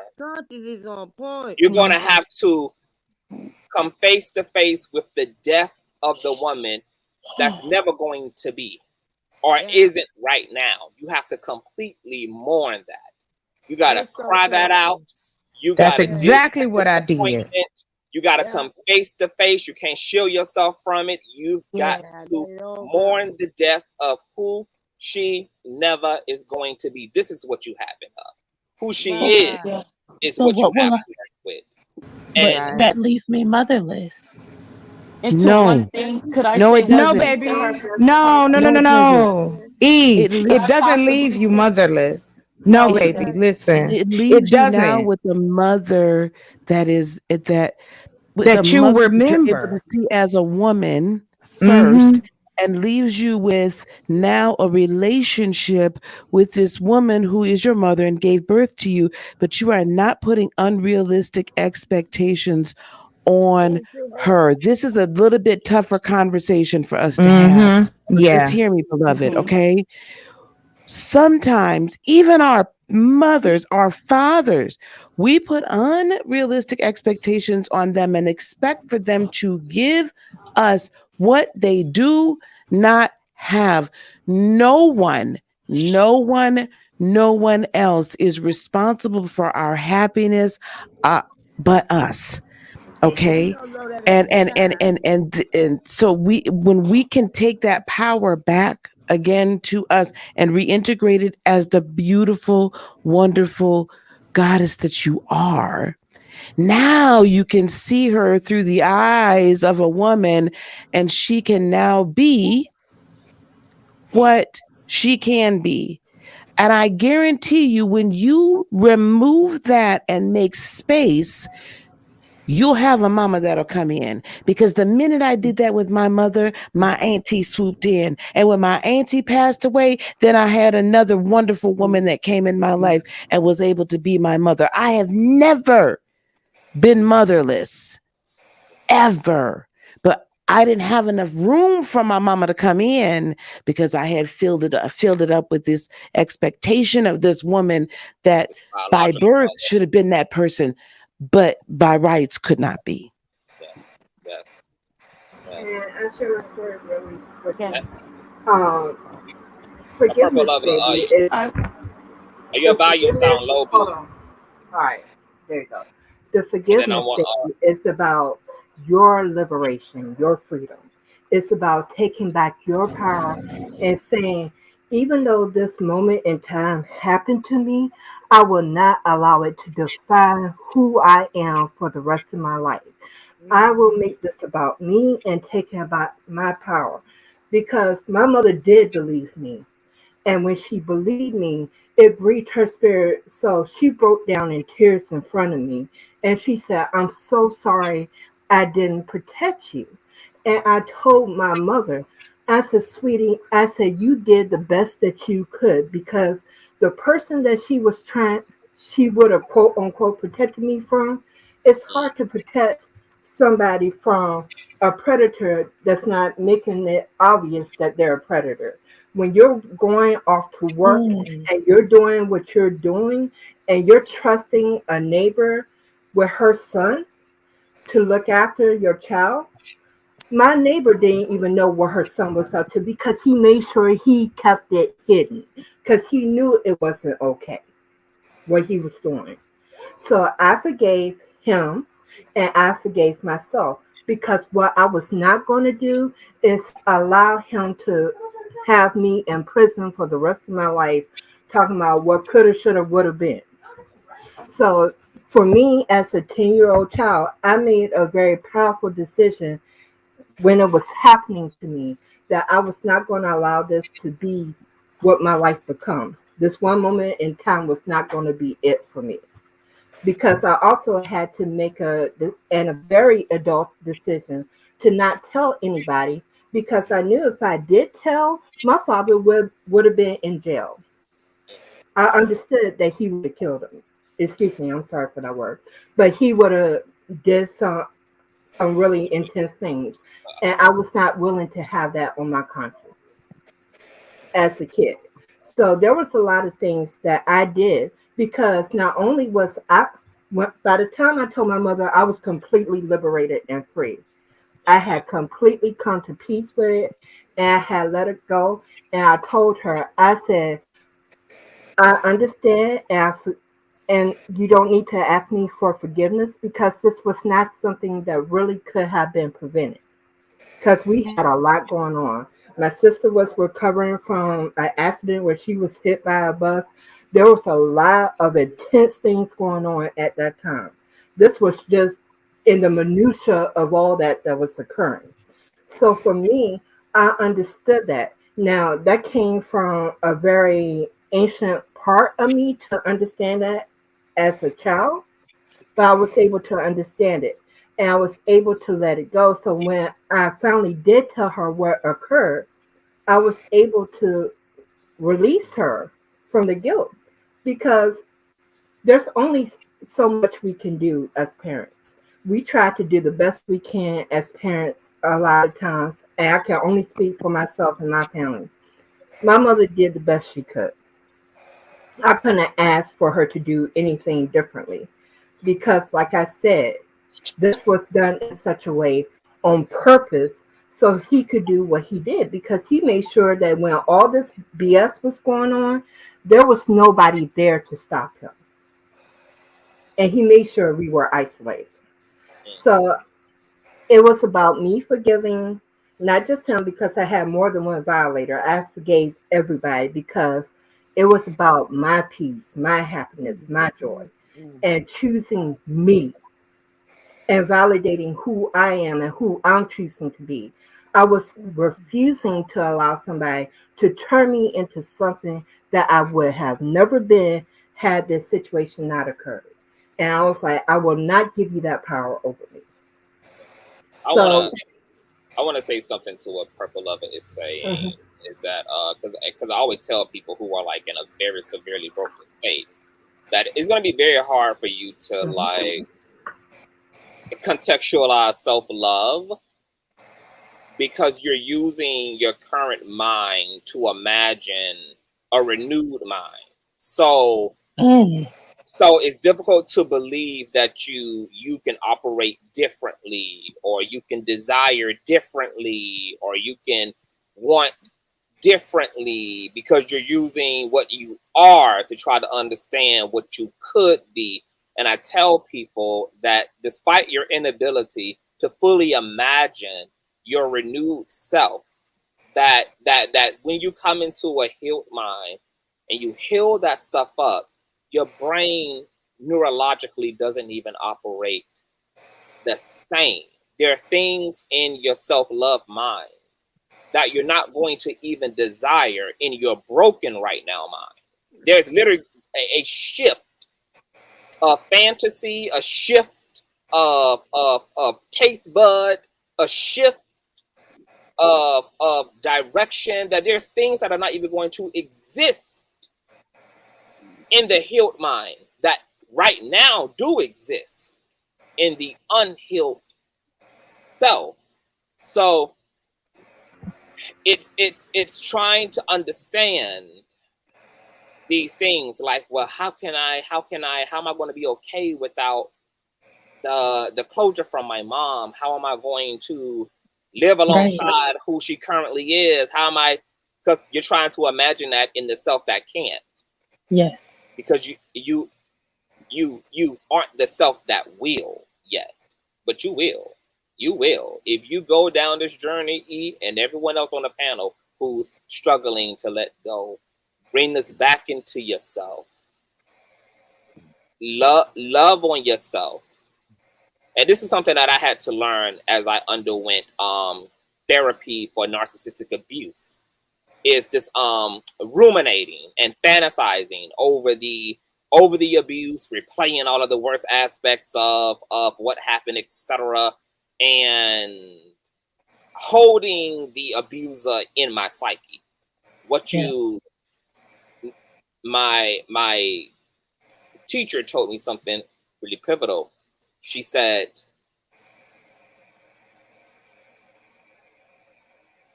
your job as a survivor is to give to yourself what your narcissist didn't. If your abuser wasn't unkind to you, your job is to be kind to you. If your abuser forsaked you, your job is to be committed to you. If your abuser didn't listen to you, didn't understand you, your job is to yield understanding and compassion unto yourself. These are the healing blocks. Is be to you what they weren't. It's the takeaway from the experience. Is you invite all of that nutrition into yourself. That builds the infrastructure for your wellness and your future ahead, E. So I want to encourage you, because I know that it's difficult in the West for us to divorce certain things and certain narratives around our parents because they are cultural. We are birthed into a system that makes us put so much deep emphasis on our parents and so much deep expectations that are erroneous and unrealistic and not really true to what parents really represent and what our expectations really should and shouldn't be. We are in kind of an ass backward society in general. So mostly what we've been taught about everything, love, romance, is mostly littered, is polluted. Is really polluted with a lot of ego, polluted with a lot of materiality, polluted with a lot of false self. But I encourage you to, if you're not in therapy, I would encourage you to get therapy, whether your preference is spiritual or secular, either one, as long as your counselor is sound, will definitely help you along this journey. I don't think that people should be on this journey alone. I think that we need help because our worst enemy exists within ourselves. So having some external accountability system is healthy, because sometimes left to our own devices, the worst aspects of ourselves keep counseling us back into the injury, keep talking ourselves back into proximity to the person we need to not be in proximity to. So having someone to represent your higher self outside of you is important, whether that's in the form of friends, in the form of a therapist, a pastor, a spiritual leader, whomever it is. But you can do this, E. Do not Thank you. give more to your mom than what It's necessary, as everyone has kind of echoed here. Our parents, as much as a part of us feels we need this closure, ultimately closure is within. And it's really too much to trust anybody else with. Like, I don't even want to put the pressure to forgive someone today conditionally, when by next week they can make me resent them all over again, because that forgiveness exists on a conditional basis. It has to. You can only truly be free from it by giving it to yourself and making peace. And I'm gonna close out with this after I get everybody's last remaining thoughts.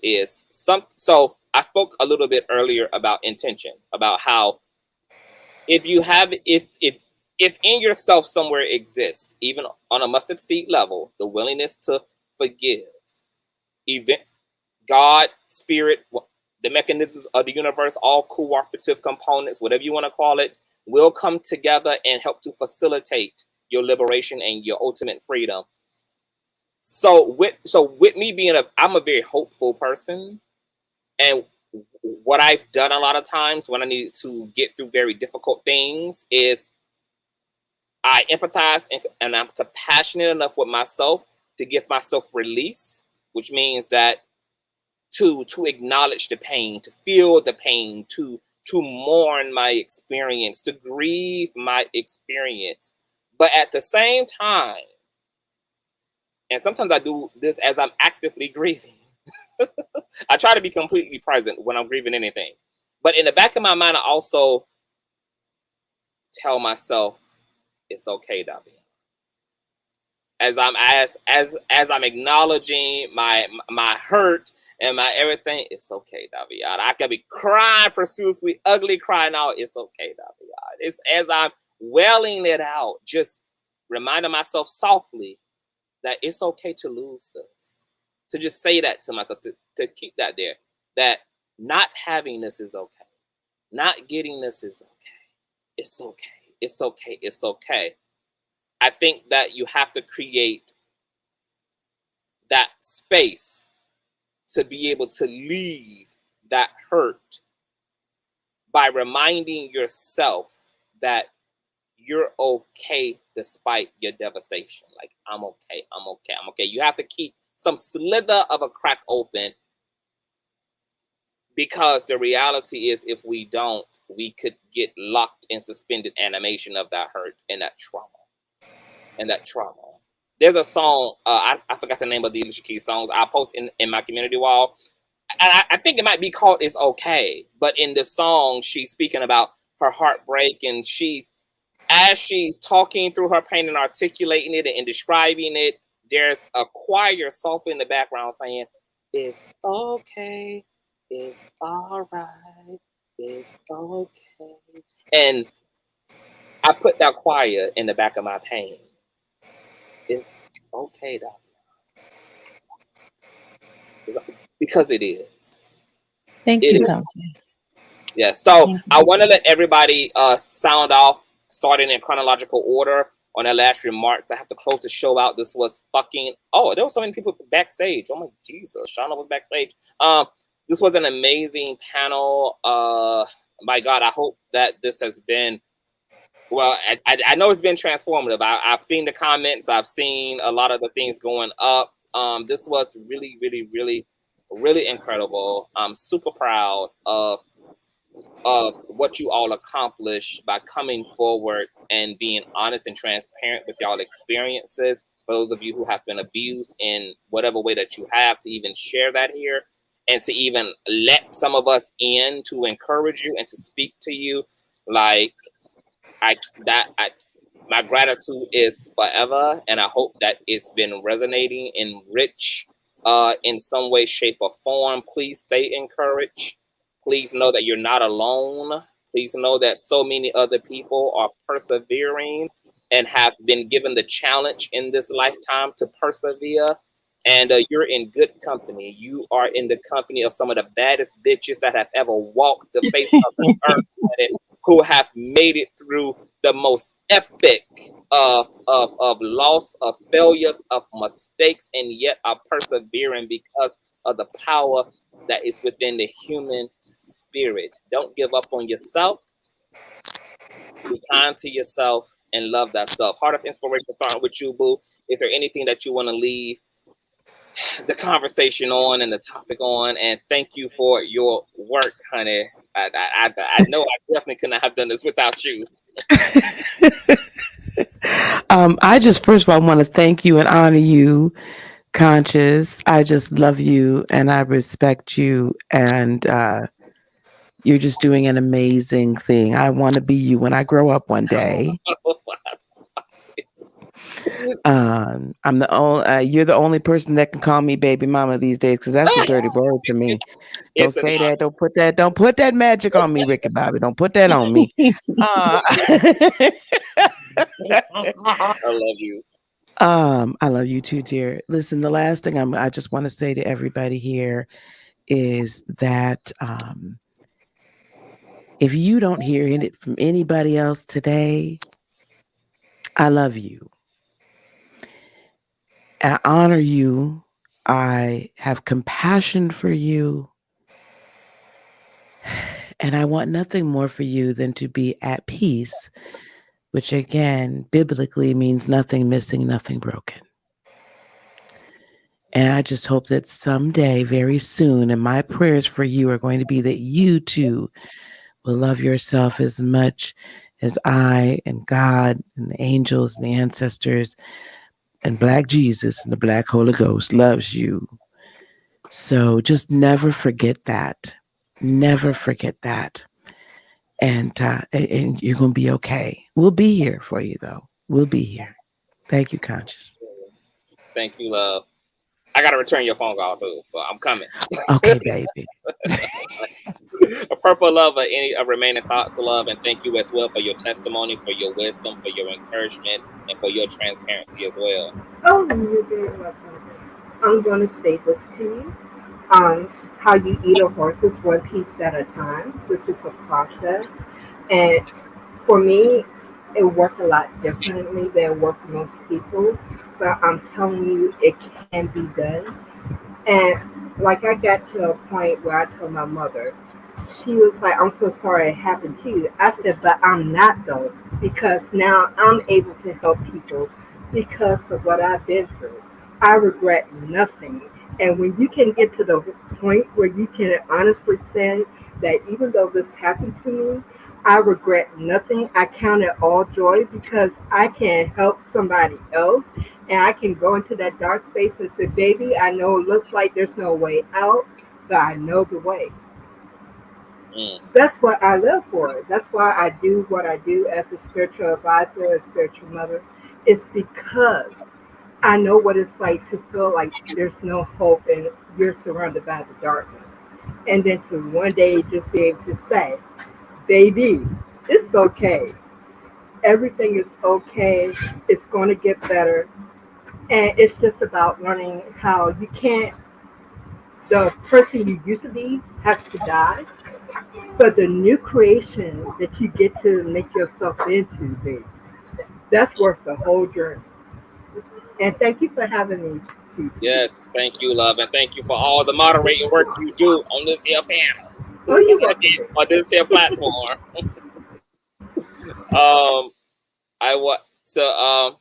Miss Paris, are you there, love? I want to also thank you. Thank you for being transparent. Thank you for sharing and showing up. I know this is probably hard for so many of you, but you guys put on a brave face and you did your thing, and I hope you know that it means a lot to me. Is there anything that you want to leave the panel on? Yes. I want to say to Heart, thank you so much. You are such a healer, a great alchemist. I can just feel it. Oh, girl, the power coming off of you, hitting me. I can just feel the ancestors, the God, girl. Okay, the session that happened tonight, believe it or not, this is the small part of healing that's going to happen globally with our culture, with our people. Our people are going to have a massive awakening, a massive healing. We are going to have that as the divine masculine and feminine. We have to have that. And our divine place will be restored. We are not in our rightful place. We are in our home, but we are prisoners in it. And we are not being treated right. So therefore, the laws that are going on and the way we've been taught, like Conscious said, it is ass backwards. It's not right. So we can't take it face value. We can't take it as truth. And it's not our fault that we took it as truth. And to let you know, the gods and the ancestors and the powers that be does not fault you for that at all, because of the way, the things that we've been through and the things that we've done and the things that we've been taught.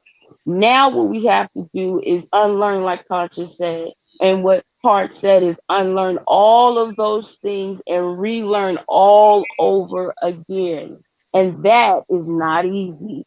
It can be done because you have the power, the strength to do it. It is naturally in you. Okay? We are the number one culture that is number one talked about and the number one celebrated at the same damn time. Okay? We are the juice. We got the sauce. Okay? And at the same time, they don't want to be us, but then they want to be you. You have to know who you are first to get out of the rest. And meditation is the way. Prayer, I believe the last thing I'm going to say, prayer is talking. You talk. That's what I believe. Prayer, you're talking to the powers of you, you're talking to God, you're talking to the ancestors, you're saying how you feel, you're saying that first. And meditation, you shut your mouth, you be quiet, you listen to what God is saying, you listen to what the ancestors are saying, you listen to them so they can direct you. So a lot of us have to shut our mouth and sit down and slow your mind down. And I know it can be hard for you, baby. I know it can be hard to slow your mind down and sit down and be quiet in the dark. Yeah, cut that light off. That ain't the devil. Cut that light off. Sit quiet. Sit alone by yourself. Get you some hours in and listen. And let me tell you what you're going to see. Don't get afraid. Magic gonna happen, ain't it, Heart? Ain't it, Conscious? It's gonna happen. Some magic gonna happen. You gonna levitate up in some stuff. But that's what I gotta say. I love you all, and I thank you so much, Conscious. I thank you so much, Heart. I thank the rest of the panel, and healing is happening. Yes. Thank you so much for that, Paris. Look, Paris just did a mud stomp, honey. Look, the church or religion that have y'all demonizing that meditation. Let's see, prayer and meditation work in tandem, honey. Prayer, you do your talking. Meditation, shut your mouth. This is your time to listen to the answer and for the response for what you did all that talking about in your prayer. Come on now, Paris. Well, you know what? Conscious, it's about time. We need us an organ player and some tambourines around here now. We're going to put that on. I'm bringing the tambourine. Okay, I'm bringing the tambourine. Yeah, Chocolate got the tambourine. We're going to need an organ pretty soon, y'all. Yes, I'm going to get us old dance. What you call them people? A minister of music. We gonna get us. Yes, we need a minister of music. There you go. I'ma just get me one of them dickies with the choir. It look like the choir from the top. That's all. Okay. Choir rope from the top. All right, I'm sorry. I'll wait my turn. Okay. Jessica M., I want to welcome you as well to the panel. Thank you for being here. Thank you for sharing. Thank you for showing up, love. I appreciate you. Are there any closing words and remarks you have? Well, I can't top that one. But all I know is that tonight was great, and our community does really need to heal, and we need to hold these predators accountable, hold the people that are praising these predators accountable, and just keep moving forward and stop sweeping stuff up under the rug. That's what our community is just bad at. And it's like we have so many cousins that we're staring at, and brothers and sisters that are created of incest, and then we're just it's hurting us. And we need to hold men accountable like Kevin Samuels that feels that is okay to just have a man around, but your daughter is giving birth to his child. Like, no, we're not doing that. We're not moving forward with that. no, like we just really need to heal and be still and be at peace. Yes, yes, yes. Amen, amen, amen, amen.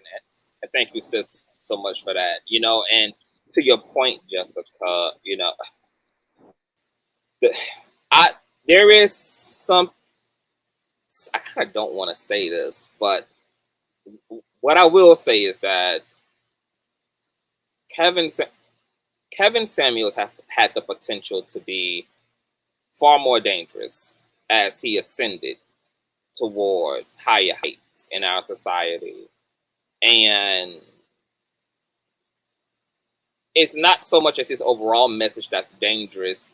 What is dangerous is just it was always the worst patriarchal, most toxic parts of his talking points that were sensationalized and made viral, and that shit going out into millions upon millions upon millions of people who already identify solely and exclusively with a toxic, misogynistic, patriarchal mindset. And I cannot imagine now that I'm thinking about it, I can't even imagine how much more people would have been in the sunken place as a result of him having an even more mainstream platform to be able to say some of the wild shit that he does. For example, what we spoke about tonight, telling women not to believe their daughters, not to believe the divine feminine who makes up the majority of victims who are victimized in this way through sexual abuse. I mean, it's just egregious. And yeah, so Yeah. that's that. Amen to Thank you. him. The Chocolate Earth Foundation, boo. I want to thank you for your transparency, for sharing, for giving us your experience and for giving us your transparency and for your wisdom tonight to all of the other women. Any final words on the topic tonight? You know I got final words. Stop playing with me. Yeah. And I just got me a little tamarine. Hey, that's my pill bottle. That's my pill bottle. So anyway, listen. I want to tell you that first off, I just want to thank everyone. All of you are inspirational to me, whether I know you or don't. Because for every one of you I see my mom. My mom was a black woman first. My mom was that little girl first. And she passed on the wisdom she could to me in the even in the detriment that she had to face. And I say this in all honesty. I do have past trauma and pain that I'm working through every day. Every day. That's what matters. And I don't stop, you know? But if it wasn't for the words that my mother gave me during this conversation, these many conversations, and I just to give you guys just a little bit, believe me, I had her for 42 years. That's longer than a lot of people get or have. So I have memories, laughter, everything we went through. The only time me and my mom got into it was about the men I picked. And she was right. But what I will share and why I share so openly is because I grew up in a house of secrets. I grew up in a house of games and emotional manipulation and, you know, all that silliness that you go through. I was told the same thing like a lot of us, you know, you don't tell, you know, outsiders your business. You don't do this and that. Well, even as a little baby, I wasn't listening to what people told me what to do. So I say this to you all. Don't be afraid of the journey, because every day you wake up, and your eyes open, you get to see another sun, you get to watch another moon, you get to watch your babies play, you get to talk to your loved ones and the people that's important, or you get to go to work and do the thing you love doing, you have an opportunity for change. And it's hard because we get caught up in our lives. We can't help it. But we have to help it though. You gotta make that time for yourself. Because the better you are, the better mother you are. The better mate you are. The better builder you can become. I still got a lot of living to do. I'm a baby as far as the world is concerned. But I tell you this, when I do wake up, I feel good about myself as a person. I might not be where I want to be at the moment, but my spirit is okay. Those type of things don't drag me down and stop me. Like I told Conscious, I was inspired to start my own channel. I was inspired because I had been told the majority of my life I had a voice, but I didn't know where to put it. And things happen for a reason. My mom, my sister, and my brother was like, "Don't get on. You gonna be on all night." And I thank you all for that. That's how I met Heart. You know, just all of those different things that have affected me now. And so I say that to you guys. And we have to protect our women, our elders, our babies, and them little girls, them little boys. And so, with what my mother gave me and what life has given me, that's the only way I knew what to do to honor her. Chocolate Earth wouldn't be here if it wasn't for her.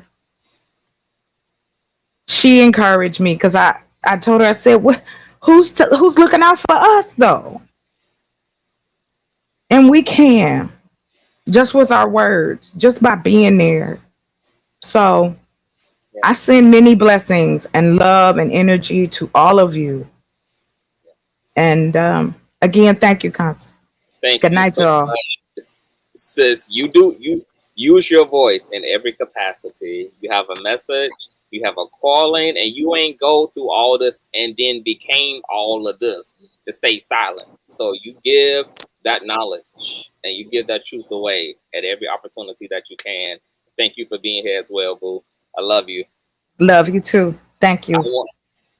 Chantel, thank you for being here as well. Thank you for your transparency. Thank you for holding the space. Thank you for your wisdom. Thank you for showing up today. I know this was your first panel, so You're welcome. I'm happy that you got to get your rocks off here first and I let this set am the too. tone. Yeah. Let this set the tone for you. Hit that StreamYard link elsewhere, honey. Tell them y'all got to do it like you need to do it, baby. I know that's right. Are there any parting words or lasting words you have on the subject today? Yes, I just want to say, first of all, to all the panelists, you know, y'all are amazing. We are not our situations. We are not our circumstances. I just give my hats off to everybody that was able to, you know, transcend and move on and, you know, improve their self. Self-improvement is very important, mind, body, and soul. I also want to say just thank you for having such a positive platform, because the way I got introduced into the manosphere is I was on another platform about colorism, and some of those manosphere guys came on and attacked me because I didn't agree with some of their views. And at the time, I didn't know that was the last time I've ever been on a StreamYard platform. I got called the devil. I got called the demon because I stated that me and my man are a team and we work together. And after that, equality over there, Chantel. They hate equality. Yes, they hate it.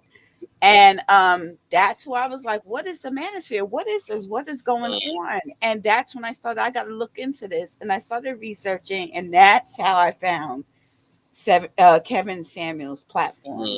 And that's the part that's scary to me, is that somebody, I keep hearing If you don't like what he says, don't go on his platform. But here I am, somebody who's never been on his platform, never heard of the manosphere, but still I'm getting attacked. Okay. So it really scares me if this man had gone mainstream, the effect that it would have on how people think, how people see women, having a Black community more divided. It's really scary. So I feel like if you truly and genuinely want to help people, this is the way you do it. This is the way you do it, with positivity. Not everybody needs to be beaten down, because look at all these women on this platform here. How many women that has called into his show or that has seen the clips been through a lot of the stuff that we are going through, or a lot of the stuff that these women have gone through today? And then when you put that out there and you have, a show where you're telling women how to react to their own child, telling them that they've been through something like this, can be very triggering to women who have really been through that. And, it's triggering them all over again. That is not the way that you heal. That is not the way that you help. And, I'm just glad that you have a platform where people can actually come, everybody can speak, and, you're honest. Sometimes you may say things that everybody doesn't agree with, but you're respectful. You're respectful. And I have a lot of respect for that. And thank you for having me on the show. Oh, thank you so much for that, Chantel. I appreciate You're welcome. you. And stay your ass up out of the manosphere, Chantel. Yes. Well, after that, once I saw how toxic it was, I'm very much into anything that's going to make me start feeling like sugar honey iced tea about myself. I'm like, I'm done. Done. Yeah, absolutely. Yeah. That's right. You don't have to suffer for nobody. Exactly. And the majority of the time, what they don't want to tell you, they hate themselves. Of course. They hate themselves. Of course. Absolutely. Absolutely. But thank you so much. Are you subscribed, honey? Oh, I subscribed like 3 episodes ago. I was like, I gotta make a live. All right, good. Well, I'm so glad that you was able to make this live. This was really an epic live. Like, yes, it sure. Going out and every time I think I have a favorite live or that we've reached a pivotal, I'm just like, we do it again. It's not like I feel like a DJ Khaled. Like every time I'm like hit after hit after hit. So, but just thank you so much, love. I appreciate your support and thank you for being welcome. Here. And another one. And another one. Yeah. Hey, I want to thank you for being here. I want to thank you for trusting us with your situation with your mother and opening up to us, and even your willingness to let us give you feedback and encouragement and our wisdom on the matter. Thank you so much. Is there any parting words you have regarding the topic tonight? So, well, I'm so happy I found this channel, first of all. And thank you, Conscious, for thank you, Conscious, for your mission and being a light and challenging what we know as basic and ordinary. Thank you to the panel, everybody, and for your kind words and insights of wisdom, and for making this feel like such a safe space for me. And like I said, I was watching the chat, and so I know a lot of people took a lot of good things away from this. And I've taken a piece of each and every one of you. So thank you to you all. I thank God that this video surpassed the influence of that Kevin guy. And it literally became a healing session between what I like to think of as brothers and sisters, kings and queens, healers and survivors. I know I've been impacted in a big way, and God willing, I'll be back to chime in on more discussions on this panel over the next few weeks. So the start of my evolution, which has been triggered today, will hopefully inspire someone else as I undertake this journey of forgiveness, self-love, confidence, realignment, and identity. So thank you all for listening without judgment and pulling my coattail, letting me know when my expectations were too high. I saw those comments in the chat, so thank you all for that. I take it all in. And I think I'm well, it's not I think, I know. You're so humble. Well, I think I'm able to see myself better now, which helps me to see pain and love better now, and which in turn I can see humanity better now. So I love sending love to everybody. I love you all. Thank you all for listening, Oh, and thank you thank you, so much, Conscious. Ed. And you have community here. You know, if you ever need to speak or to talk, you reach out to me through email. You can reach out to Heart of Inspiration. We both are content creators. We have platforms. So, you know, if you ever need to talk, just send the word out. Send the distress call out. And thank you for being here and for your support. And we are definitely sending you light and love to you and your mother on your journey. There's a lot of possibility for you guys to have a greater relationship. But what definitely is possible, if nonetheless, is your relationship to yourself can be full with or without the manifestation of that relationship. So you just stay encouraged and you just stay clear and get you a great support system around you to help you on your journey. It will be very helpful. Thank you. Thank you. Okay, last but not least, Miss Shauna, are you there? I want to thank you for showing up. Thank you for holding the space and your transparency and participation in this platform as well. I appreciate you. Are there any lasting thoughts that you have on tonight's subject? Yes, thank you so much. I'm sorry I haven't been an active talker. I'm huge into listening, and there's so many words of wisdom. I can't even begin to like interrupt somebody's thought process because it is so impactful. And I want to thank you for having this platform, because at first I was like, oh, that's so sad. It's just a bunch of women talking. Not sad, but because it's been very helpful for me. But there's women and men need to be involved in this conversation. But then I started thinking, it's like, wait a minute. We're the mothers. We start the process of rebirthing our culture, and we can do it within ourselves. No matter how people want to perceive us, we are the ones who can make the change. So I think, even though we don't have any men on this panel, which I think it would be important, but in the end, it's women who have made the difference in our society. And when I say made the difference, meaning we're going to sit back and let the men take charge. That's our responsibility. That's what we are accountable for. So it's like, well, how about we start actually making strides to change this culture? Because it doesn't make any sense, like the stats you posted earlier, that the majority of us are being taken advantage of, and that doesn't make any sense to me. That just, I think we're discounting our worth and our place in society because of others. So I think if we can actually build up our self-esteem and believe in each other and make us accountable to ourselves, and realize how much impact we have in society.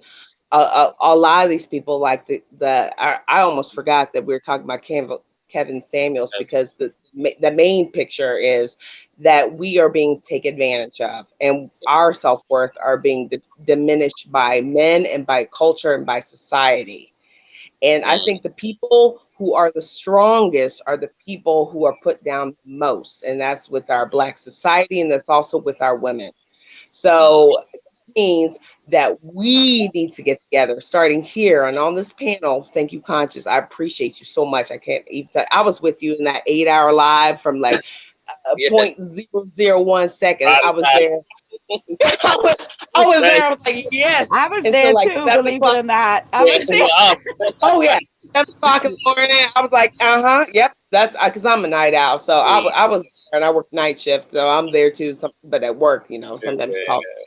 But there's much to be seen by having these types of conversations, and not just watching it from afar and not being able to put your voice in, and having real honest conversations. Because I was impacted, especially by, I want to thank all y'all. All y'all had something valid and very inspirational to say. But man, you hit me from the core about relationships with our mothers is where it all starts.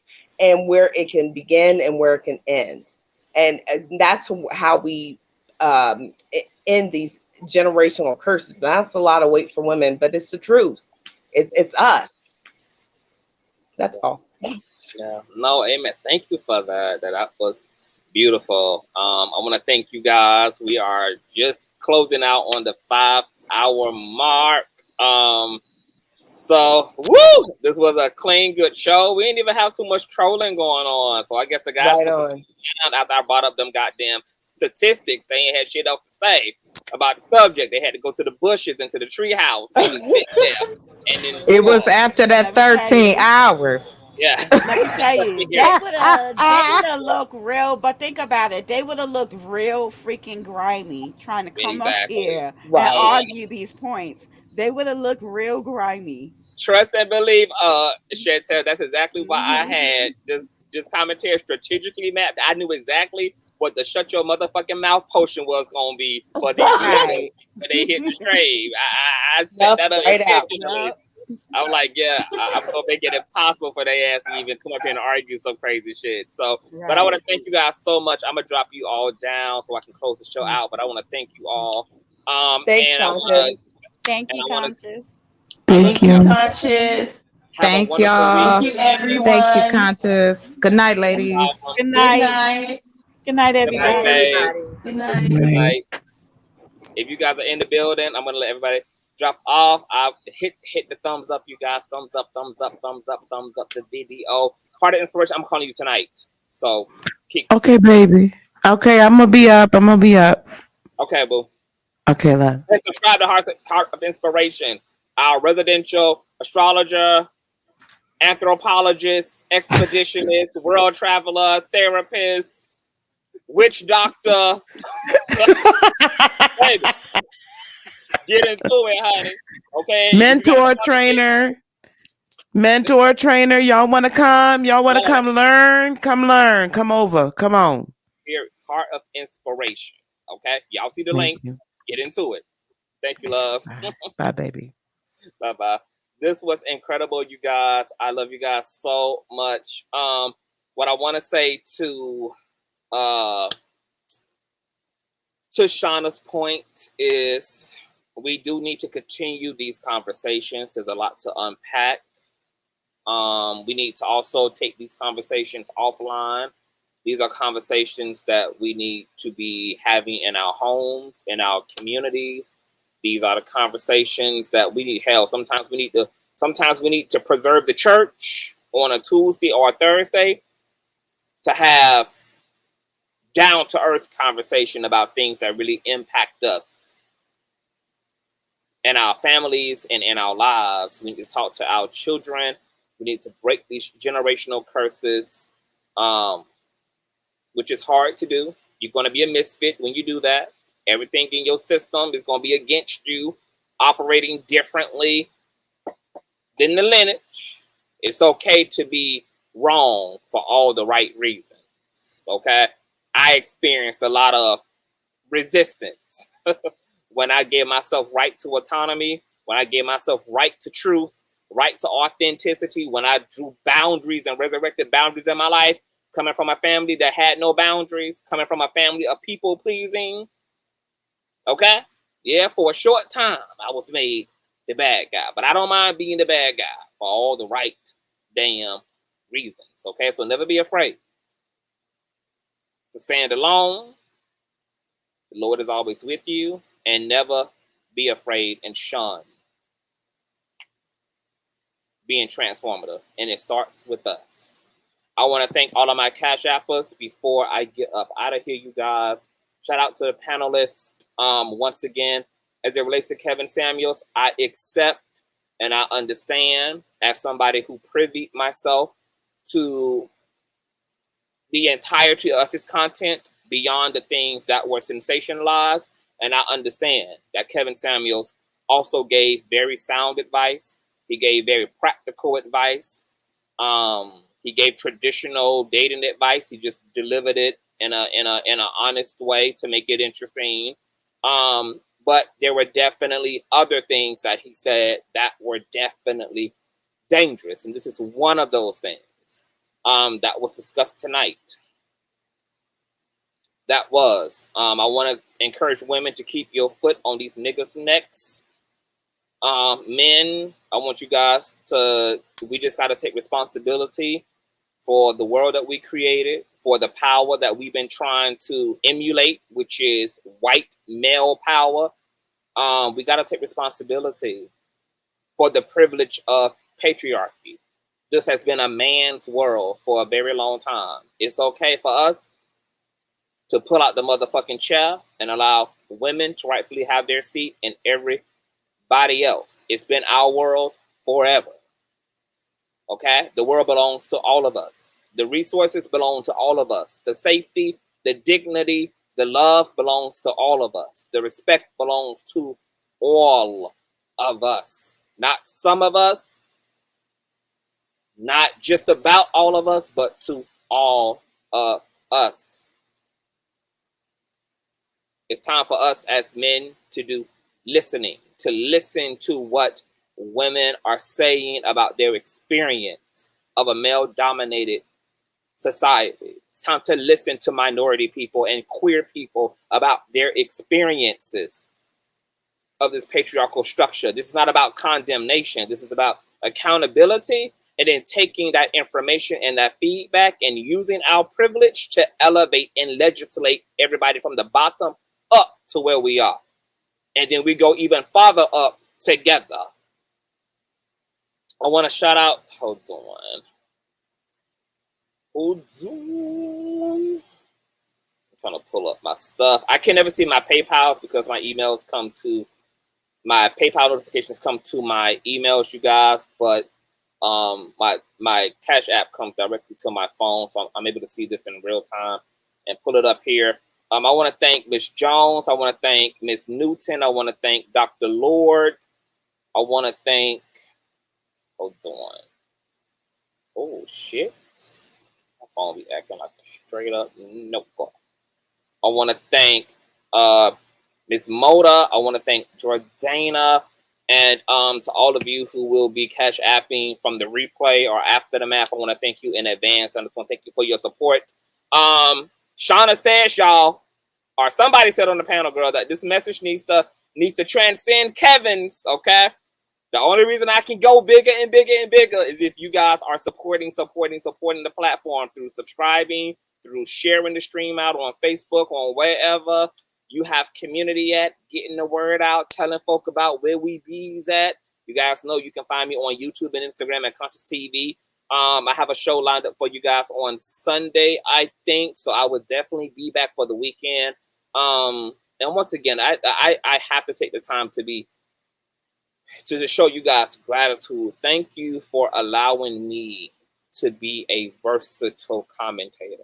Thank you for allowing me to be someone who can go from talking about Jocelyn's Cabaret and Bad Boys LA on Zeus Club to having these epic communal discussions about systemic issues that impact us in all these various ways. I think I found my tribe. So I just want to thank you. It means a lot. And I will continue to bring you guys the content that you need. John, he is resting in peace. It's just his message that's living on. So his message and the conversations around his message never will. He is living in peace. But his message will live on. And so will we, as long as it lives on. Okay? So good night to you, John. And good night to you all.